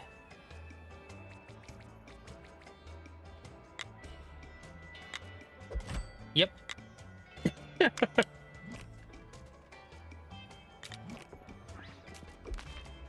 The malaria post, chat. We'll give it one more map and see how we feel.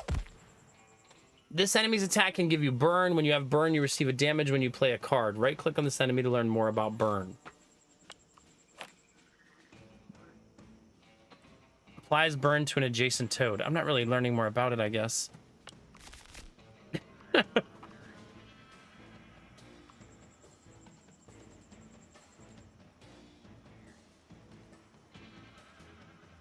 So I should just move here and push him off the edge, right? He did not fall off the edge.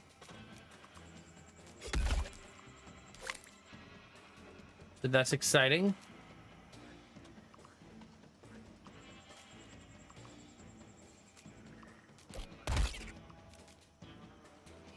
The fun thing's gonna be, chat, if they can push me off the edge.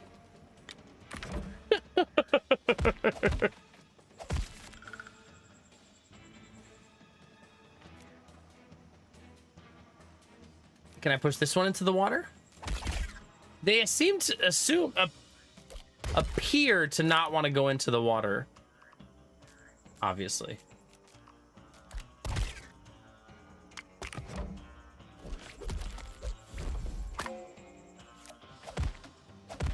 Did they just put a curse in my deck? They did. That's offensive. I'm just gonna move out of the way. Make him attack his teammate, right?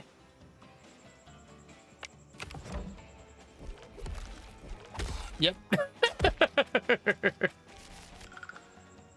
Always a good time, chat. Ooh, I cannot move as of now.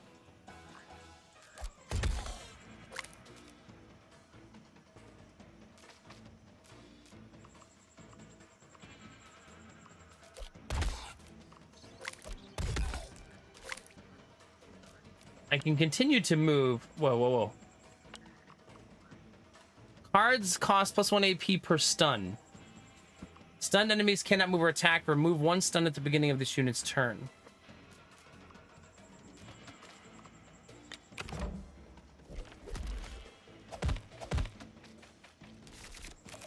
That was terrible movement by the enemies, right?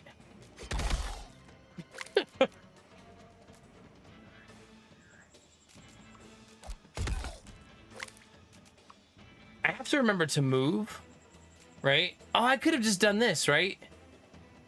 Yeah, it's my bad. Yeah, I could definitely have done that. I got too afraid of being hit there that I messed up. All right, one down.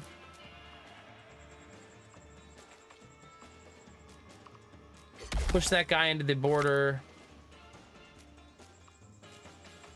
Push this guy into him. That's automatic kill.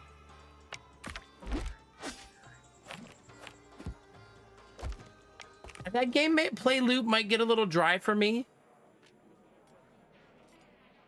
I'm sure it gets a lot harder as the game becomes more diverse over time.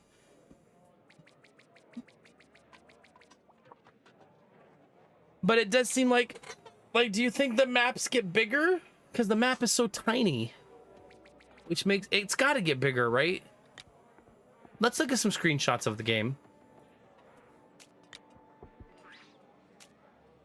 Like, do the maps stay this tiny? It would appear that they do stay tiny.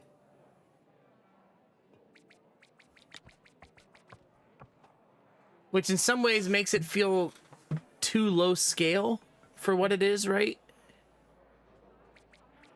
Like the board being only 4x4 is really small. That board feels a little bigger, right? And it has multiple levels.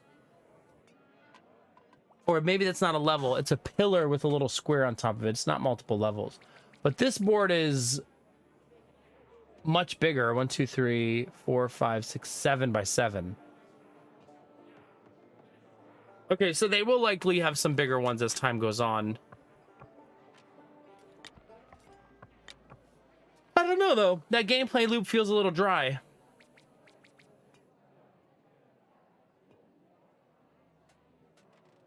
What do you think, chat?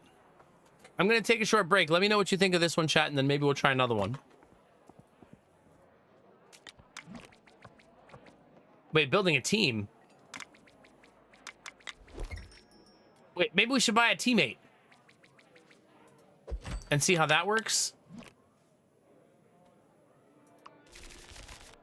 Maybe that helps in some way? Yeah, let me take my break real quick, chat. I'll be right back, okay?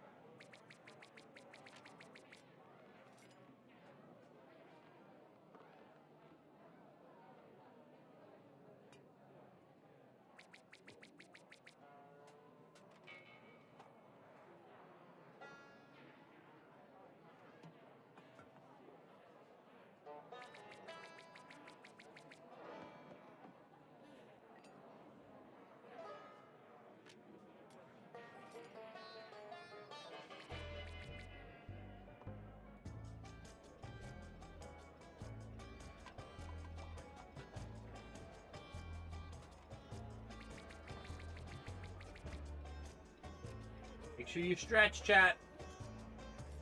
Nice and limber. Nice and flexible.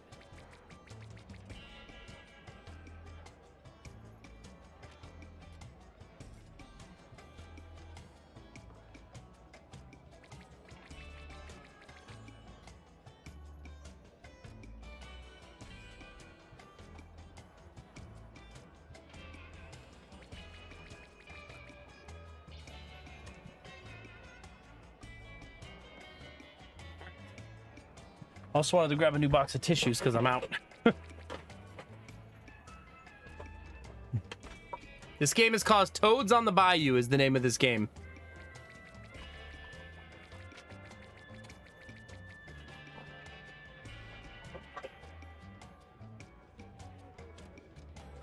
I'm not sure about it though. I should try one fight with 2 people though and see how that goes.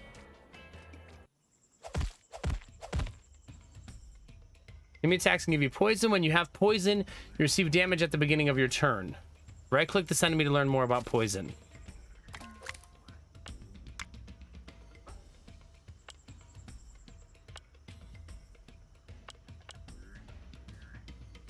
So enemy pushes the target unit, takes 1 damage when they are pushed. So they also push. Wait, where's this guy? I'm not really sure how to use the second character. I don't see him on the board though, do you, chat?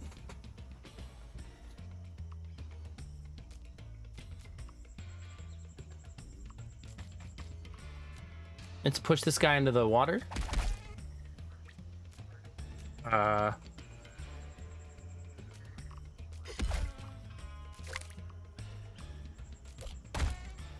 not really sure what you're supposed to do with this guy.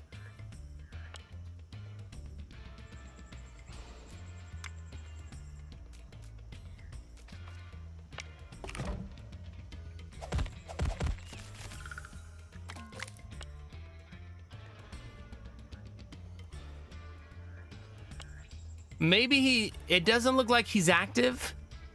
It looks like he's just giving me a buff and that's it.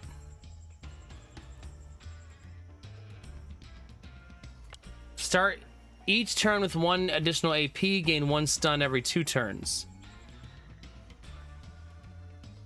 Yeah, I'm not really sure how that works. That did not kill him.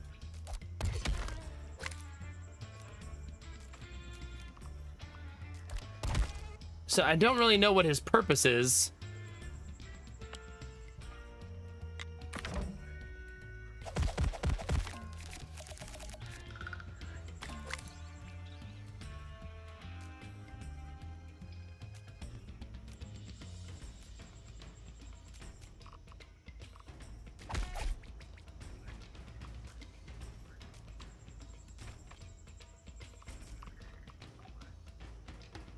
Oh, I'm out of AP.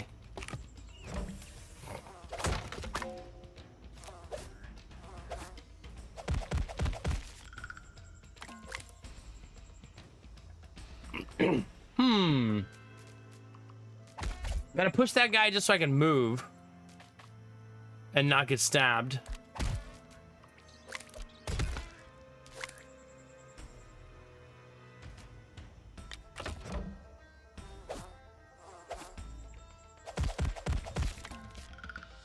This unit is ranged attacks. It requires line of sight to pick up a target. Attacks the first unit it will see. Okay.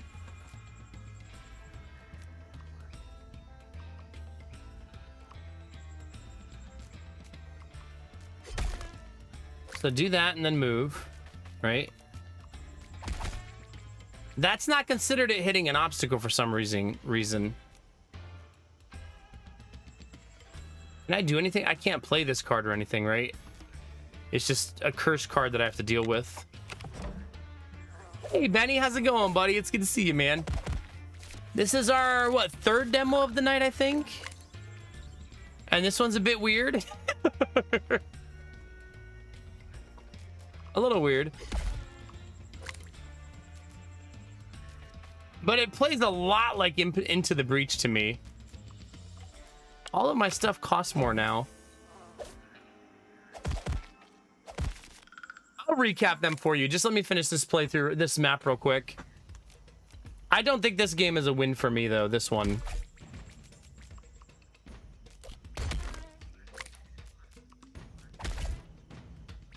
Oh, crap. I was supposed to move first there. I'm going to take damage.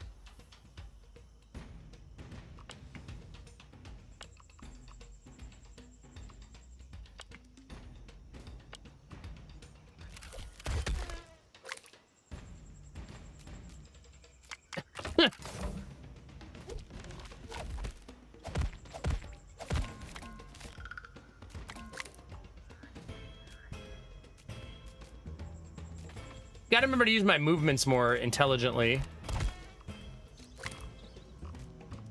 I don't like that you can't get rid of these cards.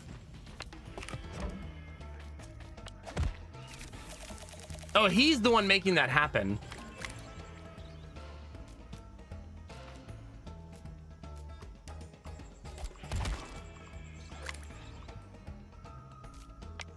Yeah, that's brutal.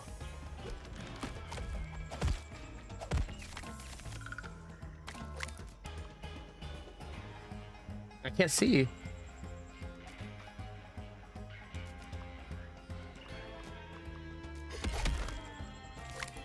So the downside of the bartender is actually hurting me a whole bunch, right?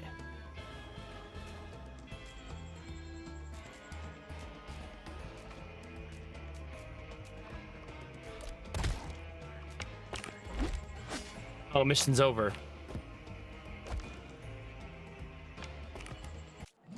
It's weird that it says to defend the oil, but you can't actually do anything. Maybe some enemies will attack the oil. I don't know. I haven't been really paying attention to the oil, though, and it seems really easy to protect since I've been ignoring it. Yeah, I don't know about that one, chat. I would say it's not compelling enough for me to wish list. It doesn't seem like a game I would enjoy.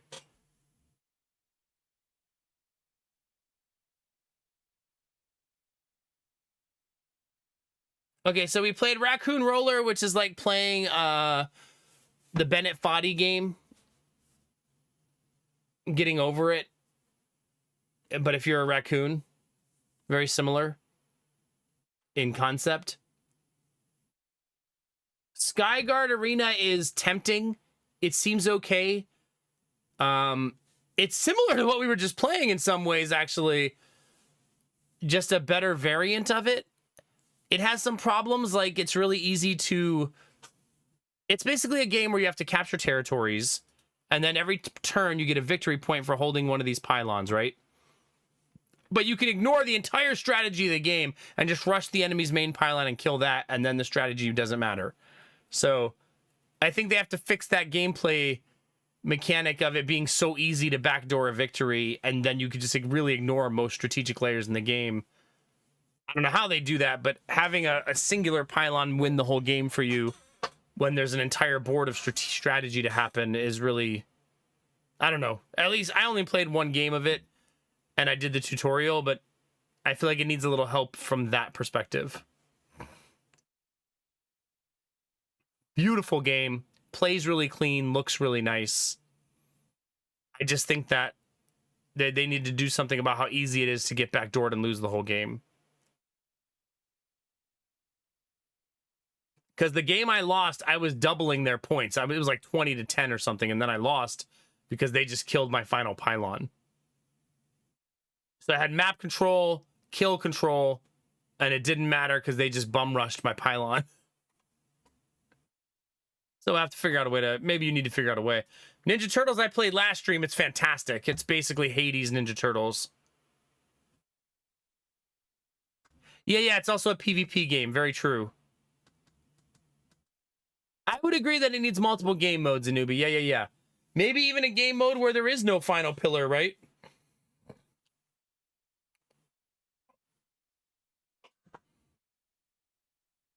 And that's it. Toads of the Bayou is the one you just saw, which is basically a similar to Into the Breach, but less tactical layers than Into the Breach. It's a more simplified version of Into the Breach, in my opinion. And that's it so far. That's all we played so far. Yeah, Teenage Mutant Ninja Turtles 4 release isn't far away, right? This to me is sneaky how good it's going to be. 2 weeks. Maybe 3, roughly. Because this is fully voice acted too. Like, that's going to be pretty cool. You know what I feel like this game is? This company basically said, wow, Hades looked really good. What if we made it co-op and made it Ninja Turtles? And then they took the voice acting part seriously and voice acted the whole thing. It's going to be a really high production value Ninja Turtles game. You know what I mean?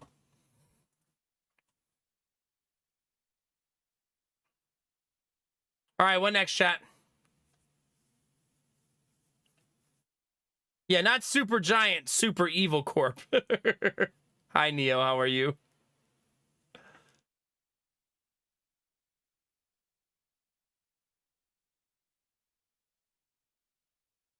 All right.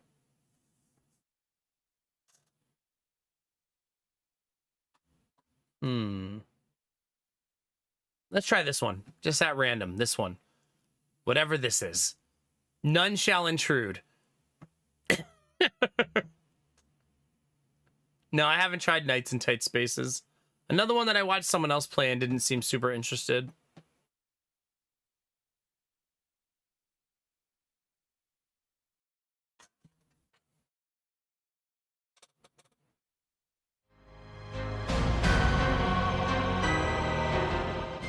Let me find our first game that does not turn the volume down. Sure doesn't.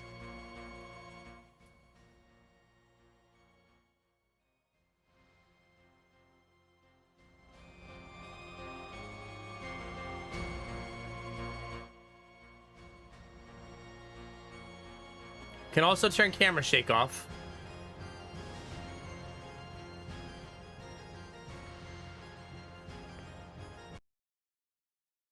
When you adjust the audio settings, it crashes.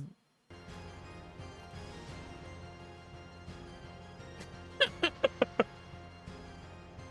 right, you welcome to the prologue of None Shall Intrude. In this free version, you're able to conquer the first act of Haralon. Will you be able to defeat the Dragon Slayer and secure the first part of the map? That would imply that you are the dragon in this game, right?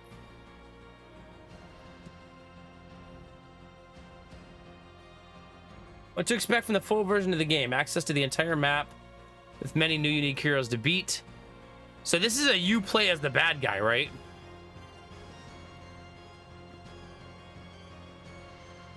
It depends on the type of game it is, used or not taken, typically is how I look at it. If it's a game that's in my wheelhouse. 5 new difficulties, weather effects during combat will be added, new dynamic combat backgrounds with unique and combat objectives, cosmetic customizable cave for the dungeon boss, mini game nodes, locked special nodes, random merchant events. Let's try it, chat.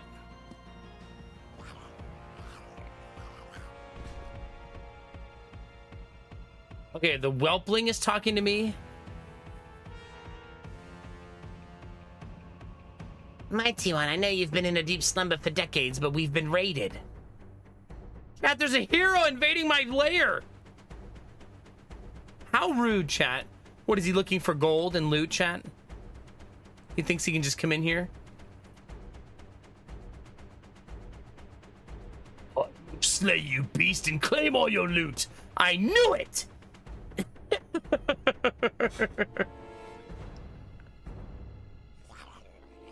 Allow me to remind you of the basics. You think I don't know how to shoot a fireball, whelpling? I'm gonna love this game, chat. It has fireballs. As a dragon, you control fire, earth, and wind cards. Grab your target and fireball the tile. 300 damage.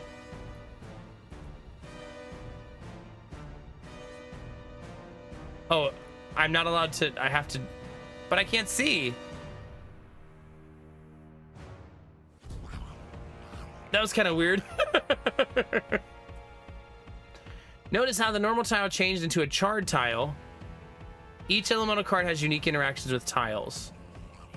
Now grab the whirlwind card. Were you sucking dick? I'm a dragon, thank you. Do you think dragons do that?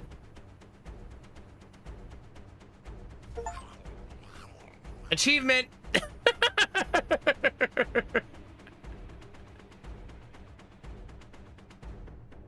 Amabroko says, so you like balls, do ya?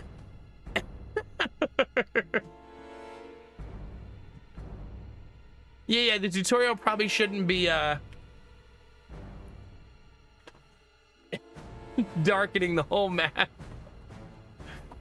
Don't say all the balls. How dare you? You guys want me to play that ball game next? Admiral Broco, thanks for the $10. I didn't even go AFK there. I should at least turn the camera off, Admiral Broco, to give the illusion that that might be happening.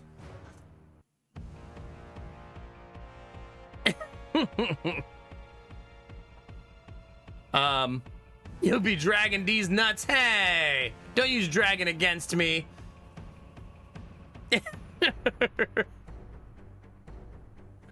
Heroes always invading our secret dungeon. I know.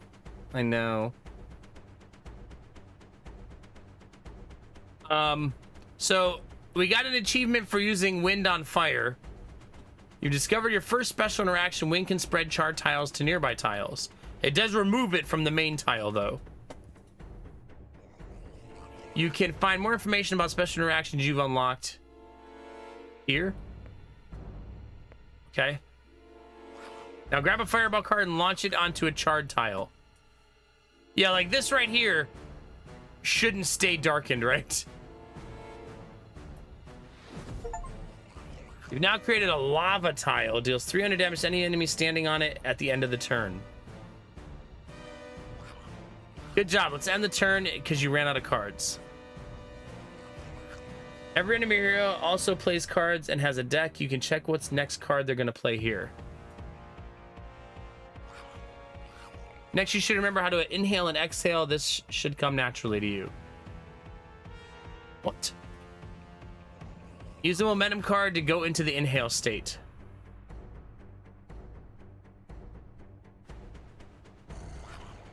Exhale cards trigger bonus abilities if the inhale state is active. Now use the fire breath to exhale. 800 damage, chat.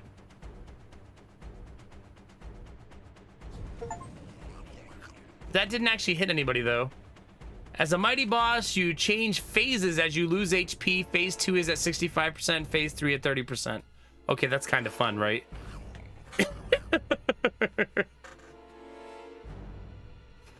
Admiral Broco, don't encourage a newbie with his D's nuts jokes. How dare you?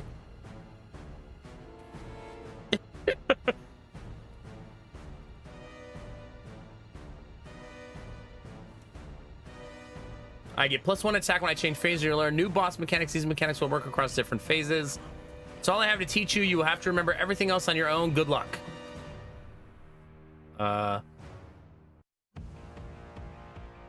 Fireball? Fireball. He appears to be full health still, like he's not taking damage. He summoned 4 footmen.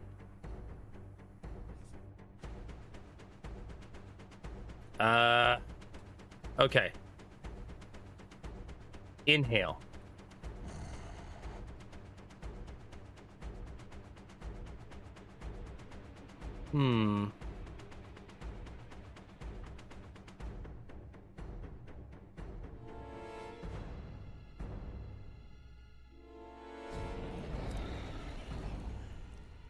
Okay, there's those guys. What does avalanche do? Is that a bomb? Did I just create a bomb?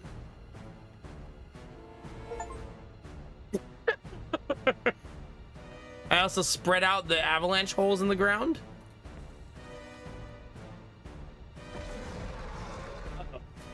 5,000 damage! I think this is a scripted death chat. Hi, Clag, how are you? This feels to be like a scripted death.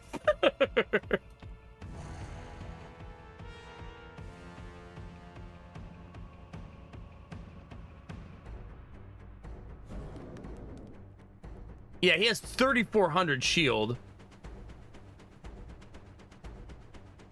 Wait, what does this do?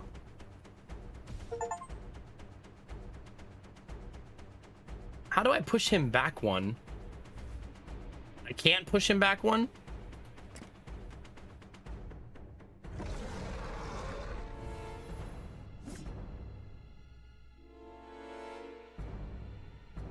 None shall intrude is the name of the game. Welcome to the world map. Let's take our revenge by conquering their lands. Here you can see how many moves you have left before the kingdom hero appears again. That will be the final fight. However, beware. For every 5 moves you make, they will still send a raid party after you. Conquering full regions should give you hefty rewards. Good luck.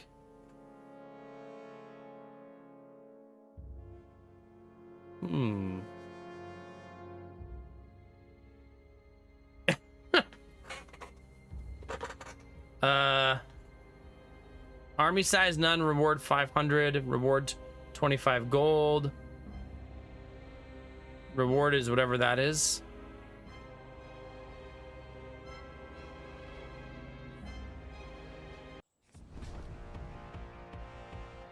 Yeah, it's 500 of whatever that is.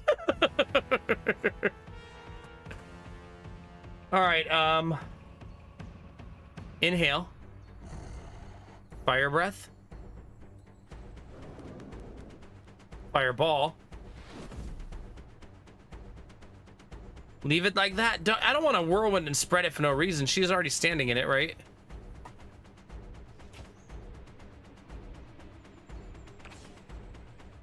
Ow. Okay, fireball, fireball, and fireball. Have a good one, Kangaroo. We'll see you next time. Uh oh. Fireball? Fire breath? Wait, what is this? Is that Fat Loop's chat? Let's see if inhale can carry from one turn to the next.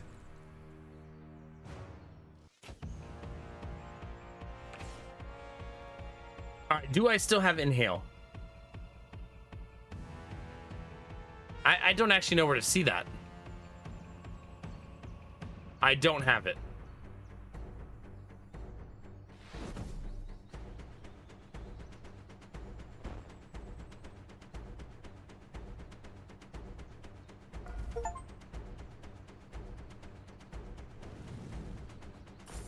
Yay! We got the loot!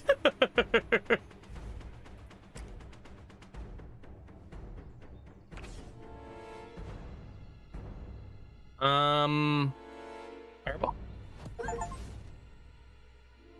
We're getting a lot of achievements for this. Claim your rewards. We got some potions, it looks like.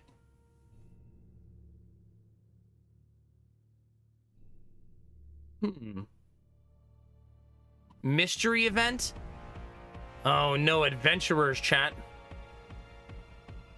Oh, they have water on their side. Wait, can I do something to these, you think?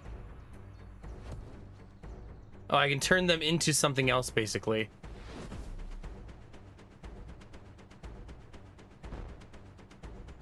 Okay. Fire greater than soil, earth greater than boulder, wind greater than soil. Oh, I was hoping I'd create like a water twister there. Wait, maybe it is gonna do something, is it? I guess not. Inhale, fireball, right? I'm gonna hit the 2 people who are closest to the front.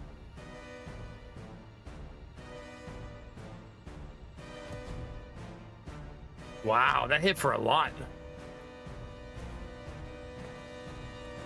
He's still on fire. Oh, it's a bard.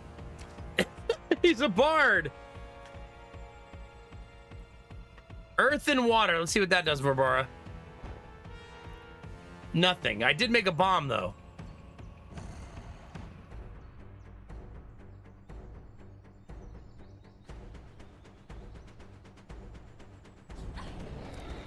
Okay.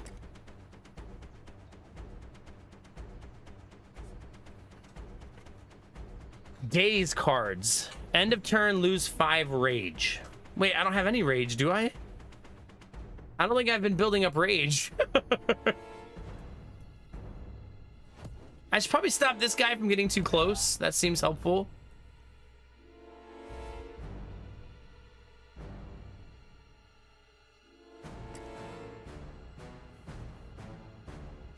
Just throw a potion at me? What kind of a bard are you? Wait, how much does this blow up for?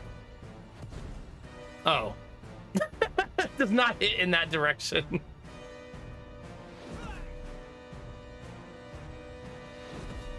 Let's at least make him stand and fire, right?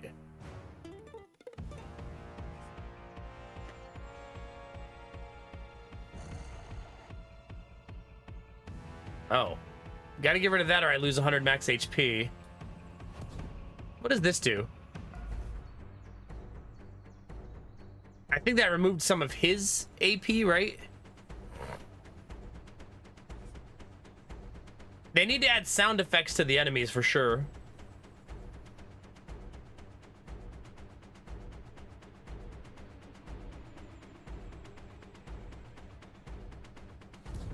Turns out the bard was the carry and I just didn't realize it.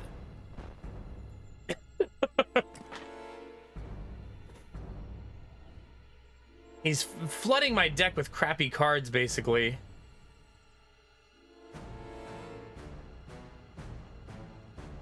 Wait, what happens if you apply wind first, right? Like this, and then fireball? Oh. All right, chat, can you see where the inhale buff goes?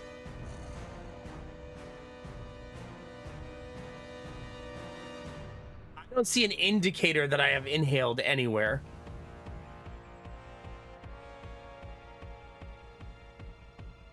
The glowing being the only indicator. I was hoping to have like a buff under my bar or something, right? Oh, right here, inhale state. Yeah.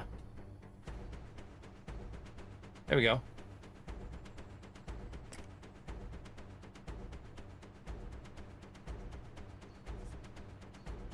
You don't keep it over the turn. We have learned that.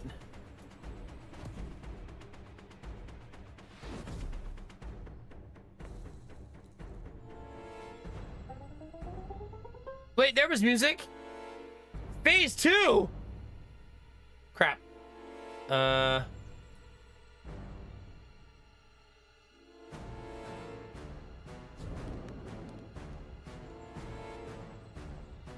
not sure what the wind even does at this point. Well, at least they all have to walk through the fire, right?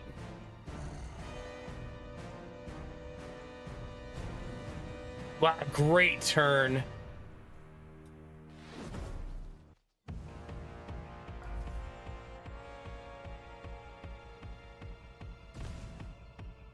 Also a great turn. They're also all on fire. The bard continues to be alive. All right, bard is dead. Let's get rid of this. I don't look like I'm actually building up rage as of now.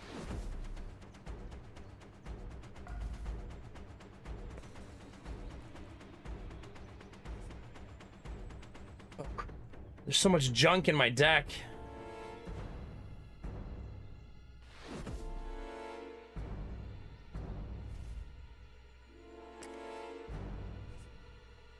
Uh-oh. All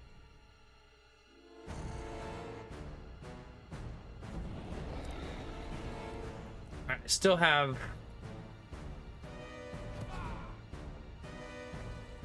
a little bit of space.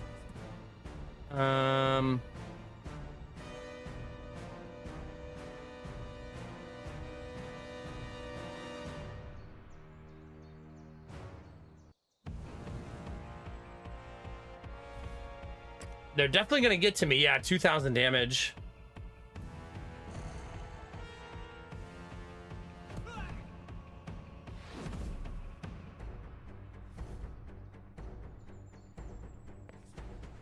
Another 1,000 damage. Okay, we got some gold. That fight felt oddly long, right? I wonder how you heal. Yeah, you play the dragon in this. Blessing or curse, what is this event? It says, they both say who knows what this is. Oh, it's a fight! How is that? Game! That's just trolling.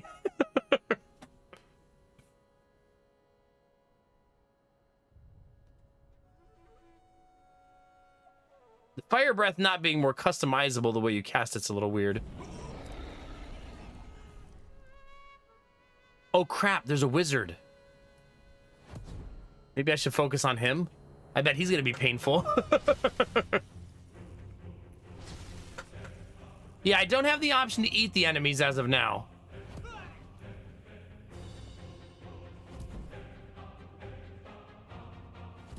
I'm actually gonna focus him a little bit. What if I gave them both wind?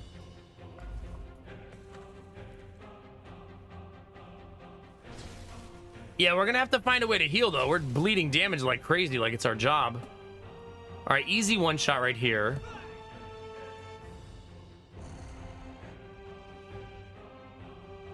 Doesn't look like there's a version of this that hits them both. I'm gonna go ahead and kill the archer though, just get him out of the way.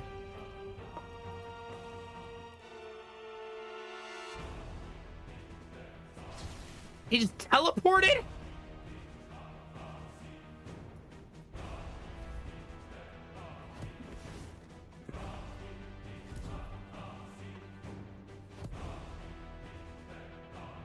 Can you tell if he's on fire besides visual cues? I mean, like, we see him burning at the end of turn, but I'm not sure if there's a way to see that it's going to happen before that. Deal 300 damage at the end of the turn because he's standing in lava, basically.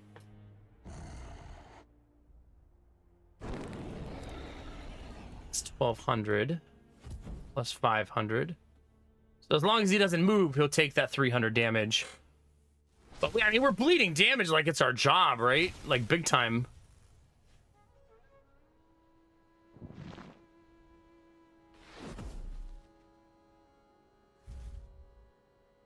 Yeah, I'm not sure. He just teleported into lava. So that's probably good for us.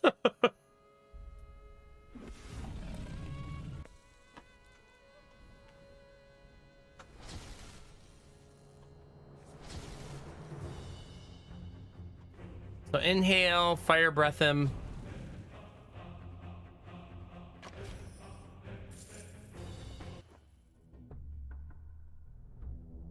Bugaboo. Now, let's go to the mystery event because we...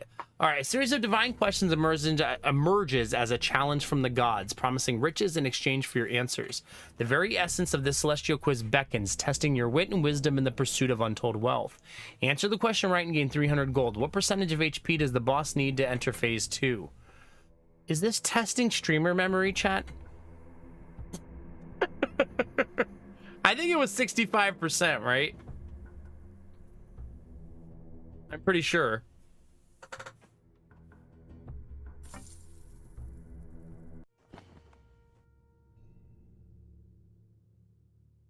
No, I think it's when it says the boss, I think it's referring to me. I think.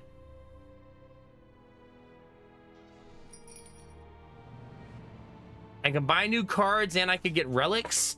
Fire tornado damage increased by 300.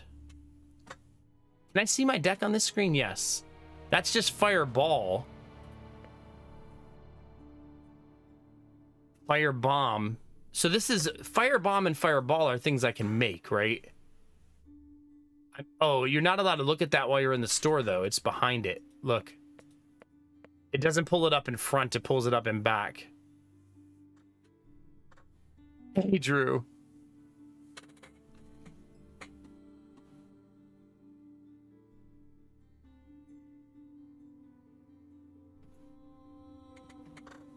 Do 900 damage to a random row. Random. I don't like random, chat. Pretty good, Avenging Leaf.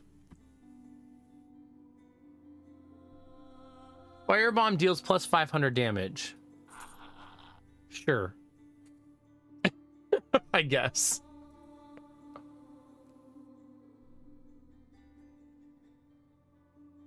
I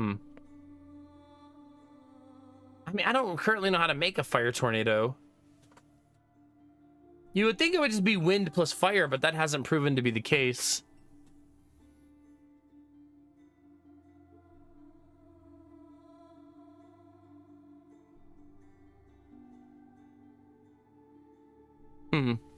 I mean, having another inhale card would be nice, right? That seems helpful. Okay, so on this turn, it would appear I'm not allowed to do anything except fight this guy. Raid. Master Sister Layla, max HP 6,000, attack 800. Exaltation. Turn 4 tiles into holy tiles. Condemn. Give 2 holy bind cards to boss's deck. Give plus 100 to allies per holy tile. Customize the fight. If you cast 3 different cards in one turn, Rock Storm gains plus 500 damage. Sure.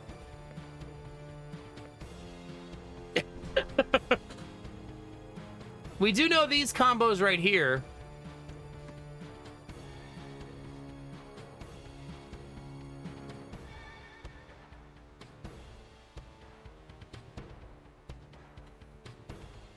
It doesn't, so when you unlock something, it doesn't tell you how to make it?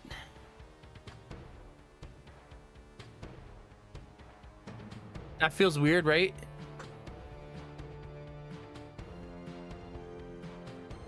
So we learned it, but it doesn't tell you how to do it. That feels strange, right? Oh, maybe this is meant to be a, oh, it's one of those kind of charts. Combine this with this is what it means. Okay.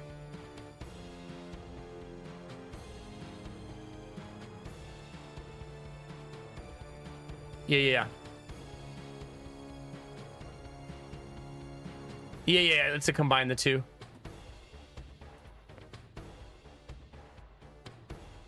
We did not get an inhale there, which kind of stinks. Okay, so then we look at this and we can look for that tile. And basically fire, earth, wind is what the 3 of them do. So like this, earth with a charred tile does 1,000 damage, right?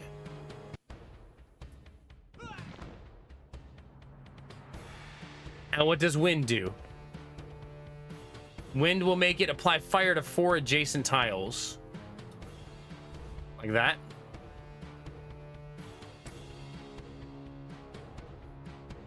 Is that a Vestal, chat?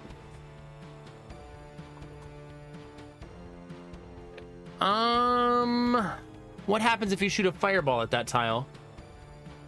That's how you create lava. Oh.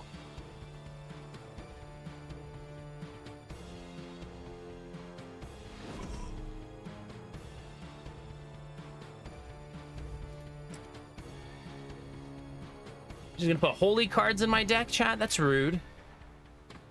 If this card is in hand at the end of a turn, give a random enemy 300 max HP. No! I refuse. Maybe I should be hitting her from time to time. Just a thought. This feels like a fight where I'm gonna die, right?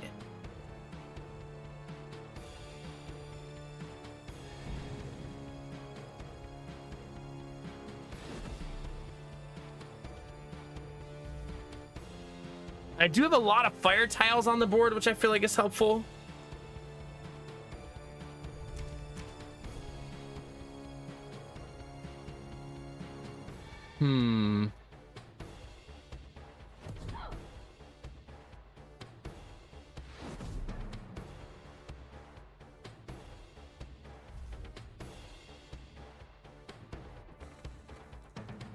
She's just standing in the lava, which is really helpful.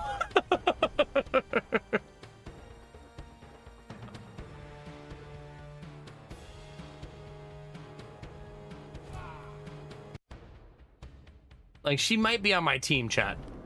I'm not saying, but I'm saying.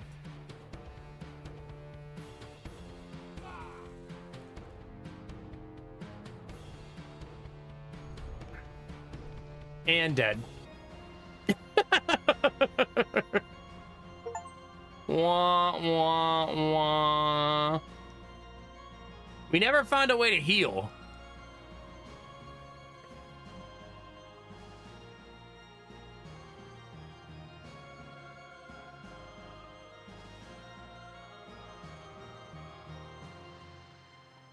New cards unlocked. Launch one fireball onto each lava tile. Wow.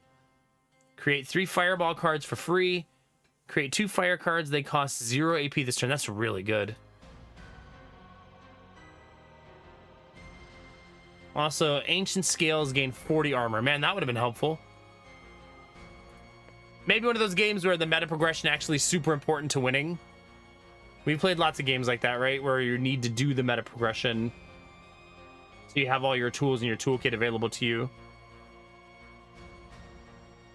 New relics. Earth plus boulder gives 100 armor per each char tile. So look, there's a lot of defensive skills here that we didn't have before, right?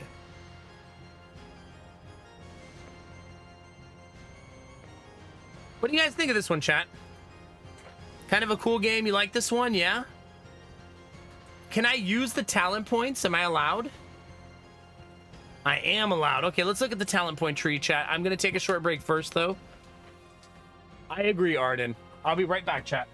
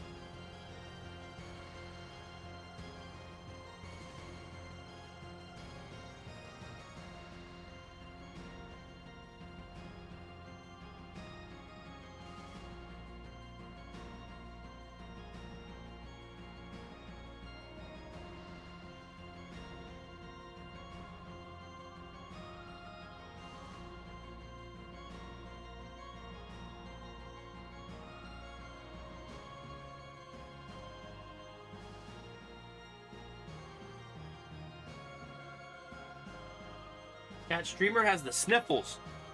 I don't like it. Let me swap out the batteries real quick, chat. Give me 1 sec. Now that my stream is partially battery powered. What a time to be alive, chat.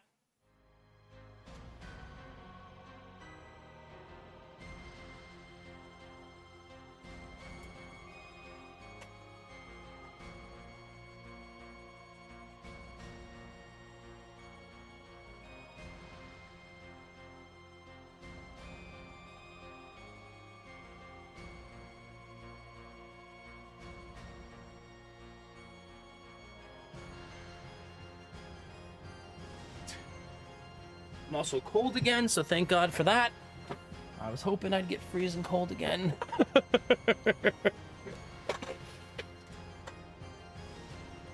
Thinking it's pretty cool, yeah?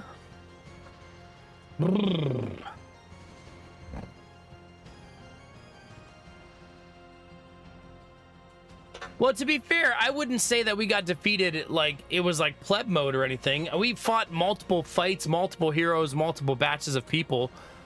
So, yeah.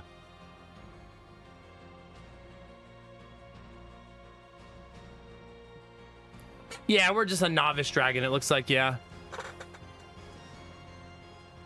All right, Fireball deals... Oh, so I can equip both of my skills. See, that's already a massive change, right? Fireball dealing plus 100, 200, 300 damage. That's awesome. So the progression's going to make a really big difference.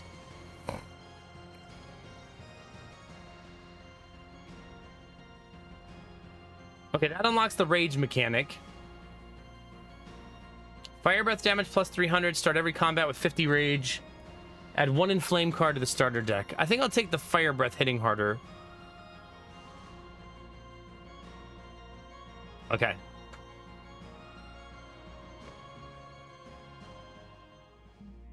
So back in we go, I suppose. You know, we haven't considered maybe this is a small dragon. You know what I hope they add to this game, chat?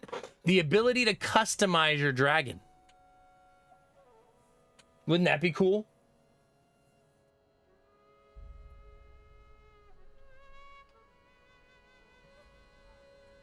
Make your dragon like how you want it to look, like different colors and styles and stuff.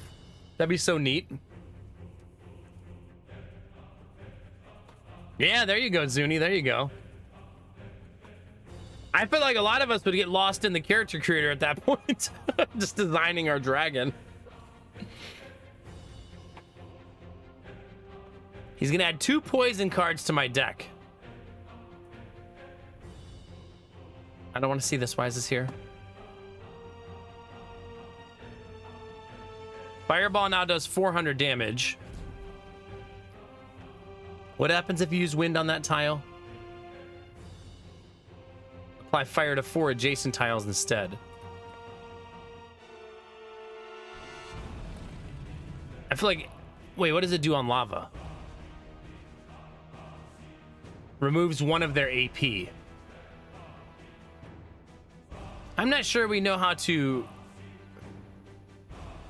It doesn't say how much AP she has. That would be valuable information if you're trying to remove it, right? Like, if that skill she's going to use, Toxicate, takes 3 AP and you know what I mean? It'd be nice to know. I think it's action point. But it doesn't tell me her action points. It's a secret. I mean, in most games it means action points, right? So that's why that's my guess.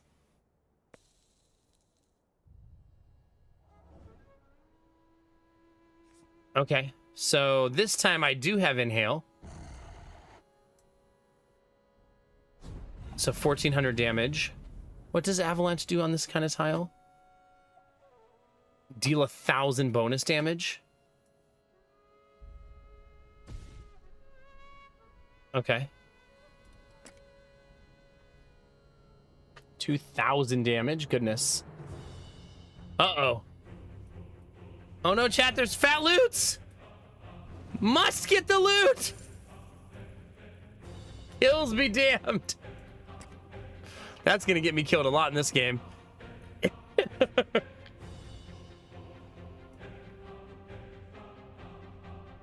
Trying to poison me in this economy?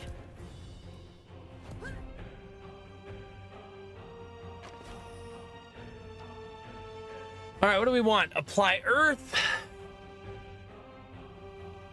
Pyroblast, deal 300 damage. Every lava tile makes this do another 100 damage. I like that. Let's try that. That looks cool.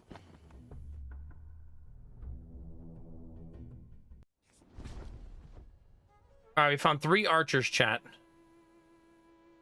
So breathe in. Fire breath them. Oh.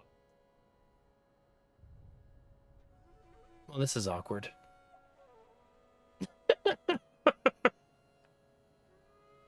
Yeah, and deleted. Wait, they're back! Hey! All right, what happens if I put that first and then fire?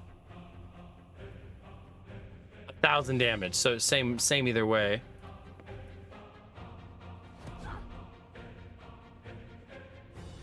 But also the bonus, huh? It seems like just putting wind on a tile doesn't really do anything, though.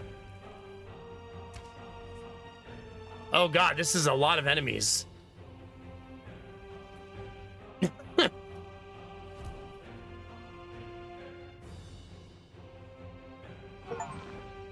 Okay. Wait, do you only have 1 turn to get the gold? If so, I'm gonna be a sad panda.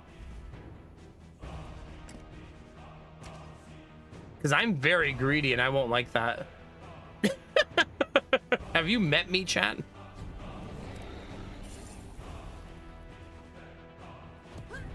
Okay, that creates a lava. That lava card seems like it's going to be way better later, right? Like as the game goes on. Oh, it hits an awesome AoE though. Look at that. Oh yeah, we like that.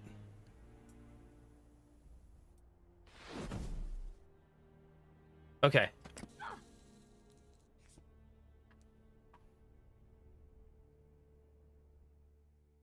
I feel like we still have some work to do on figuring out survivability, right? What was that?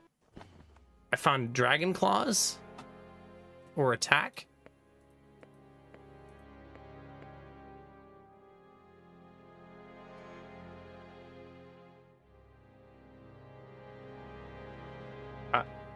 I found a plus attack? I now do plus 100 damage? I believe is what that means, right?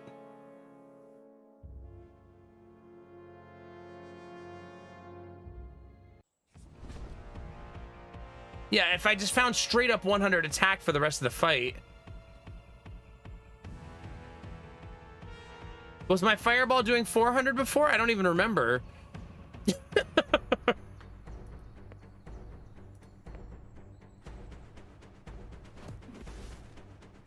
That's pretty nice.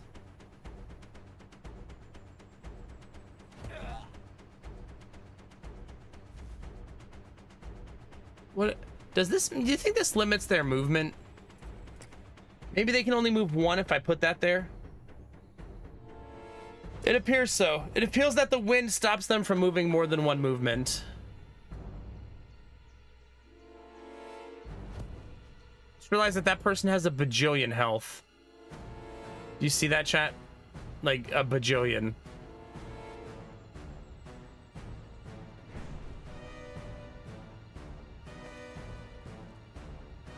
Okay, so we just gained basically a plus 100 damage. Straight up.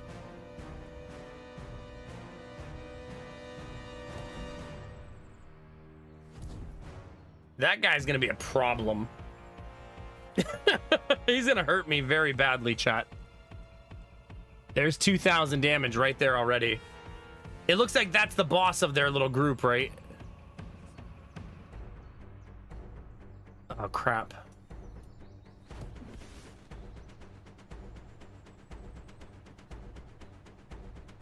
Are we gonna die, chat?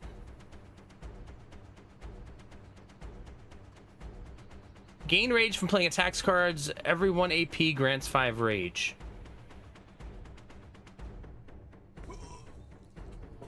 Luckily, some of the enemies are just walking into the lava, which is helping. You are the dragon. Yeah, you are. And the heroes, quote unquote, are here to murder you.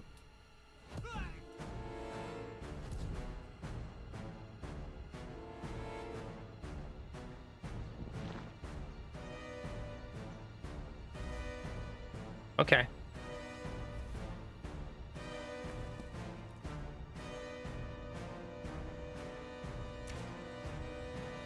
This fight is not going very well.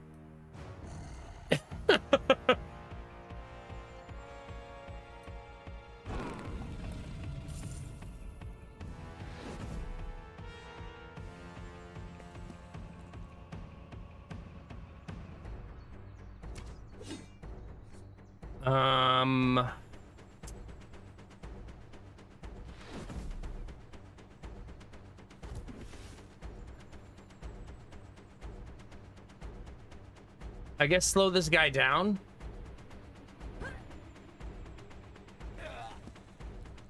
Only 3 left, chat.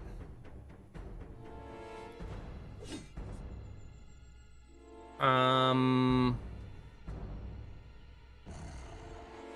should have fire breath these guys. Because that's really, really easy damage.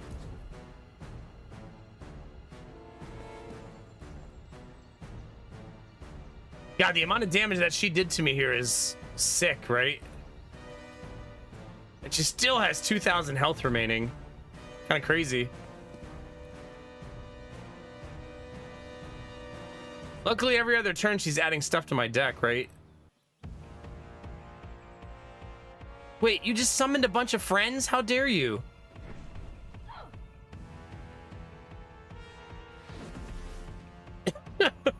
How dare, chat? I'm gonna try to block him by putting wind in front of him. Wait, okay. Gain rage from playing attack cards. Every 1 AP grants 5 rage. Oh, wow. So rage lights up the whole board once you get there. That's sick.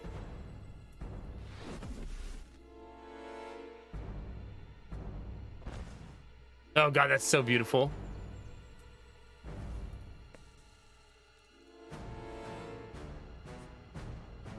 Okay, now this does a ton of damage, right? Because there's so much lava on the board. It now does 1,800. Yeah, that's nasty. So we do want... Oh, I let myself get poisoned there. Dang it. We do want to let the lava persist as best we can, right?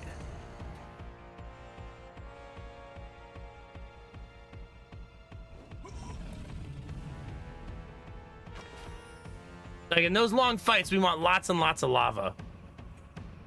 Apply fire and wind. Apply fire to each tornado tile. Oh, that's kind of cool.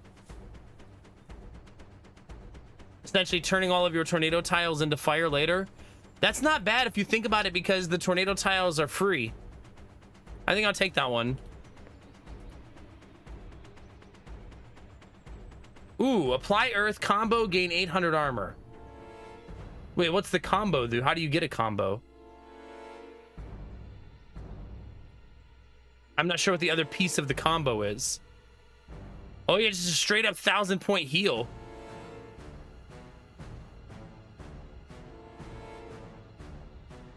Yeah, let's just take the heal. That's nice. Just earth plus anything? Okay. Gain 2,000 max HP. That's a nice reward. Okay, I'm supposed to be taking areas, so let me go back and clear this area and see what happens. It's not a lot, though, but it looks like I can play it over and over and over again. So we got to take that into account.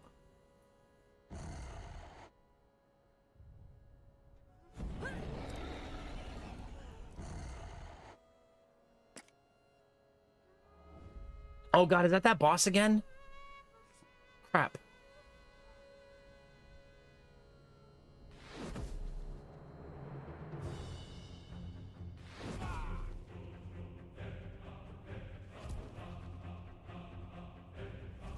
Okay.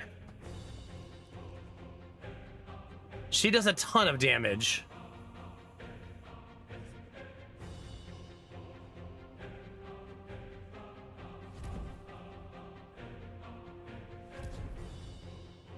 I'm just gonna keep whirlwinding that guy.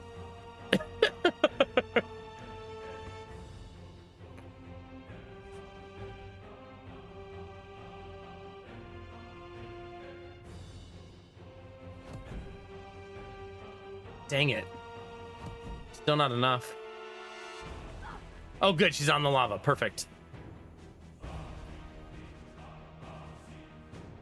Inhale. Burn. Hey, Chad, that was a much easier fight. Choose a relic. Boss power hits hero by plus 100. Additional damage per lava tile. Fire tornado deals plus... I don't know how to make a fire tornado yet, so I gotta ignore that one. All right, we gotta fight the Magus again. I have a new skill. Gain 5,000 armor once and then 2,000 armor every turn. Active during phase 3. Wait, what's this? Fire breath now grants armor for the total damage dealt.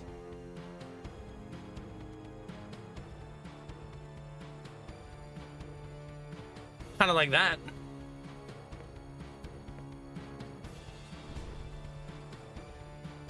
All right, chat. Let's do some murdering, shall we? I want him standing in lava for sure.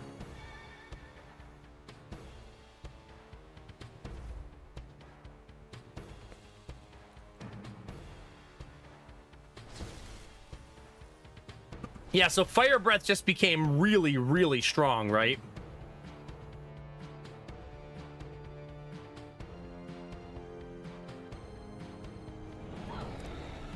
Yeah, look, 3,500 armor.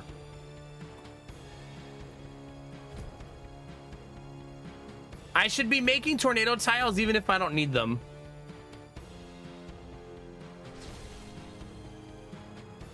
Oh yeah, our tankiness just went through the roof, right?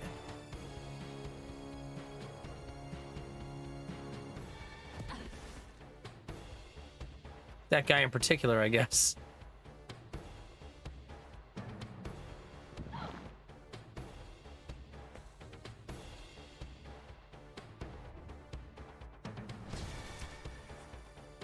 Uh-oh.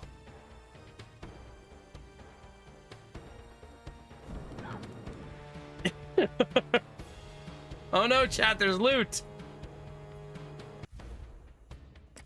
Not the loot, chat.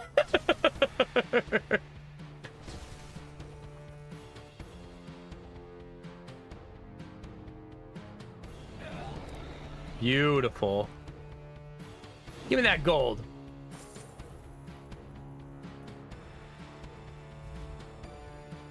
We also have a lot of lava on the board. He's struggling to even damage me with the amount of armor we're now making. That is pretty crazy.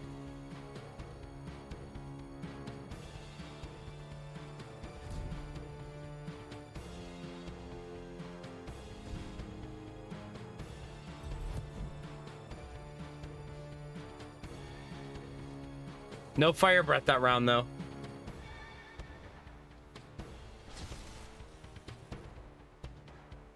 No fire breath this round either.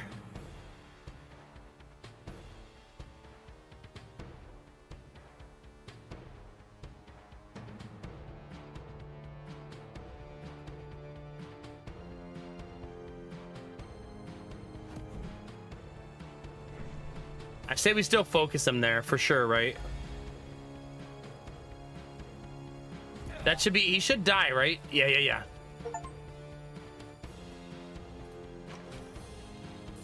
Well, that wasn't too bad, chat.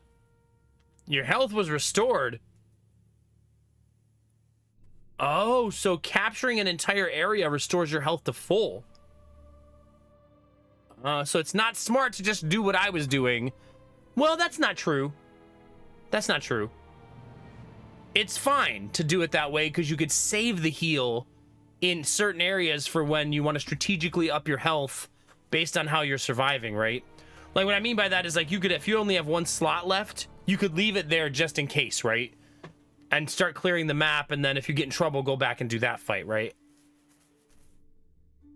I've fought a boss before, I'm not really sure.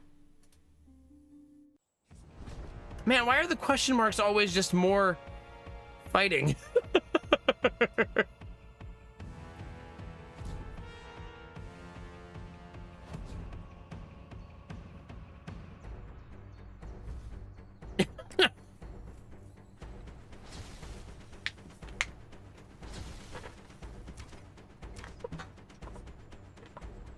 All right, so here we go. Inhale.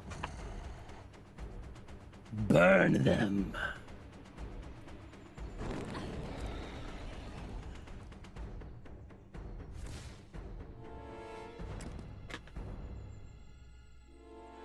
I didn't use the heal, so I will still have it here.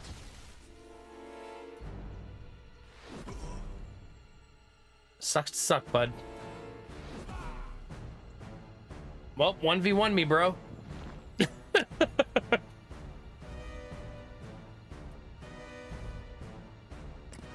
I wonder if there's a way to increase my rage generation so I can do that more often, you know?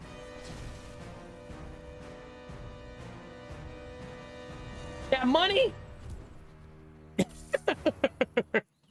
What, am I gonna not take the money, chat? That's ridiculous.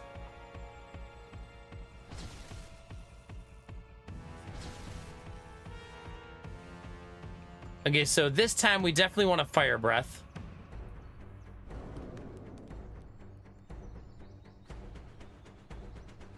Wait.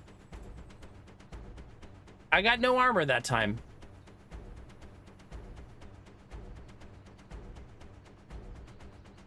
Oh, I'm not in phase 2. That's why.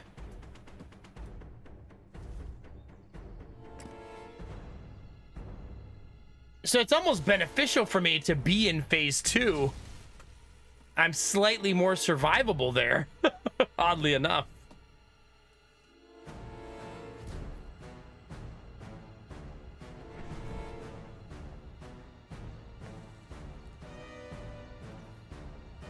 He's gonna teleport away from the bomb, so I won't be able to use it. I did get momentum this time.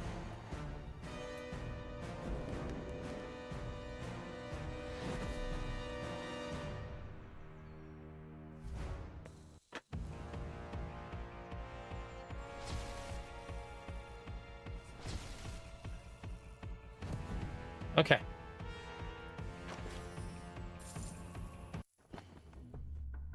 Claim.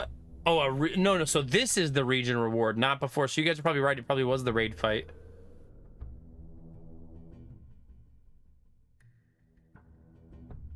Parts no damage increased, or just money. I guess I'll take this one.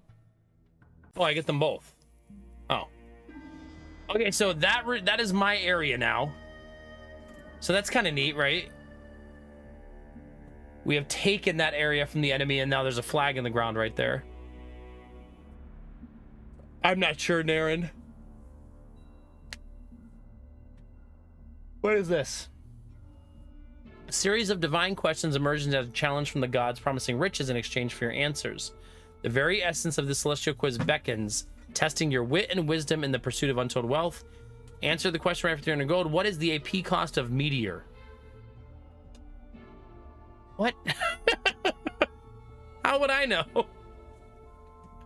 Probably 3. That seems like a card that would cost 3, right? Dang it! Not 3. It's weird that the game quizzes you for money.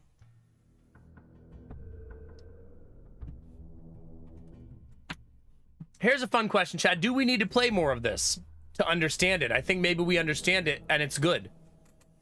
And probably worthy of playing again in the future when it's released.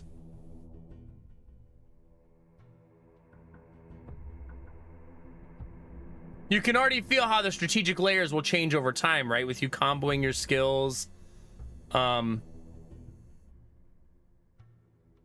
There's something weird about such gigantic numbers that makes the game feel a lot different than when you have like 6 health, right? You know what I'm saying, chat?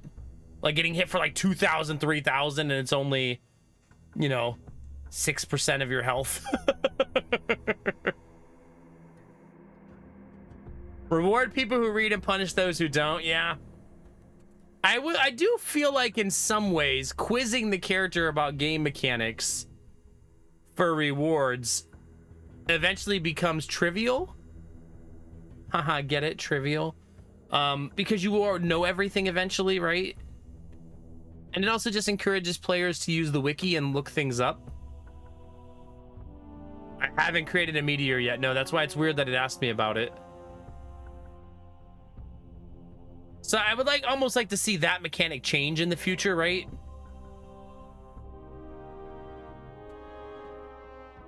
Because anything that's just like, oh, just Google the answer. I would almost rather have an event that says like, I don't know, risk and reward versus memorization, if that makes sense. Let me give you an example. Like an event that says, you found a random mysterious pylon. You could destroy the pylon and get 50 gold. You could light the pylon on fire and either take 20 damage or find 500 gold. You know what I mean? Like that. That's a terrible value proposition of what I'm saying. But, you know, make it so one of the options is like a 25% chance to be good. And one of them is 100% good, but less valuable. You know what I mean? Something like that. I think that'd be interesting. As opposed to, do you remember how much this card costs? That to me should be, that type of question should be during the tutorial. Right? The tutorial could ask you quiz questions for sure. I think I'd also be okay with remember a thing someone else said earlier. So for example, let's say you fight Sister Layla. And in the Sister Layla fight, she says, your doom will come on day 7. And then later an event says, what day did Layla say your doom would come? That might be better, I think. That's bad for me with bad streamer memory, but maybe that's a little more logical than just card memorization. Yeah. I think that would just make those events more interesting. Because like I said, eventually it will just be pull up the wiki, just Google it every time you get the question for a lot of players. And I feel like in some ways that's, yeah. And the reason we're sharing this is like, I almost wish the dev was watching because it's a good thing for the dev to learn what will keep the game replayable in the long term, right? You want a game like this to have really, really high replayability. So that players come back and do the roguelike over and over and over again, right? Like that's the point. So you want it to have a lot of dynamic interactions that change and are varied and give you reasons to play again. If you master a system and memorize everything in a roguelike, you won't want to play anymore, right? You're like, oh, I guess I got it. Right? Nothing else to solve at this point. So I'd almost rather have like, I don't mean to harken back to Slay the Spire for every game. I haven't done it tonight, but I mean, Slay the Spire is such a good benchmark. But Slay the Spire has so many like of those question mark events that are like, hey, here's an option that's pretty good. Here's one that could be better or could kill you. What do you want? Which of these are you feeling? Like the stick your hand in the goop, right? There's that one event in Slay the Spire that's like, stick your hand in the goop to get an item. Every time you stick it in, you take more damage and more damage and more damage, but maybe you'll find something. Maybe not.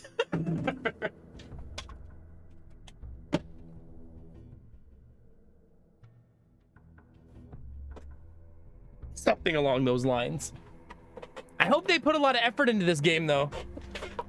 Has a really cool concept, really interesting mechanics. I like the elemental interactions. Hopefully, over time, you'll eventually fight enemies that have different resistances, which will require you to adapt. Like, for example, a hero shows up in fire armor. Maybe then you're going to need to be better at using earth and wind and stuff like that. You know what I mean?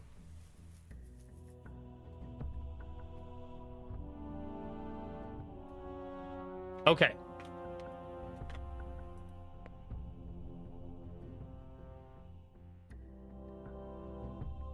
It also, you only use 3 effects as the dragon, but it makes me wonder if there'll be other dragon types.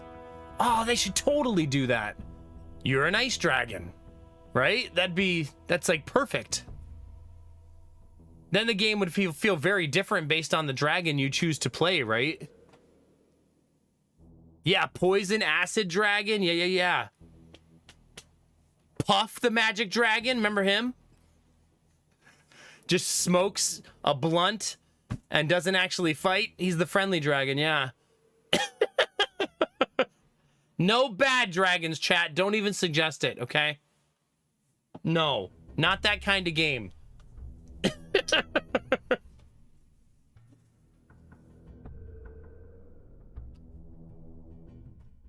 A banana dragon, there you go. Well, chat, I think I'm gonna go to main menu. I want to click this again because this will make more sense to us now. What to expect in the full version of the game. Access to the entire map, unique heroes to beat, new cards, talents, and boss mechanics for the dragon boss, 5 new difficulties, weather effects during combat. Ooh, that's clever, right? Imagine having to deal with rain. Cosmetic customizable cave for the dragon boss, but not, it doesn't say you can customize him. Dynamic combat backgrounds with unique combat objectives, mini game nodes, locked special nodes, random merchant events. Okay. I hope that that's the full version of early access, because I feel like there should be more girth to this game. I don't think they should squander the potential that this game has, right?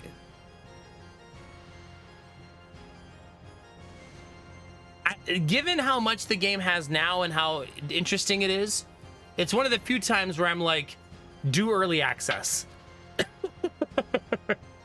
Get lots of feedback from the community and grow this thing, you know what I mean?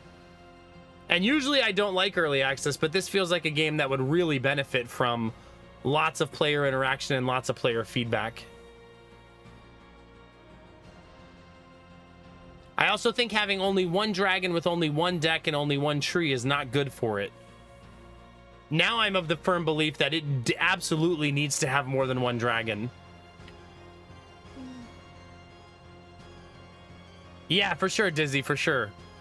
If you guys want to help the dev, you should wishlist the game, right? That's how we can help.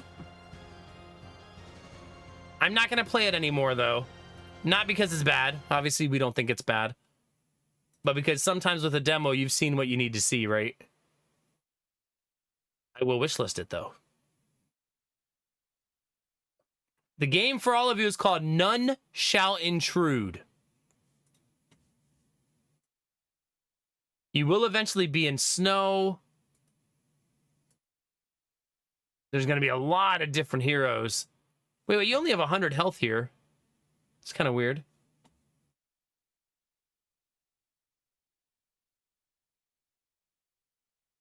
Wait, there's ice pools. So that does exist. It's probably you're probably creating that by dropping the fireballs, right? Instead of creating lava. Thank you, Dizzy. Just trying to see what else we can see in the pictures. Yeah, there definitely needs to be more than one dragon. There has to be. Like 100% there has to be. Maybe they felt, Dizzy, that the bigger numbers were more exciting. Like hitting people for 2,000, 3,500 is cooler than hitting them for 5 or 6. To me, that stuff is irrelevant. Mathematical bigness doesn't matter to me in strategic layering anyways.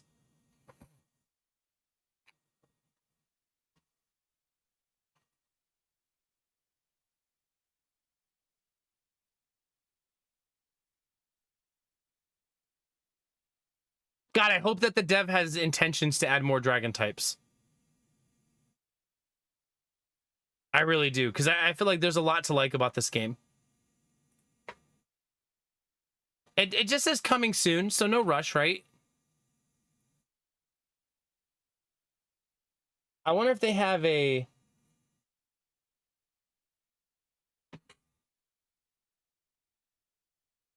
All right, turn timer has been removed from the default game. Oh, there was a turn timer? I don't like turn timers because I'm a streamer, but I could see why other people would like that. I'm glad it was removed. But you'll be able to turn it back on if you so choose.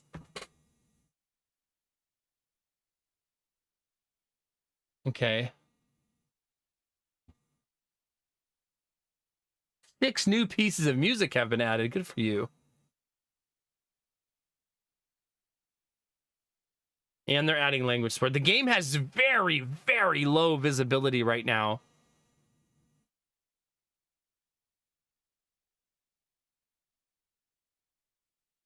Yeah, turn timer feels like that's kind of a I'm a new dev mistake, right? Like probably this dev's first game. Oh, maybe not. No, that's also None Shall Intrude.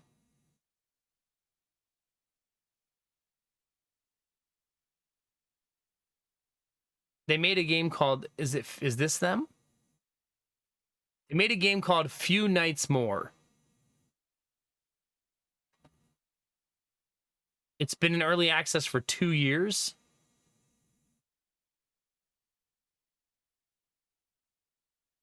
Oh, they're still updating it though.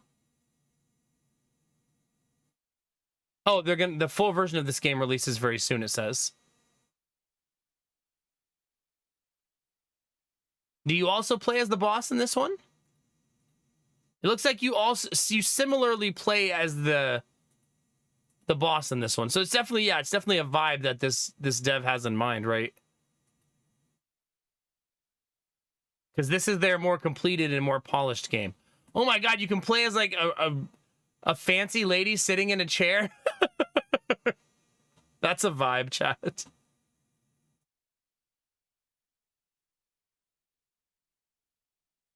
But I mean, their first game has been out for 2 years and has 90% positive reviews. Only 200 reviews, though, so not a lot of exposure for the games yet.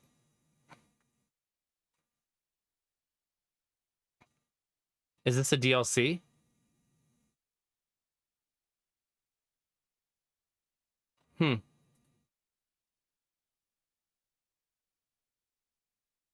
Well, we'll see, chat. We'll keep an eye on it, right?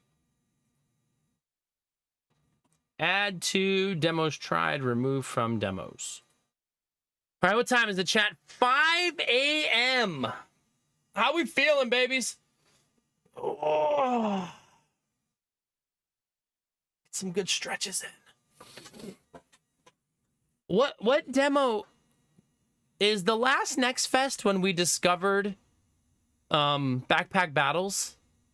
Was that last NextFest?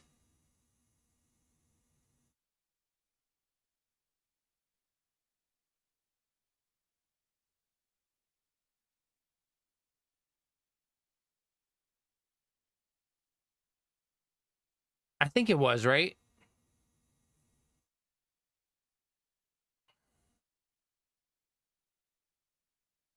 And we also found that other game that I'm hoping ends up being good. I probably shouldn't have removed it from demos tried so I can remember what it was called. Because I'm not going to remember. How many NextFests are there per year, Dizzy? Is it 2? Or is it 4? October, February, June. Okay, there's 3 per year. Let's do release date. Right? Because there's a game coming out. I want to remember the name of it. Not a good sign that I already don't remember the name of it. What's the date today? The 19th? We need a release date on this. Like, holy cow, do we need that?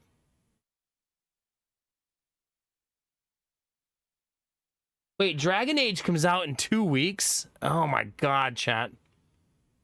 Do you guys think the new Dragon Age is going to be good, or do you think it's going to flop like crazy? I feel like we're in a weird place with games made by BioWare, right? Where we don't know anymore.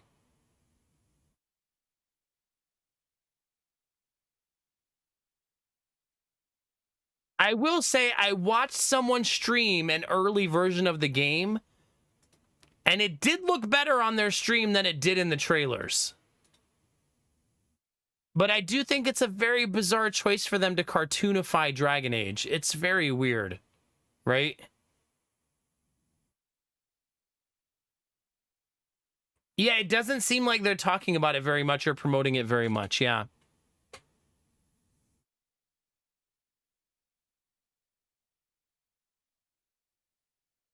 In my heart of hearts, I want it to be good because they're bringing back Morrigan. You know what I mean? So, like, I want it to be good.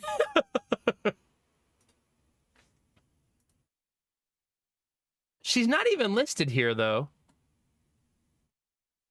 I mean, that doesn't necessarily mean this is the full thing, the full party. Maybe she's not a companion.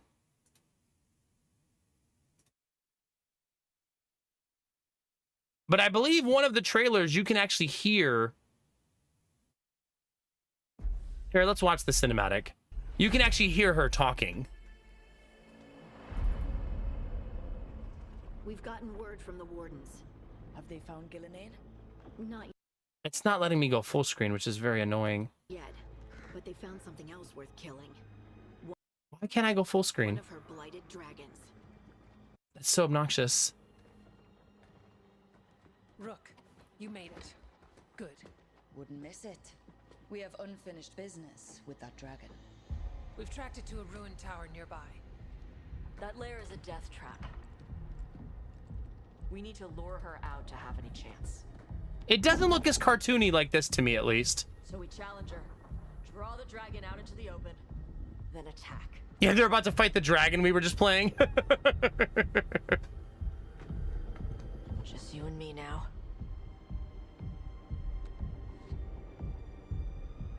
Everyone, get ready! Wardens! Ready ballistas! Good voice.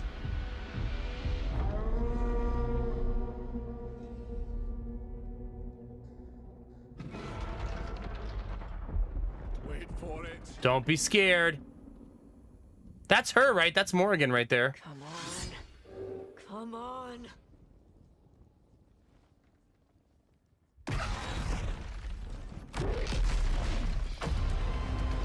Ice Dragon!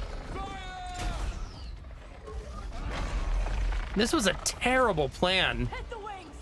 Force her to land! Second detachment! Flank on the walls! Let go! Okay, that looks cool. Holy crap.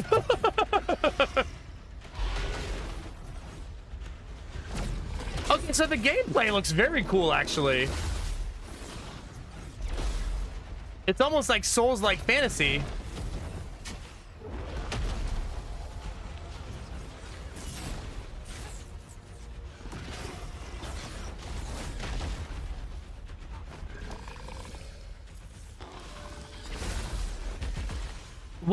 What kind of combat was Dragon Age Inquisition?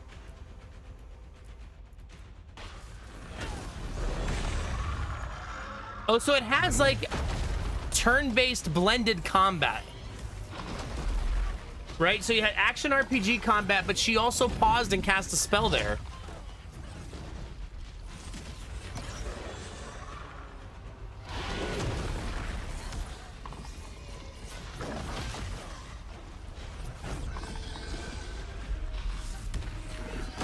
I'm hesitantly excited about the way the combat works.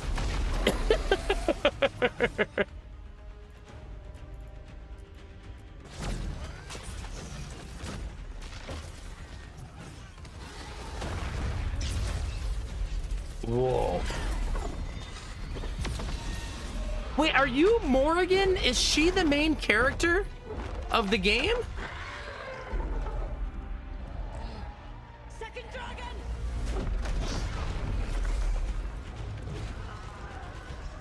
Press the attack! Bring that first one down! Uh-oh. Tentacles!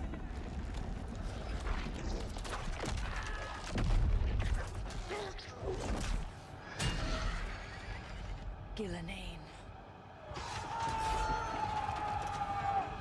Consume their flesh, shatter their bones. Jesus. Tentacles, now I'm in. Your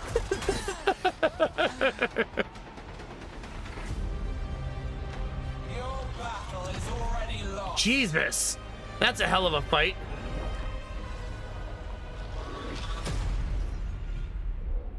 It looks so cool. I hope it's good. I'm a sucker, chat. I really hope it's good. It looks so freaking cool.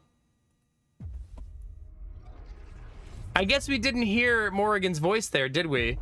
You have no idea what you have done. I thought that was her at first, but it's so like little small snippets of it. All because you disrupted my ritual. You battle against gods. There it is. They will not rest until you are on your knees. Fearful, cowering, helpless in the face of such power. If this is in the future, Morrigan would be incredibly strong by this point, right? I've seen your work. With all of that time to practice her witchcraft. Adaptable. And you don't know when to quit.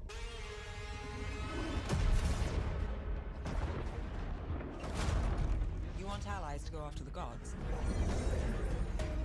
I've got places to look. Where do we start? That's her right there, right? See, I don't really know which character she is. I keep thinking every character is her. War, victory. Because she might not necessarily look the way she looked in the first Dragon Age, right? I've never seen this before. There's something kind of exciting about it.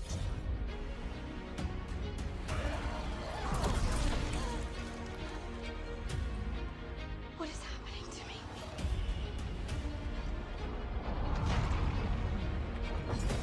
Let the Fae draw close. Draw the dragon out into the open. This is the only other trailer on Steam is this one. You and me, Rook. Maybe that's what scares me. Maybe that's what scares me. There she is. That's her. These are the times in which That's definitely her.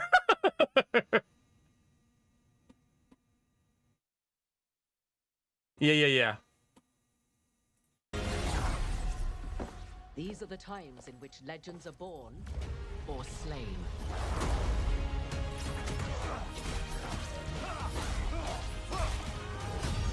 It looks so cool, but I feel like we've been let down by this franchise so much. Our gods. How do we stand against that? I believe in all of us. So let's get it done. Not just by it's just by current modern day BioWare, right? Whoa. Wait. That scene would imply that the wolf is on your side, right? Like 100%.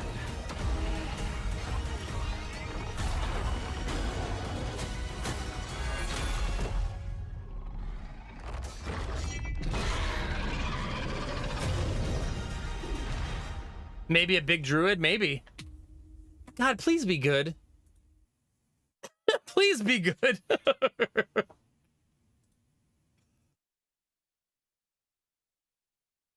Like, in my heart, I feel like it's gonna be terrible, but I still want it to be good. You know what I mean? You ever have that feeling about a game, chat? Like, you're very cynical, but you still want it to be good?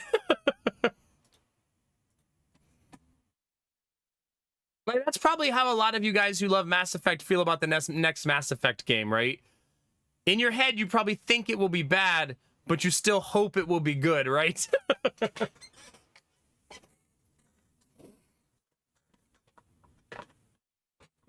That's how I feel about that. Hopefully it's good. That's not even why I opened this. What was I looking for, chat? I'm looking for the Cthulhu game. Where's the Cthulhu game? Do I not have... Oh, there it is. Menace from the Deep. I may play this the day it releases, maybe.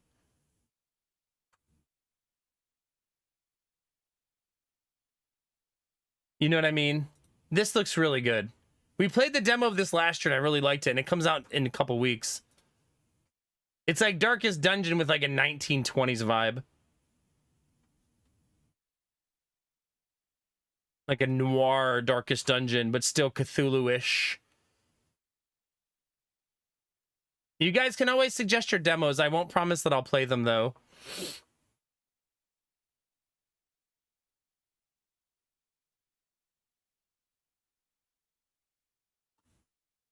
All right. Where are we, chat? We're going to be doing demos again tomorrow.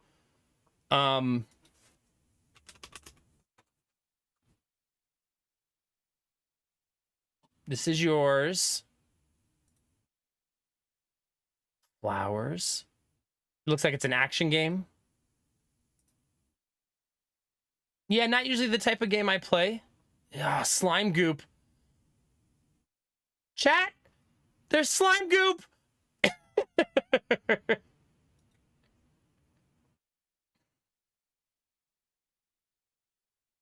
Oh my god, is that a reptile? Scorpion.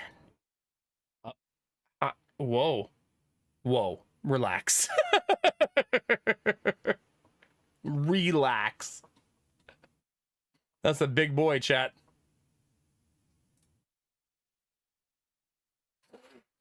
Oh my gosh. Oh. Who's the other person in chat asking what's the name of your game?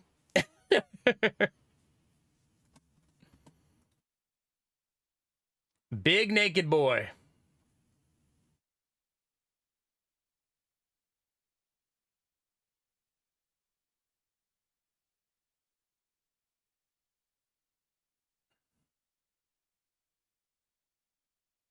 Yeah, for sure. I can't play every demo.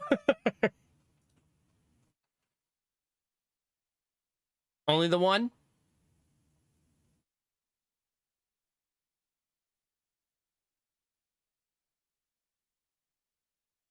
There's two of them. Poor guy. He was just trying to live his life, chat.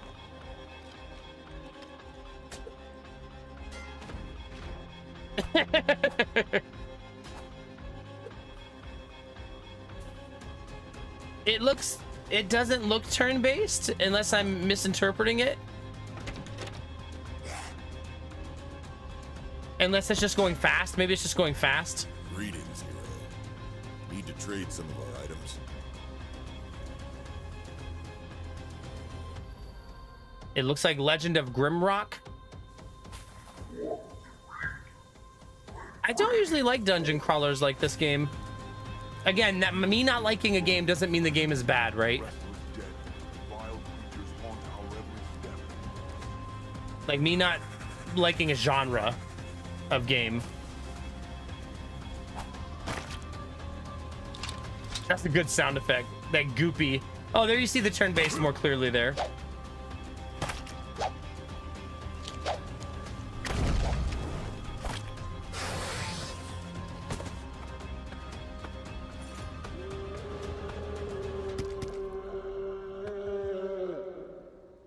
Very angry. Are you doing early access or going straight to full release? Oh, you're still 6 months plus away from release. So you still got a ways to go.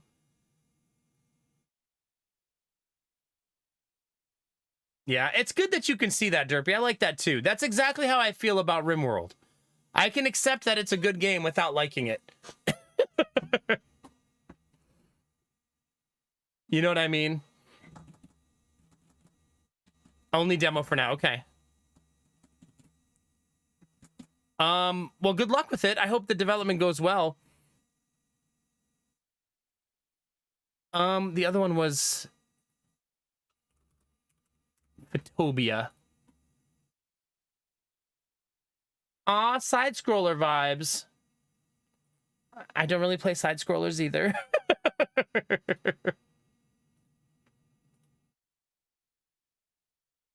This seems like the type of game that makes people angry, right? When you murder yourself on the spiky walls.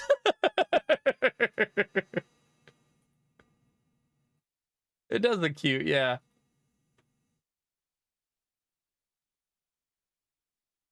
Good luck to you as well, yeah. There you go. If you guys want to try those demos, there they both are.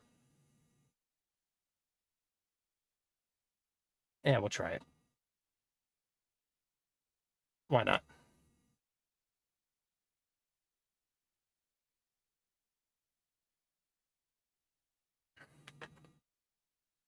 Yeah, for sure. I almost feel like you got to find people who like those kind of like games. Like, because I usually don't play side scrollers, and I usually don't play games that make me like fucking raccoon roller that make me want to throw my keyboard through the monitor.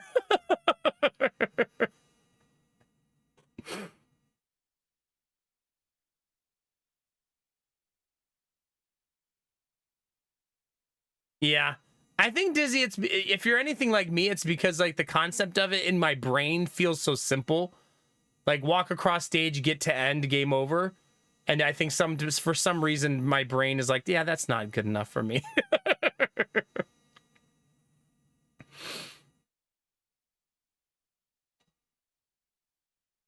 Yeah, I don't know.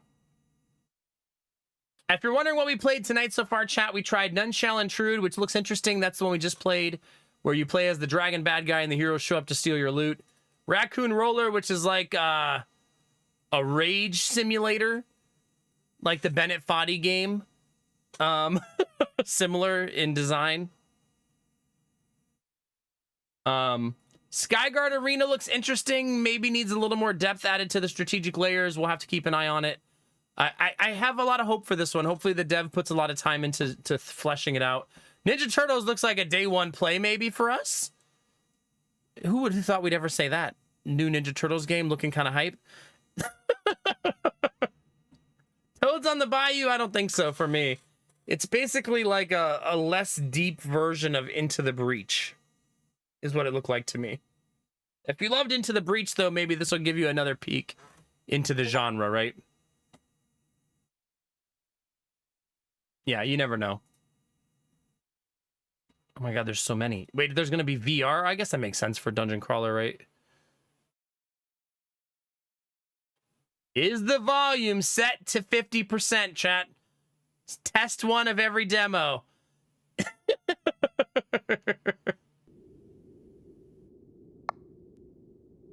Oh no, 100!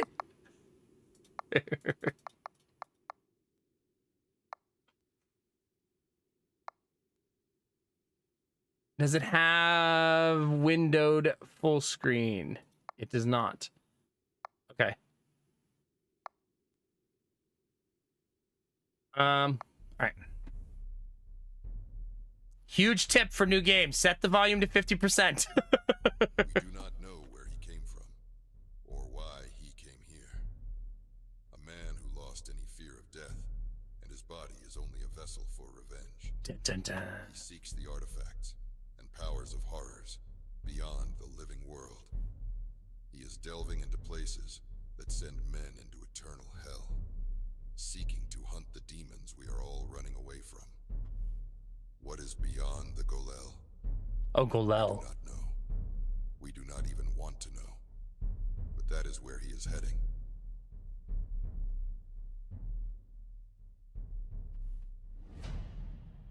Dun, dun, dun. Press escape to skip. Skip what? Character creator. Chad, do you think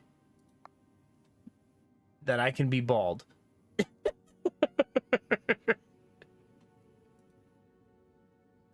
The best haircut. Achievement for character randomization.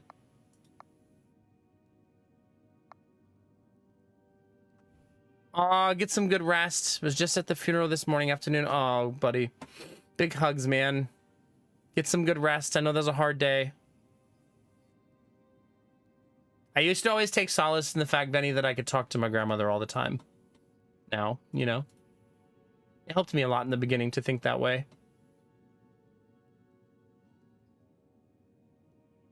I don't think I can actually change appearance.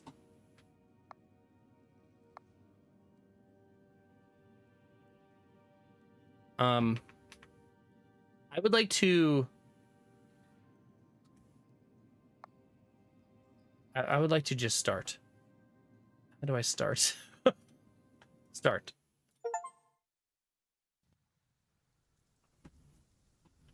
All right, chat.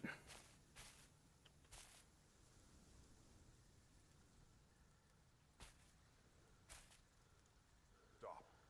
I am afraid I will not let you pass this bridge. You have to pay 20 gold to prove you are a sire of good standing. Do you have the 20 gold? No. You are not allowed to pass. These woods are perilous. Dark and strange things lurk here. Trust is a luxury we cannot afford.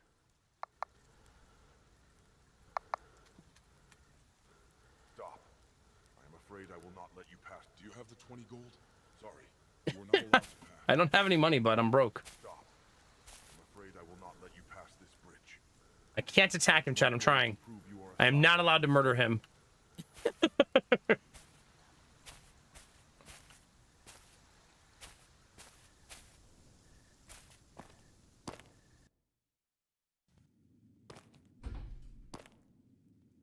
Not allowed in there.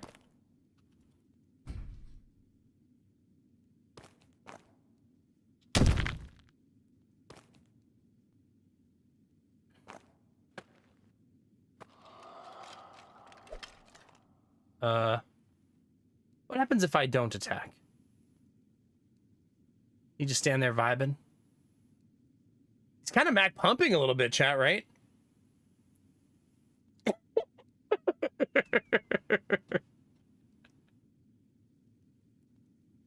A little bit. Permanently reduce the target's armor on a successful hit, can be stacked 3 times. The blunt weapon will cause serious stun if hits the enemy. I don't think... Do I have?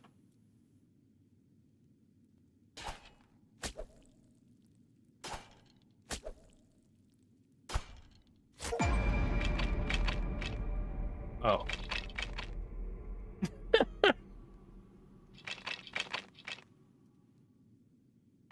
And that's that, chat.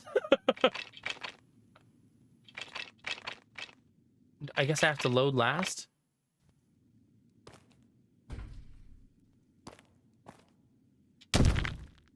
Now the game's so loud.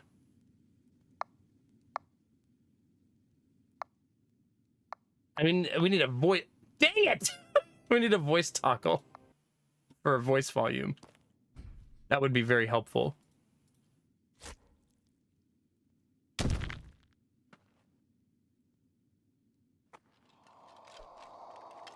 All right, so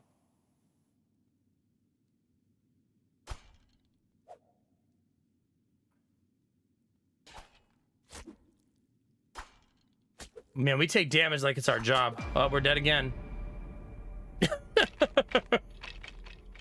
I only have 2 skills. I have Blunt Stun and Break and Crush.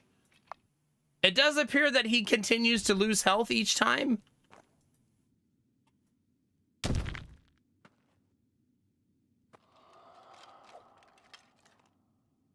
Oh, no, he's full. Let me see what else we have, chat. There's my armor.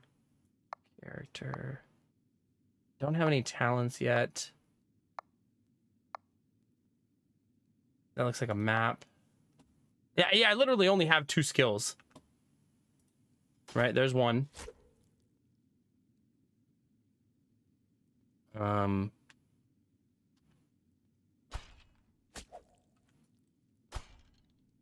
He missed!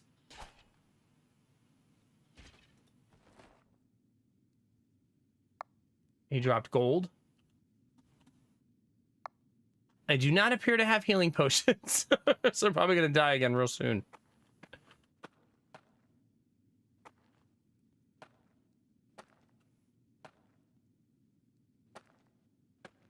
Okay. Oh, I didn't see any chests.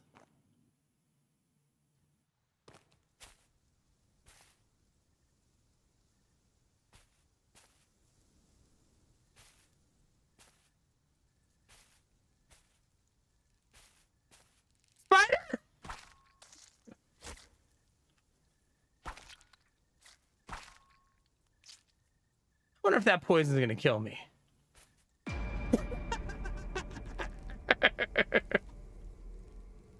Yep. Sure is, chat. Well, I'm trying not to pay attention to backseating, because if you have to backseat me everything, then that's a bad thing, right? I feel like it gives you a more realistic representation of the game to see someone just going blind and what they're going to miss and stuff like that, right?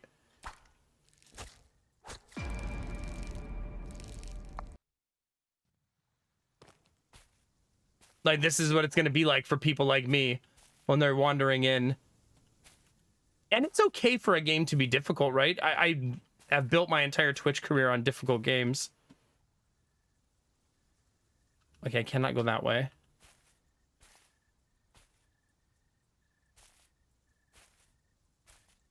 Have I? Yeah, like, see, like, those mushrooms, I don't have a way to pick them up. At least that's obvious to me.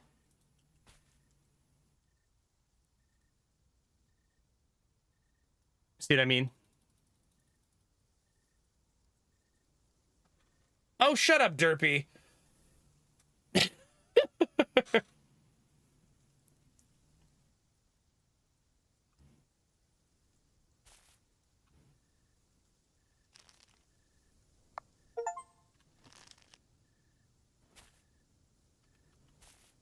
Like, do you think there's going to be a tutorial? Or do you intend for it to be a figure it out on your own player type of game? Both games can exist and be fine. And yes, Darkest Dungeon, Slay the Spire, XCOM 2, those are difficult games, dick.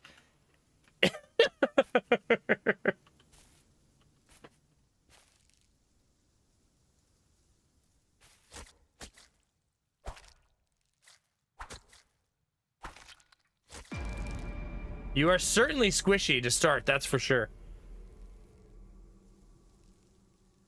Also, I beat Raccoon Rolling. What do you mean? It was only 4 levels. I think.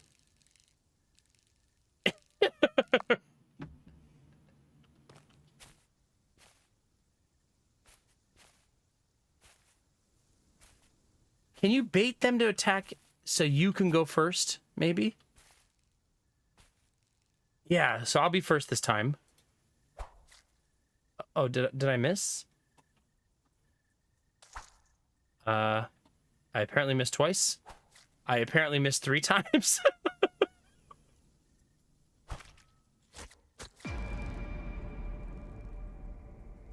Oh for 3, chat.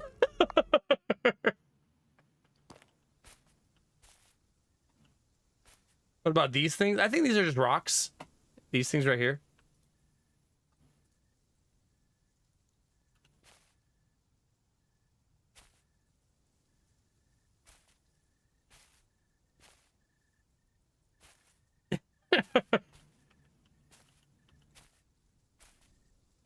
Is anyone in chat Dungeon Crawler fan?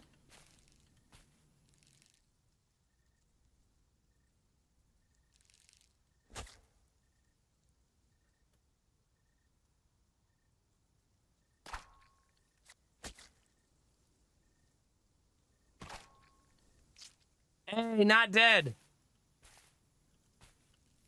I can enjoy a crawler sometimes. I'm gonna die now, though. He missed! He missed twice! That spider was a noob, chat. Heal. There is no heal button.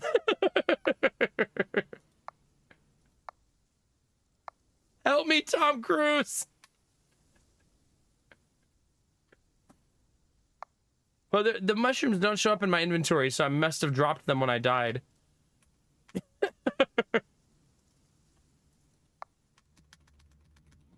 Escape doesn't close this menu. Okay, there we go. People run.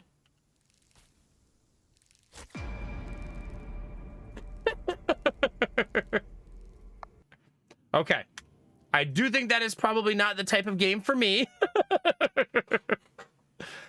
But I'm glad I at least got to show it off a little bit for you. No problem.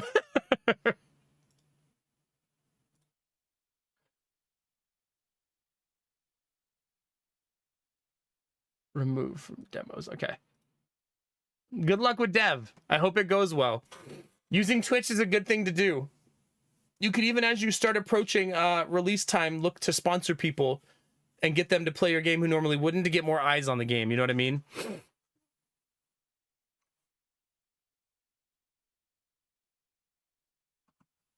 To whatever extent you can do such things. All right, chat, what time is it? 5:24. We can probably squeeze in one more demo, chat. I want to save New Arc for tomorrow because in my head I know I'm going to like it, but I'm probably wrong because I was already wrong twice tonight. So maybe we'll do that one tomorrow. You guys want to try the slime goop game? How bad could it be? Let's get in there and get our hands dirty, chat. All right, volume check. Oh, God, even slime goop on the menu.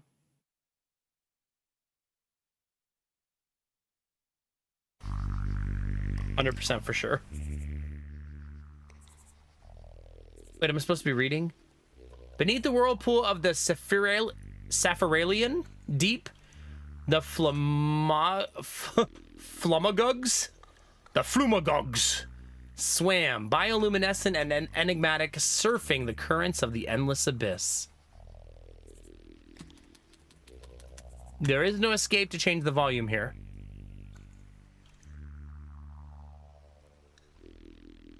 Generating translucent bugs. Yum.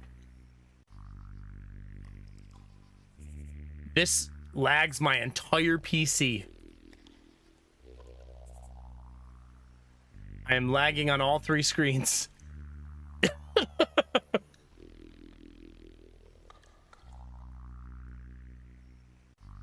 And it's possibly frozen and crashing. The goop is in my PC.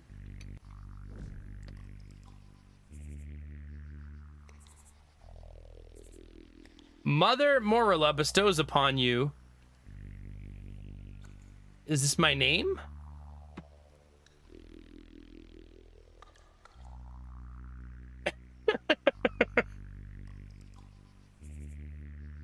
You can't capitalize letters? Goobert!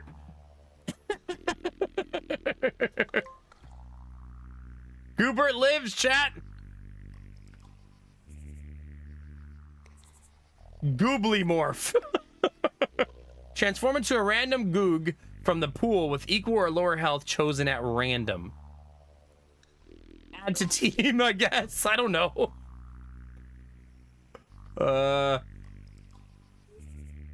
Onward, I guess.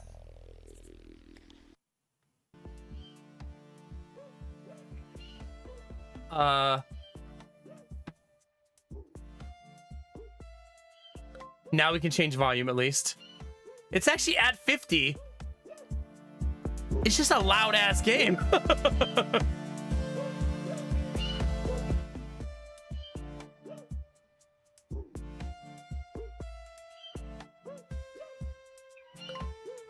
All right, you ready, chat? All right, he's a 1-1 old Gug.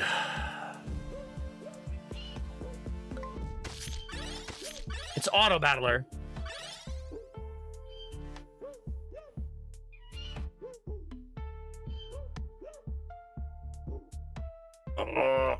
It's hard to drag. No, go right there. Go right there. Apparently, I'm not allowed to put myself right there.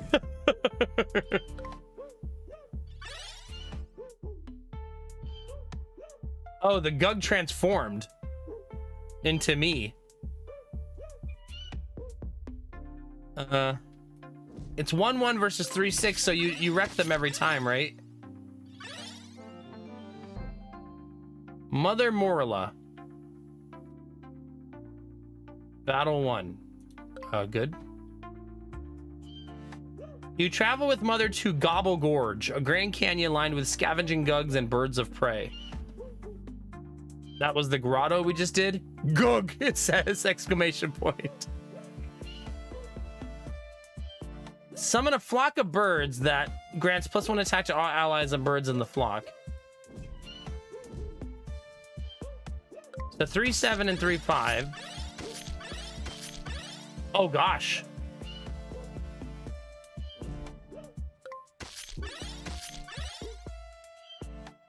The whirlpool stilled, the waters calmed, and the flummagugs dissipated, leaving the depth. Wait, did I lose? Well, that's that. GG, chat. Game over. We learned all we can learn, chat. Everybody, thanks for coming out. Have a good night. We'll see you next time.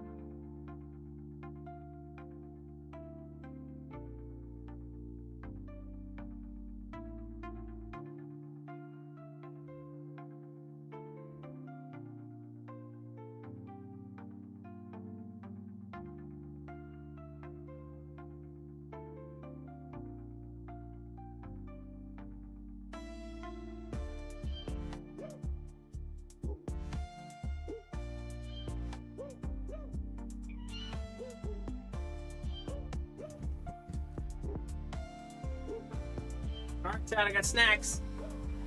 Anybody wants a snack, let me know.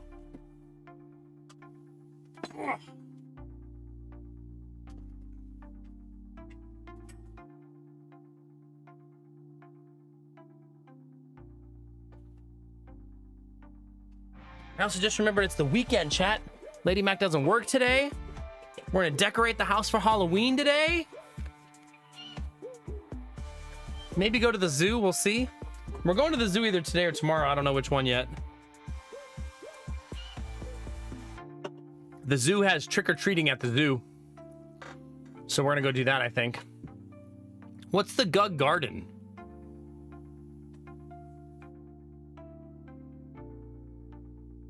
Create a confusing mix of goose and duck-like sounds that disorients a target Gug. The old Gug. What is this, me, chat?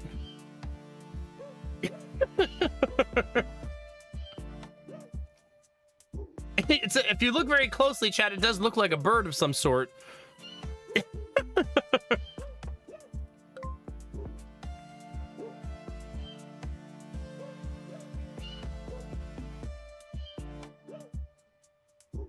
It does really struggle to load. I mean, it's a demo, right? But yeah, it does struggle to load.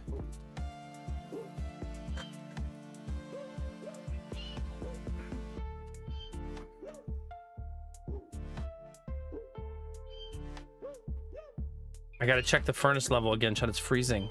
I think I'm just cold. Can someone do exclamation point weather? What's the temperature here? Super cold, probably.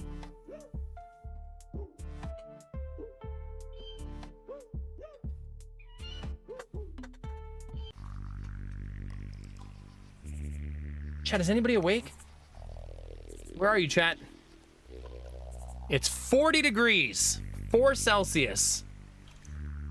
All right, we got Gug and Gug 3 and 6. There's no tutorial for this game, by the way. It's literally just good luck.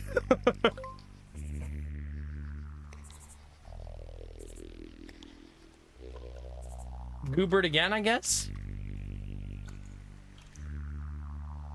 No, it's okay. Goobly morph again into a random Gug from the pool with equal or lower health, chosen at random. I don't like randomness. Become invisible and gain 1 attack if frozen.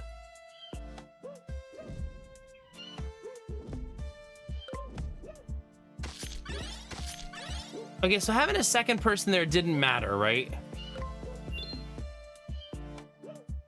What is that? Oh.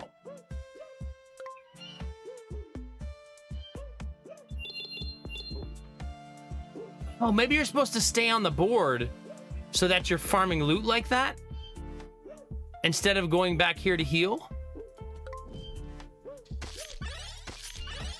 I'm essentially collecting like mud,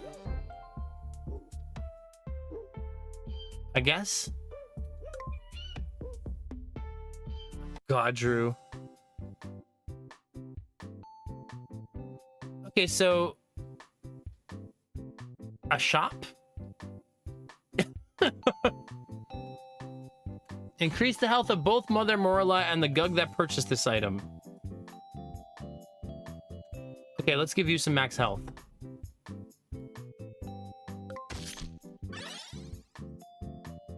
What is that? Am I not allowed over there? I want to buy that.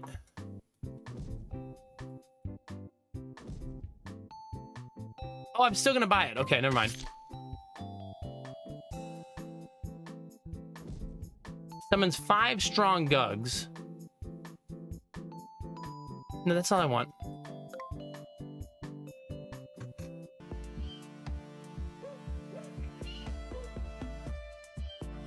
Gugmancer. Summon 5 strong... Oh.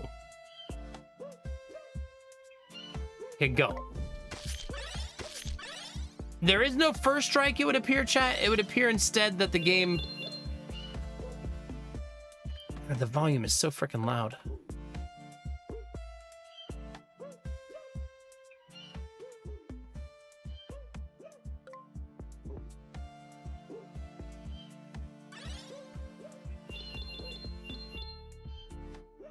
So it looks like if it's a 2-3 versus a 6-5, they're gonna die, but I'm gonna be at 3 health afterwards. Now, I'm curious. I could put myself here, right? And I should heal back to 6, right?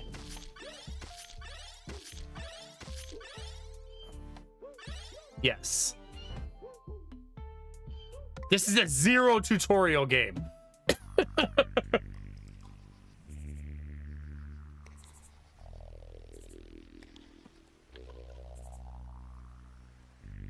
I'm not sure what this is. Maybe this is a heal?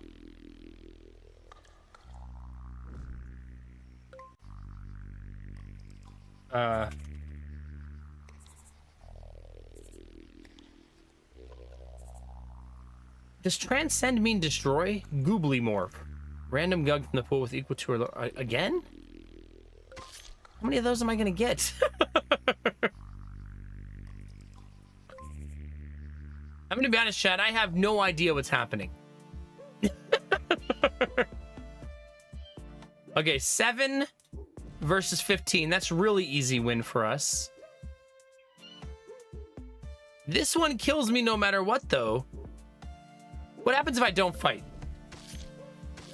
Oh, it hits my mom. And that sounded so, like, oddly aggressive. It's gonna hit my mom, chat.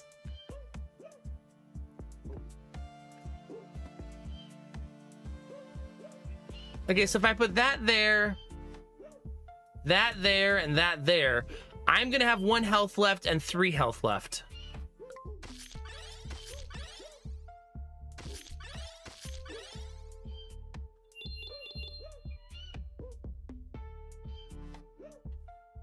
Okay, then I could bring you back to heal.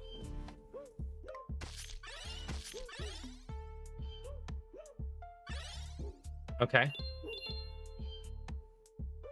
And then bring you back to heal. Ooh, 6-7 versus 6-7. That's tricky. Oh, I should have put... Dang it. Oh, we all took damage? What the F? Freeze the ground beneath the opposing gug having its speed. I'm not sure how we all took damage there.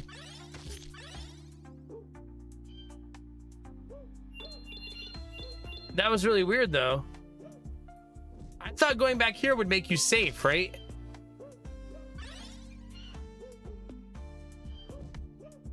We're gonna get wrecked here, right? Like, for sure.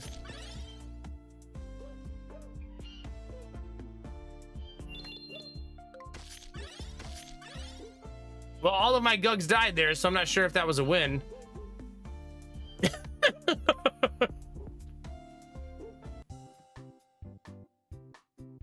Okay, we want this guy. Because we need friends. Looks like a carrot gug.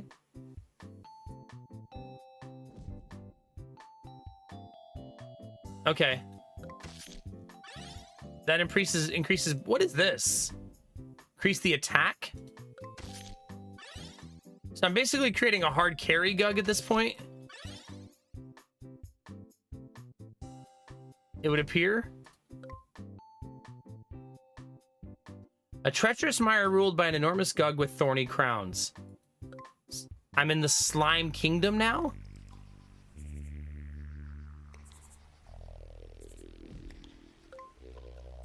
Mother, okay, let's put Derpy in. Maybe that'll be lucky.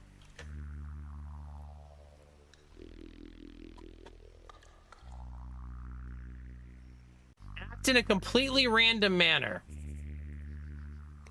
Testing.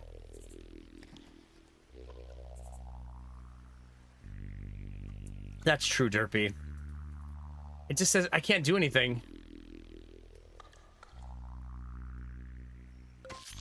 The game is very not well optimized. His name is Derpulus.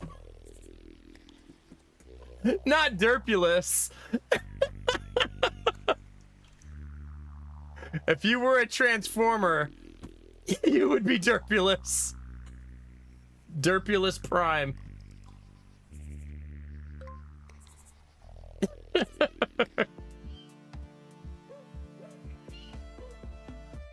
Get in there, Derpulus. I believe in you. Why did you lose health there? It's very confusing to me why I lost health there.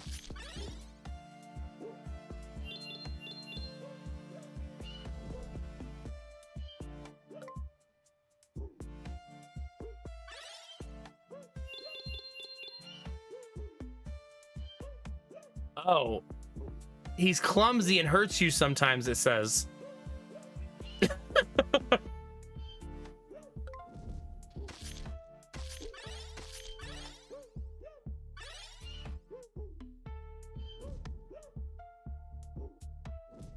I mean, we're gonna lose, right?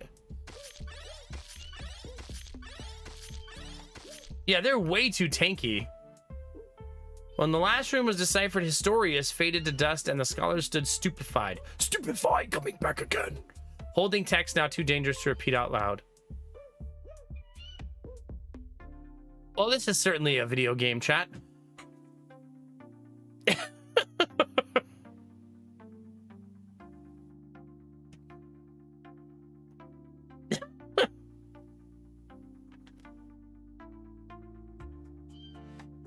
I'm not really sure what's really happening. Conceptually, the game seems okay, but you get wrecked so easily, it seems like. Maybe it's because I don't have enough of the gugs unlocked, you know? And I gotta unlock more to be able to see what else they can do. It is extremely slow to load. Like, one of the longest to load games I've played in a long time.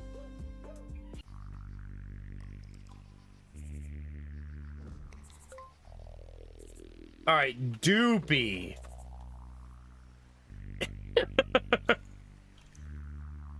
Like, even this right here, I can't press anything to make that go faster. Duplic?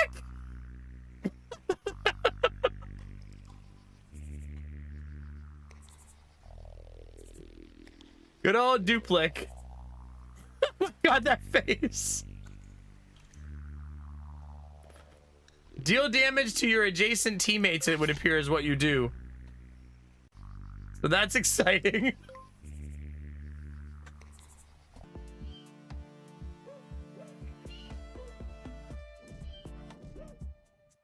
I'm not sure. This gug is fried. I don't know what that means. Is that good or bad? It's fried.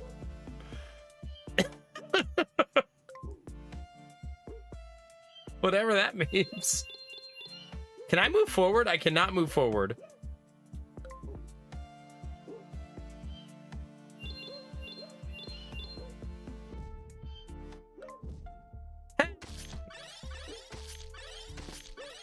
That cheated, Chad. You see that? Get him, Duplic.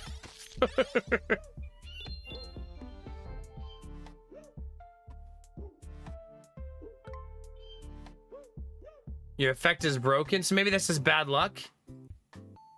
I think it's literally just bad luck. I wonder how you fix it.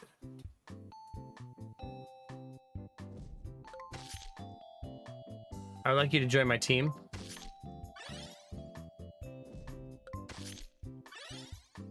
Ah, out of money. Wah, wah, wah. It also made you do more damage, though, as you moved around.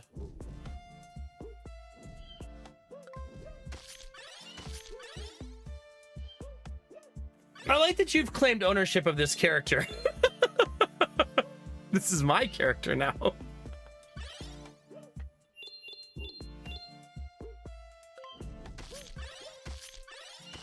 Only 2 damage there. That's kind of a bummer.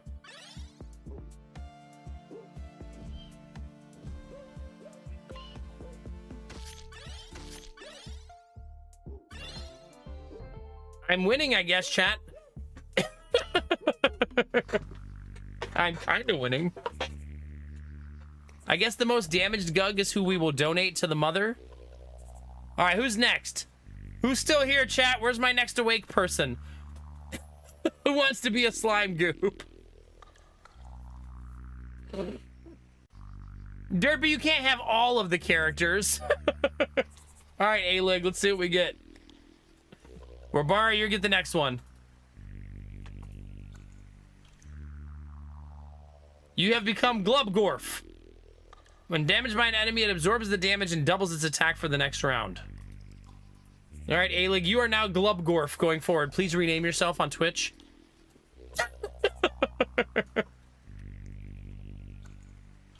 A-Leak? Oh. Not A-Leak.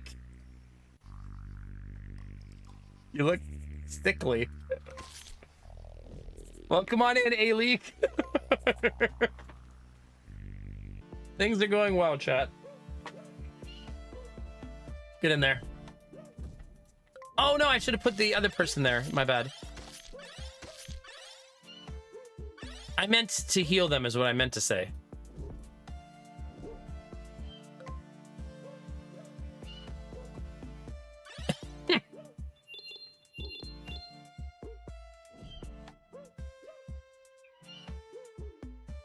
I can't move him for some reason. He got stunned, it looked like.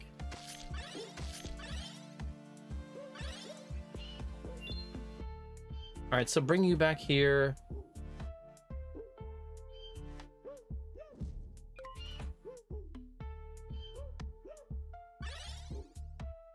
So basically, when you don't have enemies, you just get mud from like attacking the ground.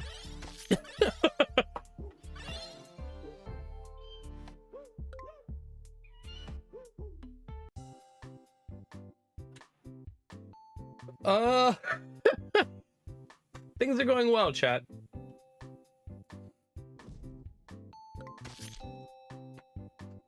Let's buy some more gugs, shall we? 40? What am I, made of money? Oh my god, things get so expensive over time. As you buy things, they grow. All right, Mirthshire Mobile, a train with elaborate moving gug sculptures enchanting the journey.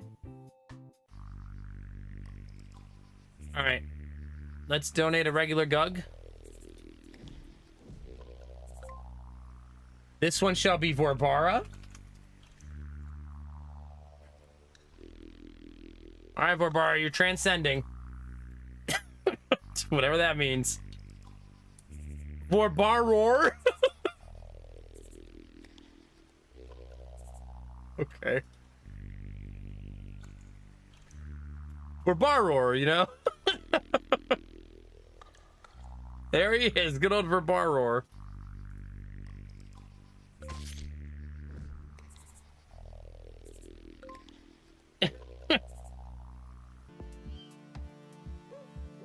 It says that you become invisible and gain 1 attack for every opponent gug in the battlefield. So I'm kind of interested to see how that goes. This looks like it increases your attack. That's kind of fun, right? Go for Bar Roar!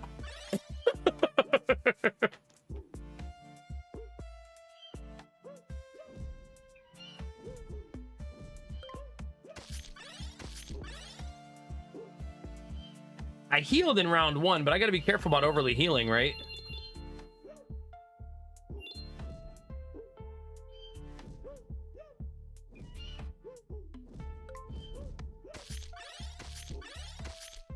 Ow!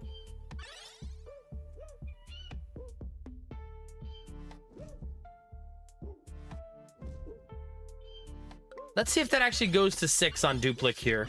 Like, does Duplik go to 6 health here? He does, okay. You're the only one who can survive that. Do I just eat the damage to the face here, I guess?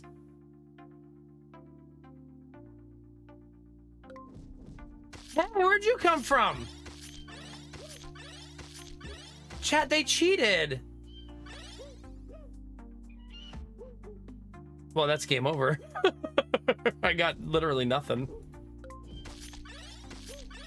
I'm not sure how you're supposed to win when the enemy, like, accelerates so fast.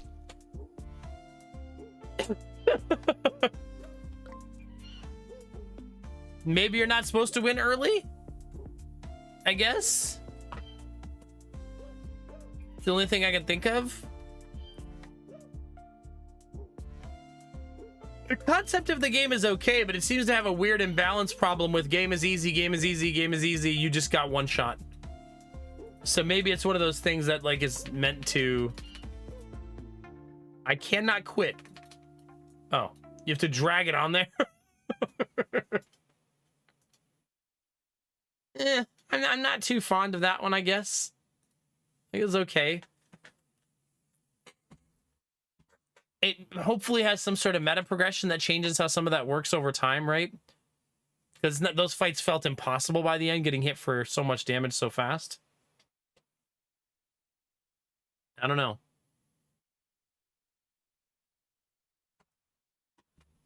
Another one, chat? Do we have time for another one, chat? It's 5:52. We could start a brand new demo right now, or we could do a run of backpack battles to end the night, because we may not be able to play another full demo. What do you think, chat? We went through 1, 2, 3, 4, 5, 6 demos tonight in 7 hours. That's not bad.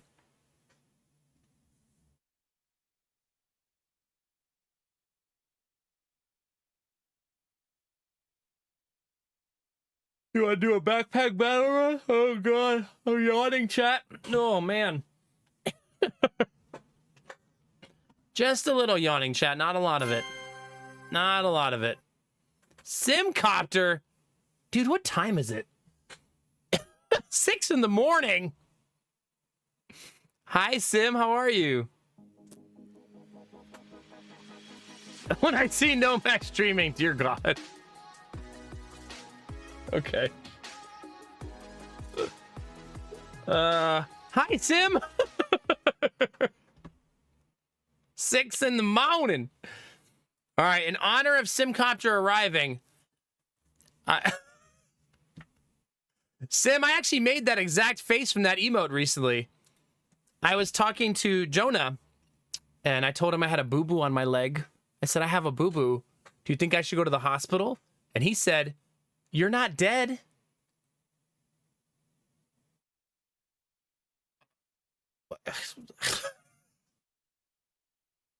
All right.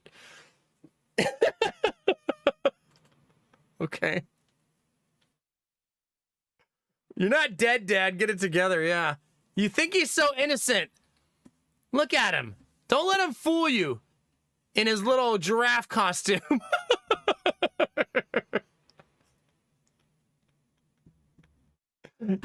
Sim, how are the boys? He was right. I wasn't dead. He got me there. There's my baby boy. He just turned 3. Our kids' birthdays are close together, so he just turned 3. And 1 month from Monday, Gideon will turn 2. And Gideon gets to be Mickey. And Sim, wait till you see this. We put him in his Mickey onesie to try it on. And he was so excited. They're good things. Do you know what you guys are going to be for Halloween this year? Are you guys going to go like trick-or-treating and dress up and stuff? And thank you for the raid. If anybody in chat doesn't know Simcopter, he's an awesome broadcaster and just such a joy and a pleasure to be around. And you should definitely toss him a follow and throw him some of your time to hang out and share the good vibes. They are bountiful in his community. And he's just surrounded by such a lovely group of beings that pretend not to be deviants. I mean, they are, but they pretend not to be. As they choke down their Baja Blast and...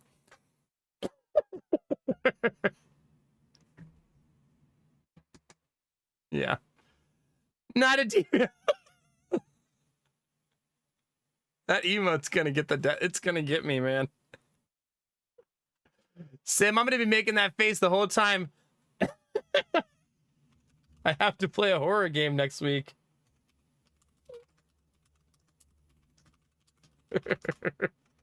Can't wait.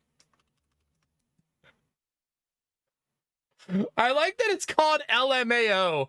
That is not the vibe of that emote. That is a missell.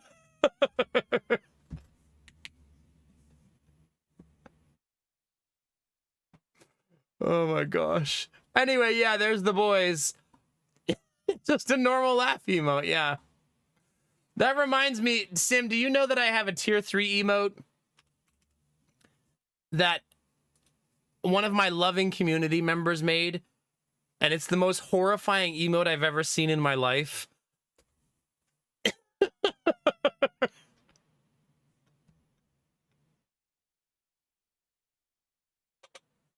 Taking the Mac egg to very scary places. It's beautiful, yeah. That's one word for it. Oh, gosh. Sim, you want to see a big boy watching TV with his toys? Oh, gosh, he's growing up so freaking fast. He put all his Ninja Turtles on the couch with him and started watching a movie. Oh, God, man, that Drongo stream yesterday was unhinged. Silent, yeah, you can click on the link at the top of chat if you want to vote on the horror game thing. I do believe that it is winning handily, so I am going to have to play Silent Hill 2 next week. I still think that his Shui rub emote, I don't remember what's it called? The one where it's petting the bald head?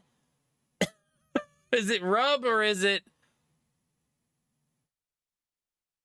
I don't remember. Pet. It's Shui Pet. I still see a baby belly on his stomach when I see that emote. Like, it's just like, oh, congratulations on the pregnancy.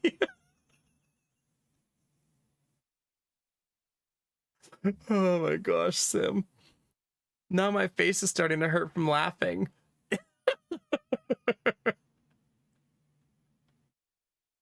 Sim, you're making me make this face right now. Here we go. I've got the perfect combo. Here we go. This is going to be you and me next time we see each other.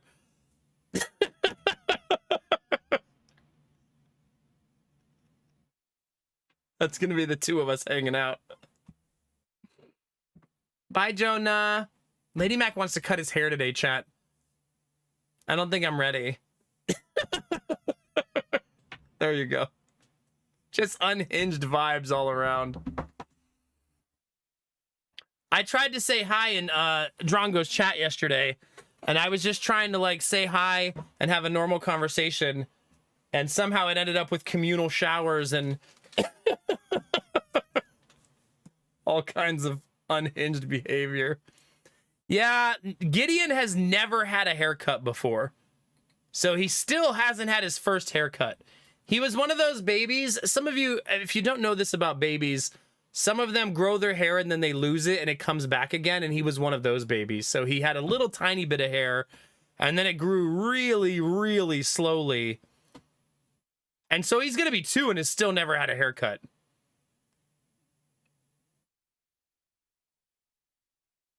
So we'll see.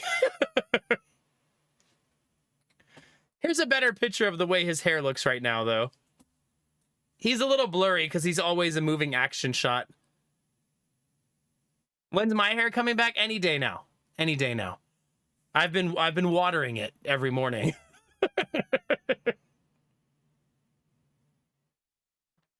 I'm basically a chia pet. If I water it enough, it'll be back. Jinx! You owe me a Baja Blast. Also, do you guys remember when I said I designed those really cute bookshelves in the kids' room, and I designed them so in case the kids ever climbed them, they wouldn't fall off the wall? Well, Gideon has tested this theory now.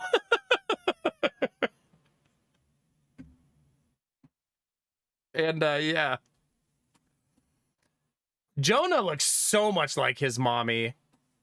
Like, oh my gosh, he looks so much like her. Every picture I see with the two of them in it, he looks so much like her to me. Here, chat, there's Jonah. Here's Lady Mac. So there's Lady Mac. Jonah. Here, let's zoom in a little. He's got her exact face shape, right? Like almost the exact same. See? I do think Gideon looks more like me, but he also has that same face shape as her. He definitely has that, though, that I have, right? He 100% has the lines under his eyes, just like I do, that shadow.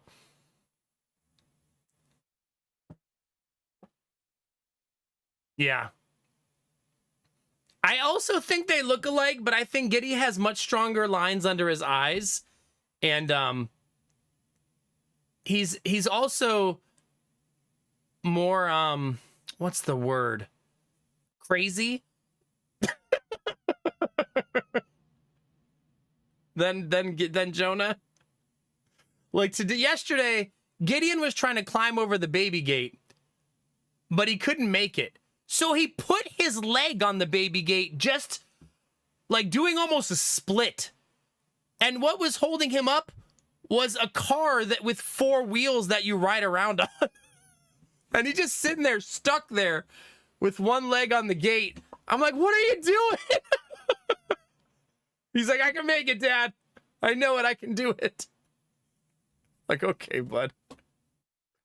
I don't think you're going to make it. Also, this is one of my favorite pictures of him right now. We put him on, you guys know those like horses and those cars you ride in the grocery store? They still have some of those in the front of our grocery stores. And we put Jonah on it and he asked us to. He was really excited. And then this is the picture we got out of it. Just having the time of his life. Yeah.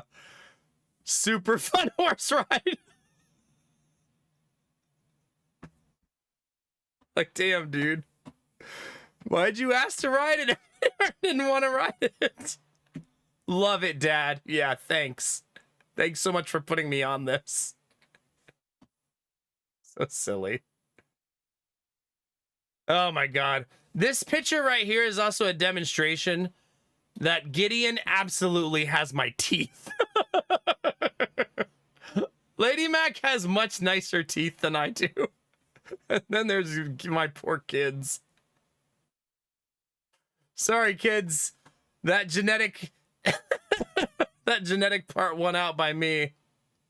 Sucks to suck. Enjoy your crappy teeth. Yeah. Anyway, there's my kid update sim.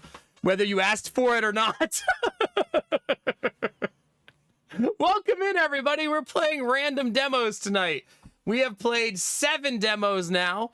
And somehow, the Ninja Turtles one is the best. Oh, of course, Sim.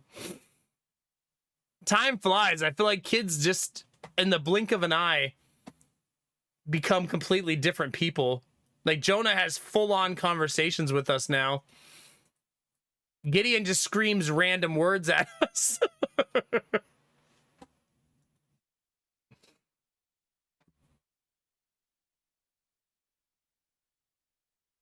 Yeah, exactly. It's flies, man. Oh, goodness. Lady Mac went to the doctor to figure out if we should have 3rd baby, and they gave us no definitive direction. None. They did tell her, though, that if she decides to have another baby, that if she hit 2nd trimester and her heart rate went up, they would want her to just stay in the hospital for the rest of the pregnancy.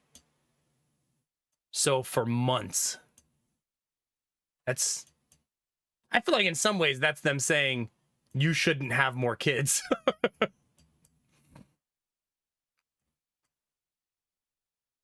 Yeah, because she has preeclampsia twice now and she's getting older, right? So it only gets worse over time. So we're not going to get pregnant this year, though. We're pretty sure of that. So yeah, I mean, not that I don't know. There's no answers in life, chat. There's no easy answers, right? If we were both 10 years younger and Gideon wasn't born, 14 weeks early, we probably would be more open to the idea.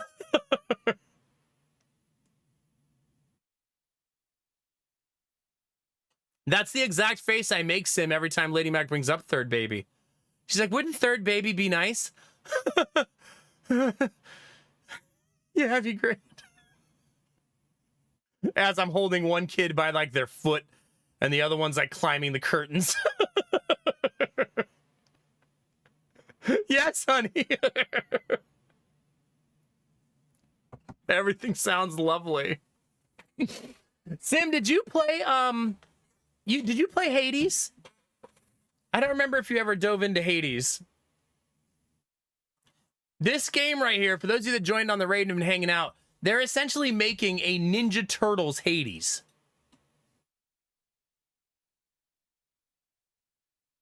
All right, Sim. And this is the best demo we've played. It was super fun. It's completely voice acted too. I don't know that I have time to play another demo tonight, chat. Yeah, it's really surprising that it's fully voice acted and everything. It was really surprising, and it's really pretty and smooth gameplay. And it has 4 different styles, obviously, because there's 4 different turtles, 4 different weapons. Also, you get to eat pizza if you're into that. All right, chat. We will play one more demo, okay? This looks unhinged. Let's play the unhinged looking game to end the stream. Ballionaire. Whatever the hell this is. Let's play it, chat. Let's roll the volume roulette and see how loud it is.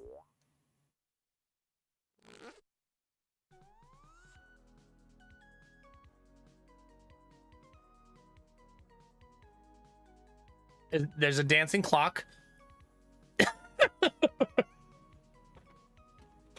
I think the volume's at 50% though. It is! I love games that turn the volume down to start. No, Derpy, that is not what I said. I am not playing those kind of games on stream. We've talked about this many times. It's actually maybe too quiet.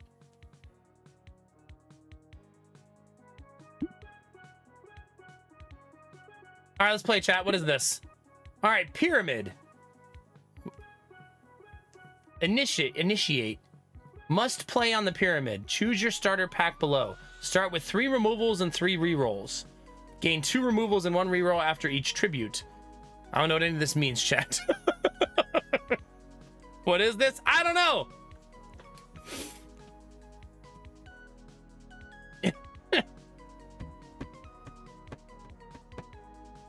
You guys are not typoing. That's not a typo. All right. You're gonna have to change your name from offense stick to offensive. Yeah.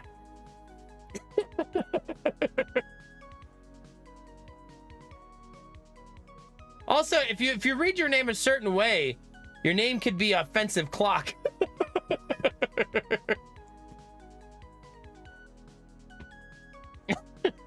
Offensive lock, that's me. There you go. All right, 5 drops per tribute. Tributes are 50% lower than normal. No tribulations. I don't know what that means.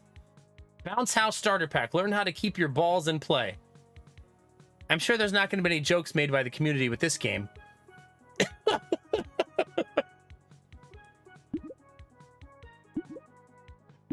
Learn how to make meals and feed hungry mouths. Includes tomato bread, chef's pan, hungry mouth, and shopping list. Water park starter pack. Includes lake, dam, stormy weather, pale chalice, whale, boomerang, and receipt. Let's just start with the standard one.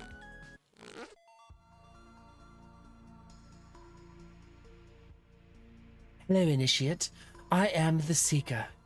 As you stand before me, you are but a nillionaire. A nillionaire? Like with an N? As in I have nil? Sounds about right.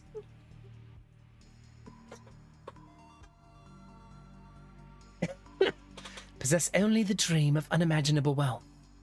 Will the bounce of the ball favor your fortunes, or will you end broken, cursed by chaos? We will soon see.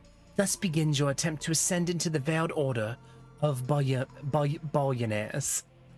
During your ascent, you will pay tribute to the first keeper, then the adept, and finally, the hierarch. Each of these elders will also present you with tribulations. Now brace yourself, as fickle fate determines who you will face.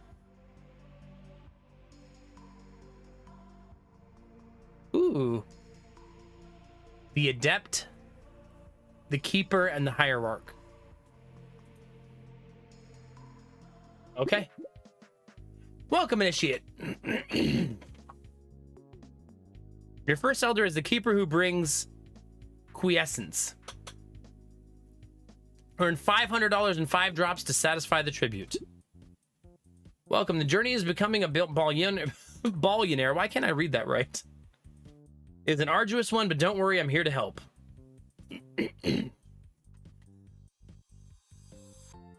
God, I ran out of tea, chat. I should drink some water.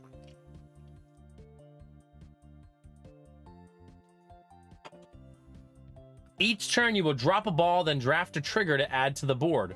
Press the drop button to drop the ball.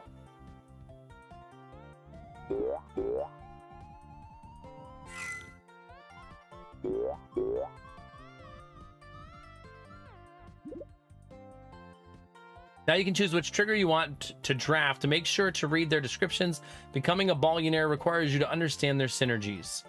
If you don't like your choices, you can re-roll them, but be aware you have a limited number of re-rolls available. Did you know you can also just skip the trigger draft if you don't want to use up space on your board? I don't know what that means still, chat. We'll see. Ride the minecart. When this ball causes a holder deposit, cause an extra deposit. Firecracker. Bonked by fireball. Once per drop, launch a firecracker ball, which flies to the top of the board and explodes, raining down fireballs. That's like basically like fireball, right? Let's do that. Now you will place the trigger you chose into the board. Oh. You can cancel this and return to draft if you wish. Think carefully about where the trigger should go. So you can go back if you don't like it.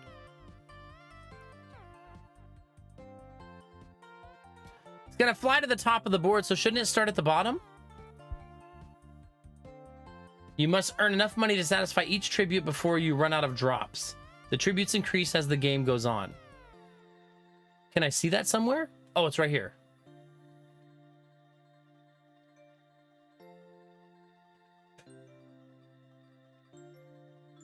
You typically earn money when a ball bonks a trigger, but there are other ways to earn money too.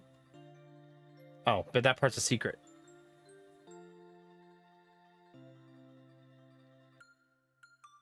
Is this determining what happens, or is it just random? Like, is me moving the eyeball around, does that do something? I can't launch it like this. I have to launch it like this.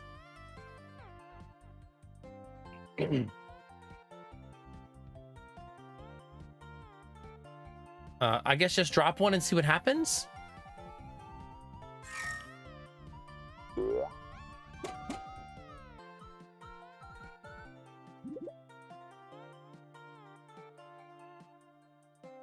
It looks like a derpy, yeah. But I mean, you fill the board, which makes it feel weird, right? It's not a peg elimination game, right? Like Peglin is. Earn 200. Double this for each other cave consecutively bonked. Ice cubes. Gain 3 charges. Each drop, use 1 charge and spawn a water ball. Gain 3 charges. Use 1 charge and spawn a fireball. Turn into smoke. I think I'll take the ice cubes. I'm gonna put it there.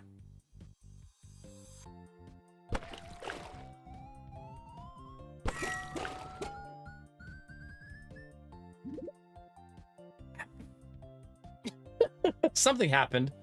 Bonked from below, earn $200 plus 20 extra per age. Ooh, I like that. During drop, gain $100 every 1 second. Bonked, earn the accumulated money. Does not gain while cooling down.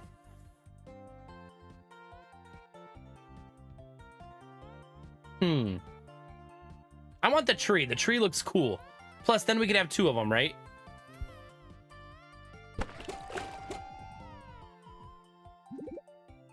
Okay, so sometimes you're going to get unlucky. Bread. Bonked. Earn $200 and carry the bread. And carry it. Pinball bumper. Bonked. Earn $200 and bounce this ball away. If carrying 2 different ingredients, consume them and spawn a meal. Oh, you can carry ingredients around and make food? All right, let's get some bread, chat. Do you have any bread fans in chat?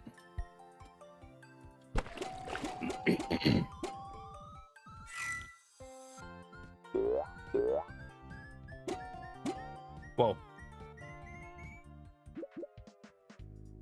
Well done, initiate. You earned $6,500 satisfied tribute. You must now earn 2,505 drops to satisfy tribute 2. That was your last drop for the current tribute. Now you'll gain rerolls and removals.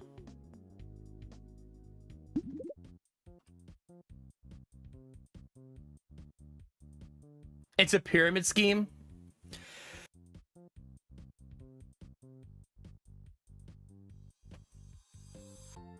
Now you'll draft the trigger as usual, and then you'll draft something special, a boon. Candle. Bonked by fireball, light the candle. Earn $200 and bounce upward slightly. Oh. When placing an obstacle, it may not be placed next to any other obstacles. Oh. Actually, I should put it like here so that it has a chance to jump over, right?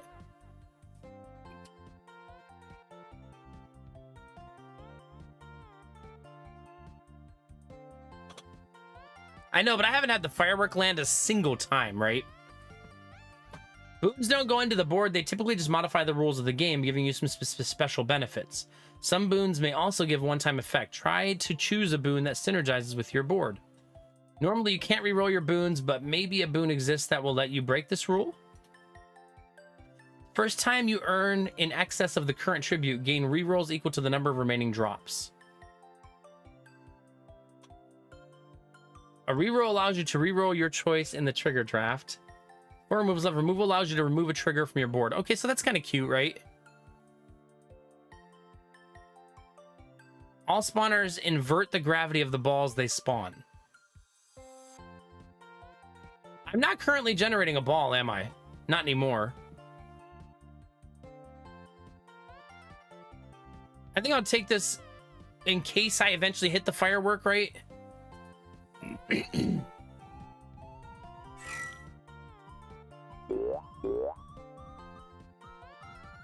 I still have never hit it.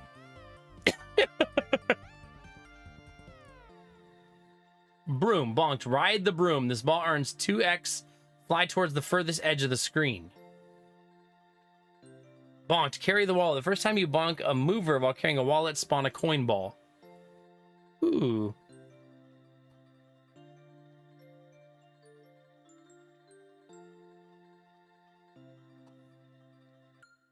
Let's put it right there, maybe. I'm trying to, like, create, like, a wall here.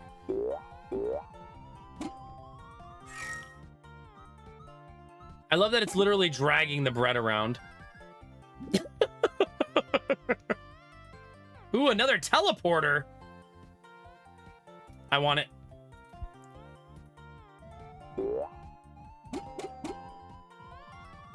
Aww.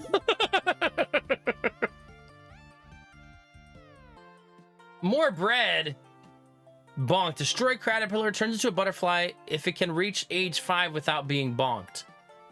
Oh. So put it like over here.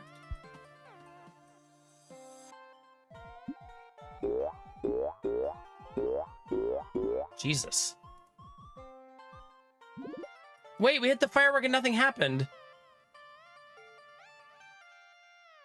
Maybe it needs to be carrying something to light it on fire.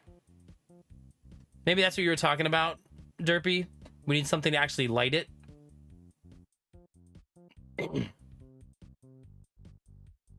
$800 if you earn this. Jeez.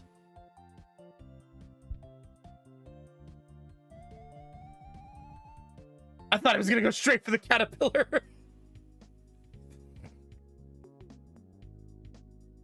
Well done, Nishi. You earned 9,200, tribute 200. Now you need to earn 5,000 in 5 drops. Like this. This is what we need, right? Oh, no, it needs a fireball. The candle also won't be lit. So let's take the chef's pan and try to find a second ingredient, maybe. Whenever a ball exits the top of the screen, repeat this for each... Really? I'm not doing inverter yet, but this would be an inverter. These two go together, right?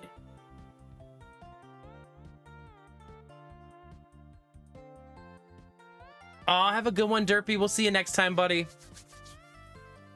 Thanks for hanging out, man. A pleasure as always, my dude. All right, when a limited trigger consumes a charge, spawn a ghost ball. I might as well do that because we do want to spawn balls.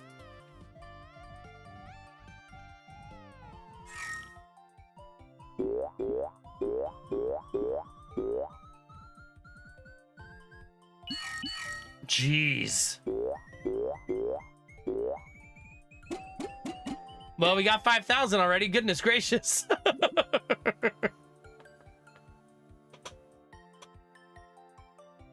I think I keep taking every teleporter I'm offered and try to just put them at the bottom to keep cycling it back up again. So that no matter where it goes, I have an opportunity to get it back up there. In hindsight, I almost wish the entire bottom row was just teleporters.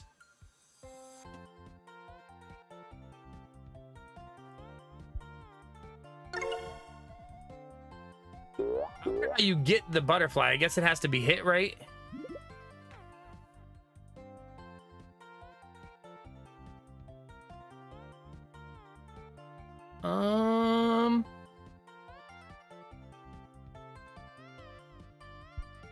That should be good, right? Lots of places for it to ping pong around, theoretically. Oh. There went the butterfly.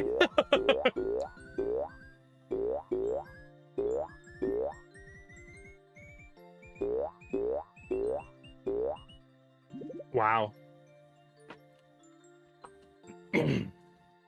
Consume this ball and spawn a water ball.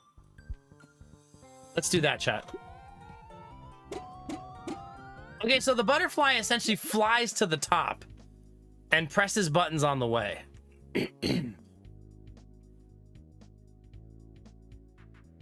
So now we have to earn 10,000. Cheese! Chat, we want the cheese so we can make a meal, right? Whenever you reroll, all limited triggers gain a charge. Ooh.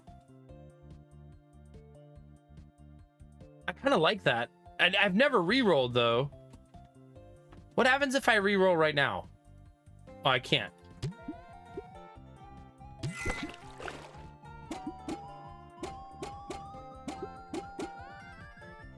Okay, chat, either we are really, really good at this game.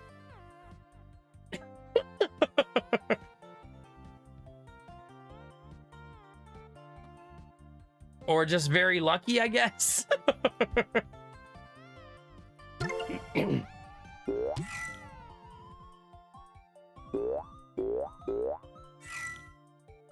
Yeah, because we're gonna hit 10,000 in 2 rolls. Easily. Bonked by coin ball, hold it, passive, earn $800 for each coin held.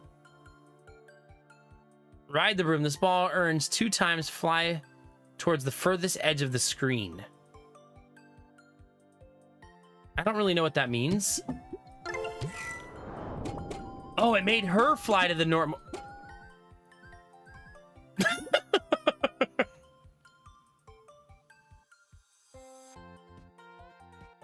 Look at all of our trees, chat. We have so many. So the game's gonna get really crazy over time, right?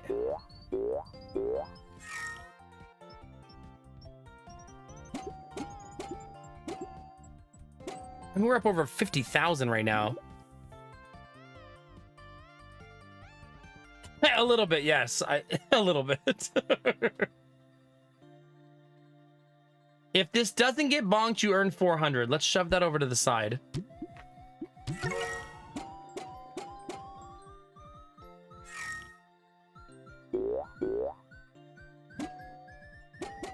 The trees get more and more valuable as time goes on.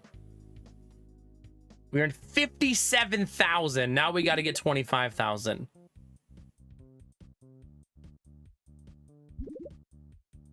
All right, once per drop, if a ball would exit the screen while carrying a carryable, teleport it back to its spawn point. Ooh, we do that a lot. Yeah. Let's do that. We do that a whole bunch, right?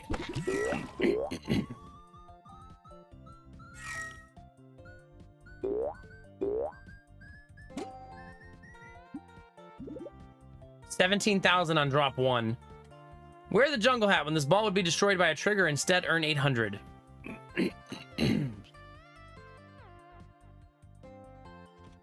Spawn 2 arrow balls from the sides of the screen towards the dart trap. Chance tests when bonking a secret automatically succeed while carrying a map.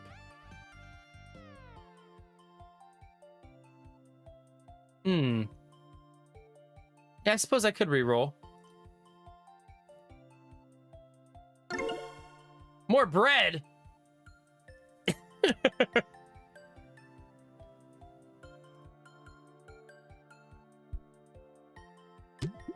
Kind of like having the butterflies.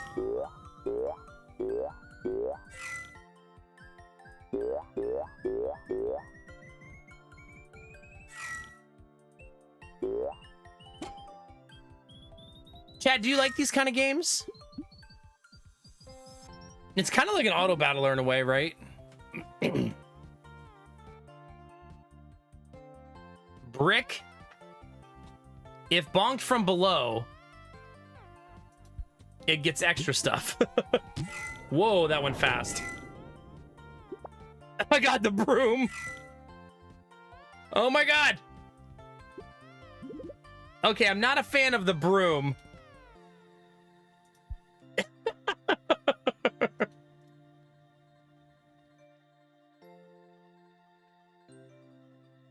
All right, let's get the fireplace to see if I can finally trigger.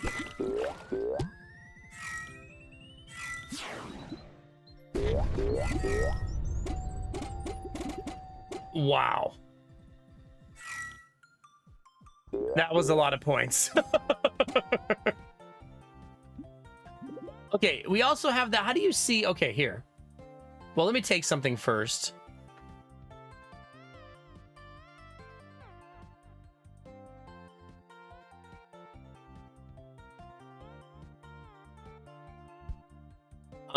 Where's that one?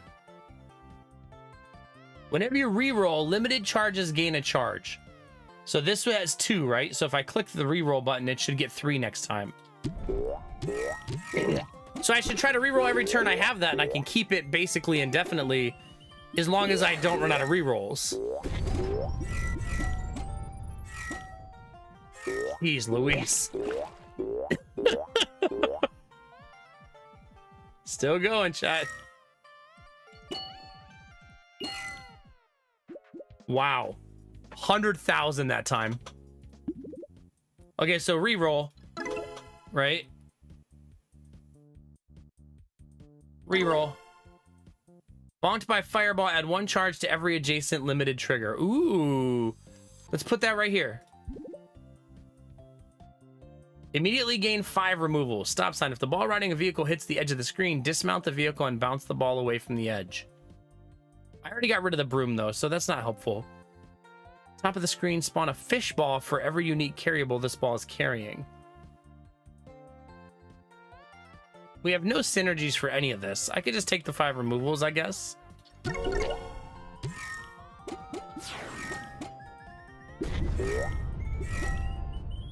Well, that firework was worthless for a really long time, but now it seems much better.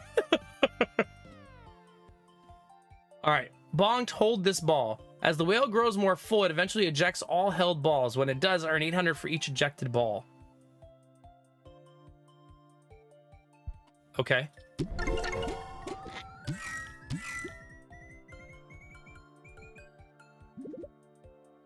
Oh, chat, we need to get to 62,000. We're not really that close yet, are we? Yeah, this is Ballionaire, Stormy, yeah.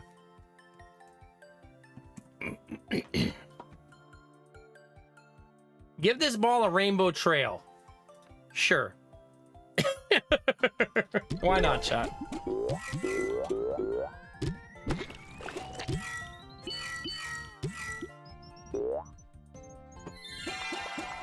Those teleporters at the bottom are just so money.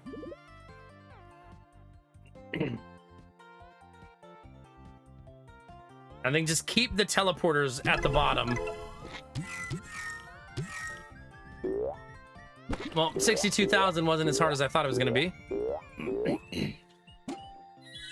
Also, the trees are growing. So as the game goes on, you can see the number next to the tree. They give you more and more money based on their age. So that's pretty neat.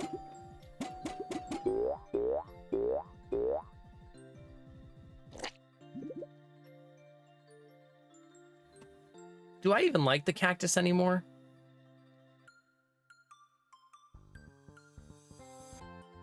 Oh, it normally gives me 400.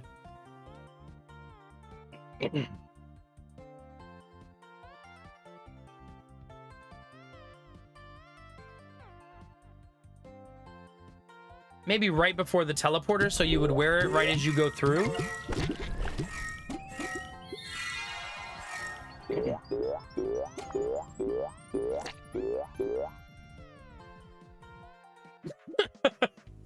$130,000. We needed 62. Oh crap! Now it's 150,000. Bonked. 5% chance to earn 1,600. Discover this secret. Discovered. Teleport stone coffer to a random open space to the board. Gain a treasure draft. I don't know what that is, but I want to try it. When you reroll, all ager triggers will gain 1 age. Ooh, that's kind of cute. The first time you earn in excess of the current tribute, gain rerolls equal to the number of remaining drops. From reach ager is bonk. Teleport the ball back to its spawn point. Ooh. I want it. Agers are my trees, right? That's really nice, actually. Are we ever making meals, by the way? I almost feel like I should remove the 3 meals at the top. You know what I mean?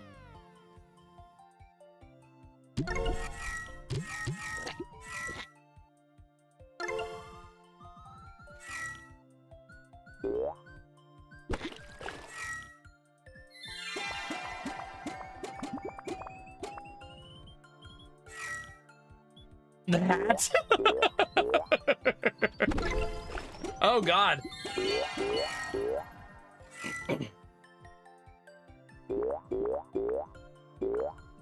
God, that tree is worth so much now. I don't think I turned on teleporters ever. Right? Like, ever. Passive. Adjacent egg earns 0.05 more per age. Adjacent triggers earn... Okay.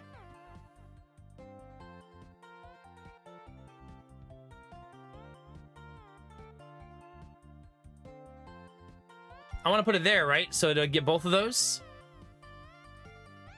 Yeah, I kind of agree that I don't want the cactus. It's not helping enough. Oh, we have grilled cheese. That's what that is.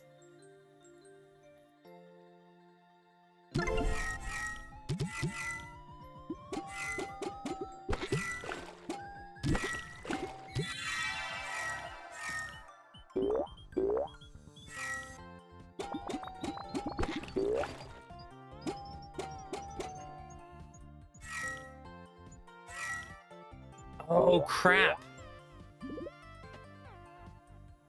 The teleporters appear to be able to teleport to any teleporter above where they are.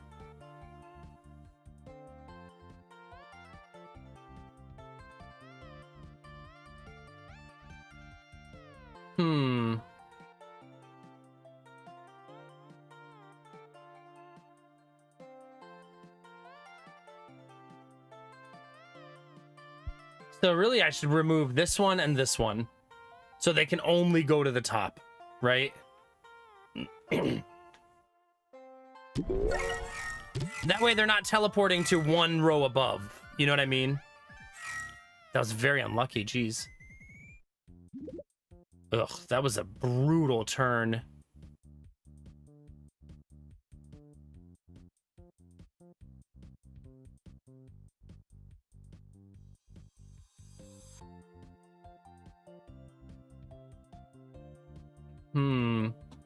We're in a bit of trouble, chat. Is this where we fail?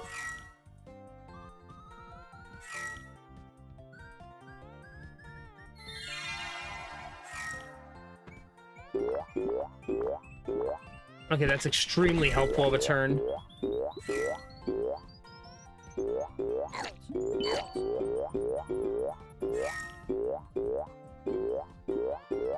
Come on. Keep it coming. Teleporter? Ah, no teleporter. Well, we only need 9,000 now. So that's good.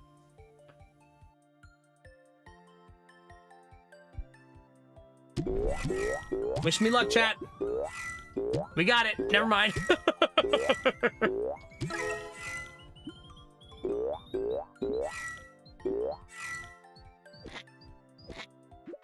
Okay, why is that eating things? 300,000 now.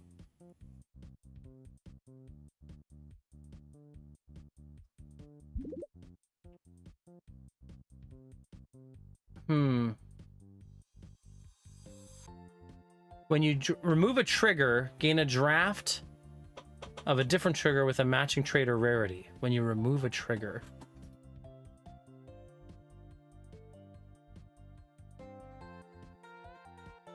Oh, so the whale eats balls, it looks like, right?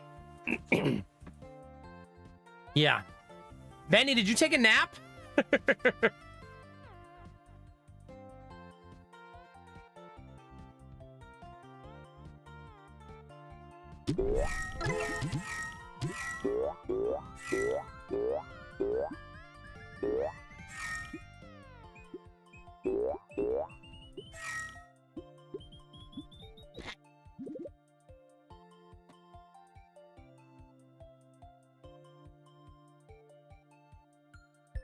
We'll see how that goes.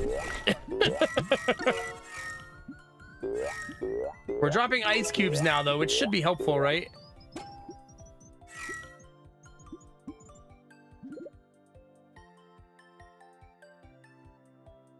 Hungry mouth.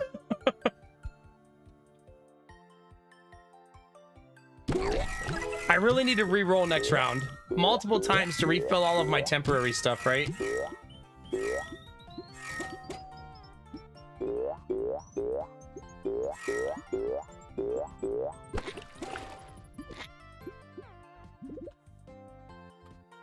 Gain 12 charges. Bonked. Wait.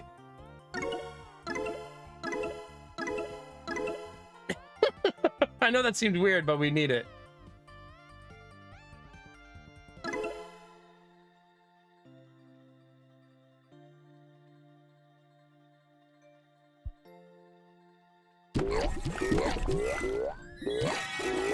Dear God.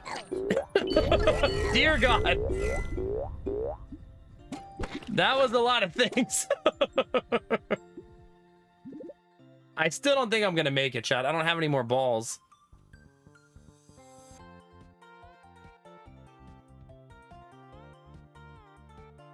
Yeah, I don't think I'm gonna make it, right? I need to score 200,000 here. There's no way. That was a heck of a jump. So you really got to be ready once you get this far in, because the game gets much, much harder at this point, right? Don't forget to check your stats or share your final board when the game is over. Okay. Well, there you go, chat. You should be able to save your extra money for the future, chat. I had so much overage.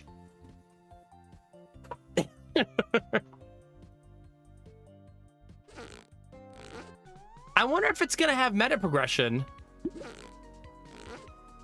Welcome to the lab. Here you can experiment with or recreate builds. Oh, okay. So you can go mess around with your old builds. That's kind of cool.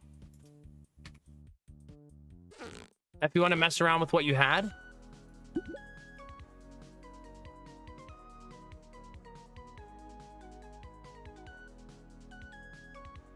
Unlock all content. Why do I have that button?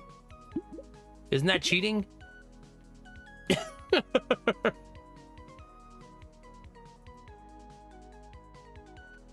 I don't know. Either way, GG, chat. That was fun. I would say that one's not so bad. I could see that getting really, really addicting. That seems like the type of game that you start playing for 5 minutes and then it's like 3 hours later, right? I would rate that as one of the better ones we've played, though. That was kind of fun. Yeah. The only thing I would say, Benny, is the jumps early are too small and the jumps late are too big.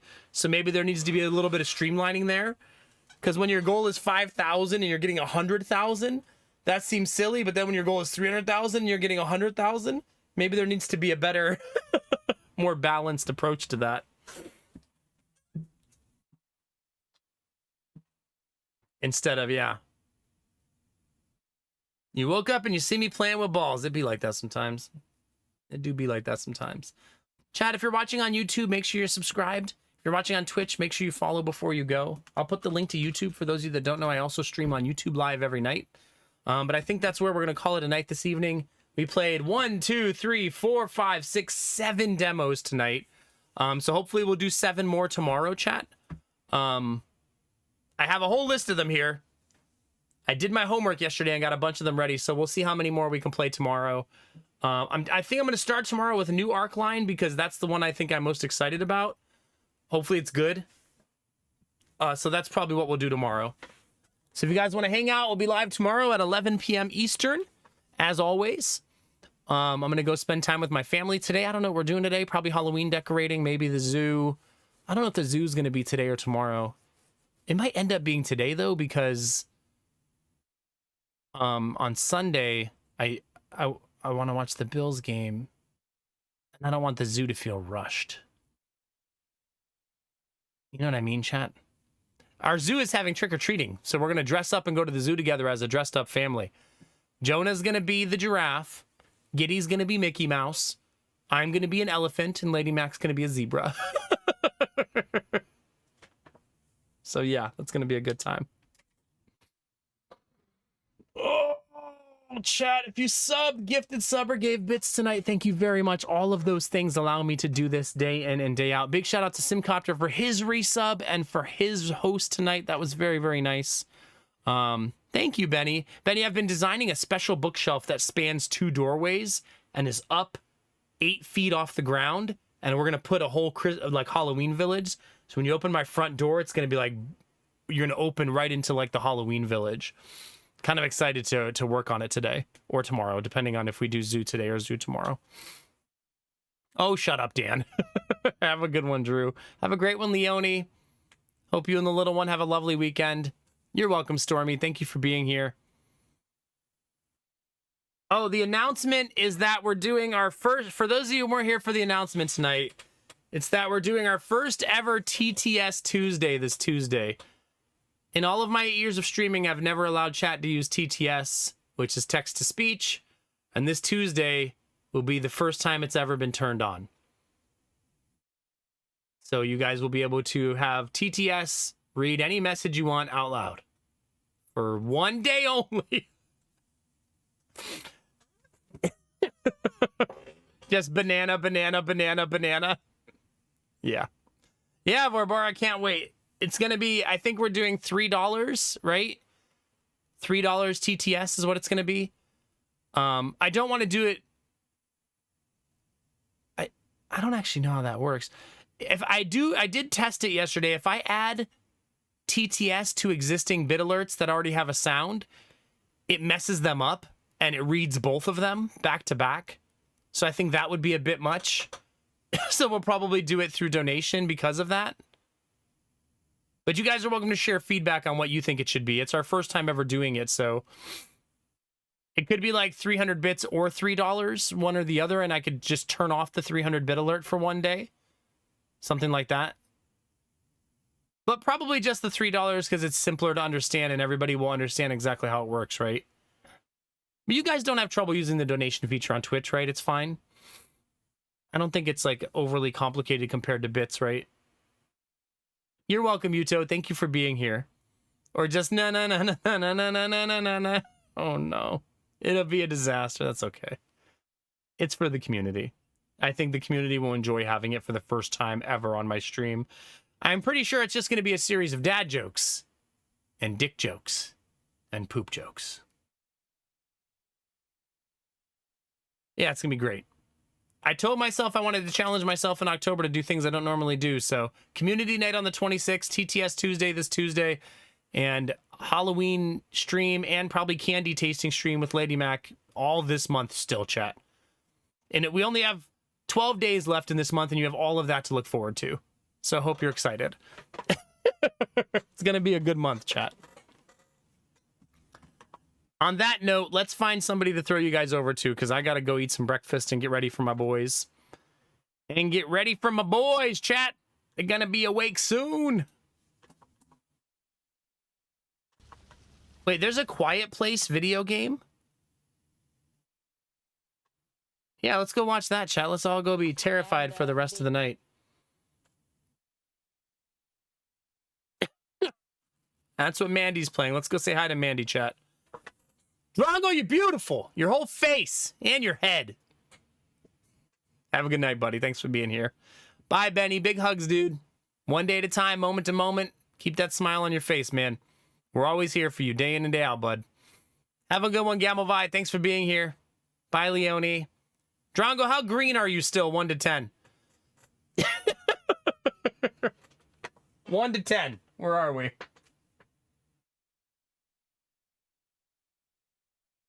4. Yeah. Oh, of course, Benny. I'll give you a little escapism tomorrow night, too. We'll have some fun together, all right? Thanks so much for being here, chat. I'm going to go and eat food now and have a fun day with my family, and I'll see you guys tonight, okay? I'll report back on whether we do zoo or decorating. I'll try to get some pictures for you guys. Also, we got to do gardening recap this month. We got a lot to do, chat. There's only so many days left. We got a lot to get through. All right, chat. Remember to take those positive vibes. You know, before I say that, chat, I just want to say it's awesome that we're doing so much. I had that goal this month, and now we're going to do so many of those goals all at once. Feels good, man. Hope you guys are as excited as I am to do some new stuff on stream. Benny, thank you for your gigantic banana for the road. Thank you. Chat, Twitch is a big place. YouTube's even bigger. You could be anywhere, but you're here with me, and you're dope as fuck for that. Remember to take those positive vibes and share them with the world. Remember that a small act of kindness can change the world around you. Tell someone you love them. Tell someone you appreciate them. Tell someone they look damn good today, chat. Those moments make the world a better place to be, baby. All day, every day. We're going to go do that right now for my friend Mandy. Go into her chat, say hi, drop a heart, and we'll bring some good energy her way, all right? Thanks for being here, chat. Bye, Gamertech. Bye, Leone. Bye, everybody. Bye, Benny. Have a good one, chat. And as always, keep being you, because it's all I'll ever need. Because you're amazing, sexy, beautiful, and good things are coming, fam. So get out there, get after it, and always be the best version of you, baby. Come on now. Get it.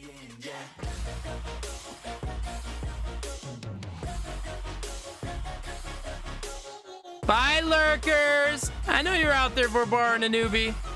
All you lurker beans. I'm grateful, oh yeah, able, oh yeah, I'm stable, oh yeah, no label, oh yeah, you know me, I have you only, a path, I'm lonely, but damn, I'm going to win, no fake love. Have a good night, you beautiful beans. Go say hi to Tea with Mandy, and I will see you next time. Show you where it's at, yeah, how you can get it back, yeah, cause I ain't never done, I'll be number one, working hella hard until I get just what I want, yeah, rises like the sun, yeah, fatal like a gun,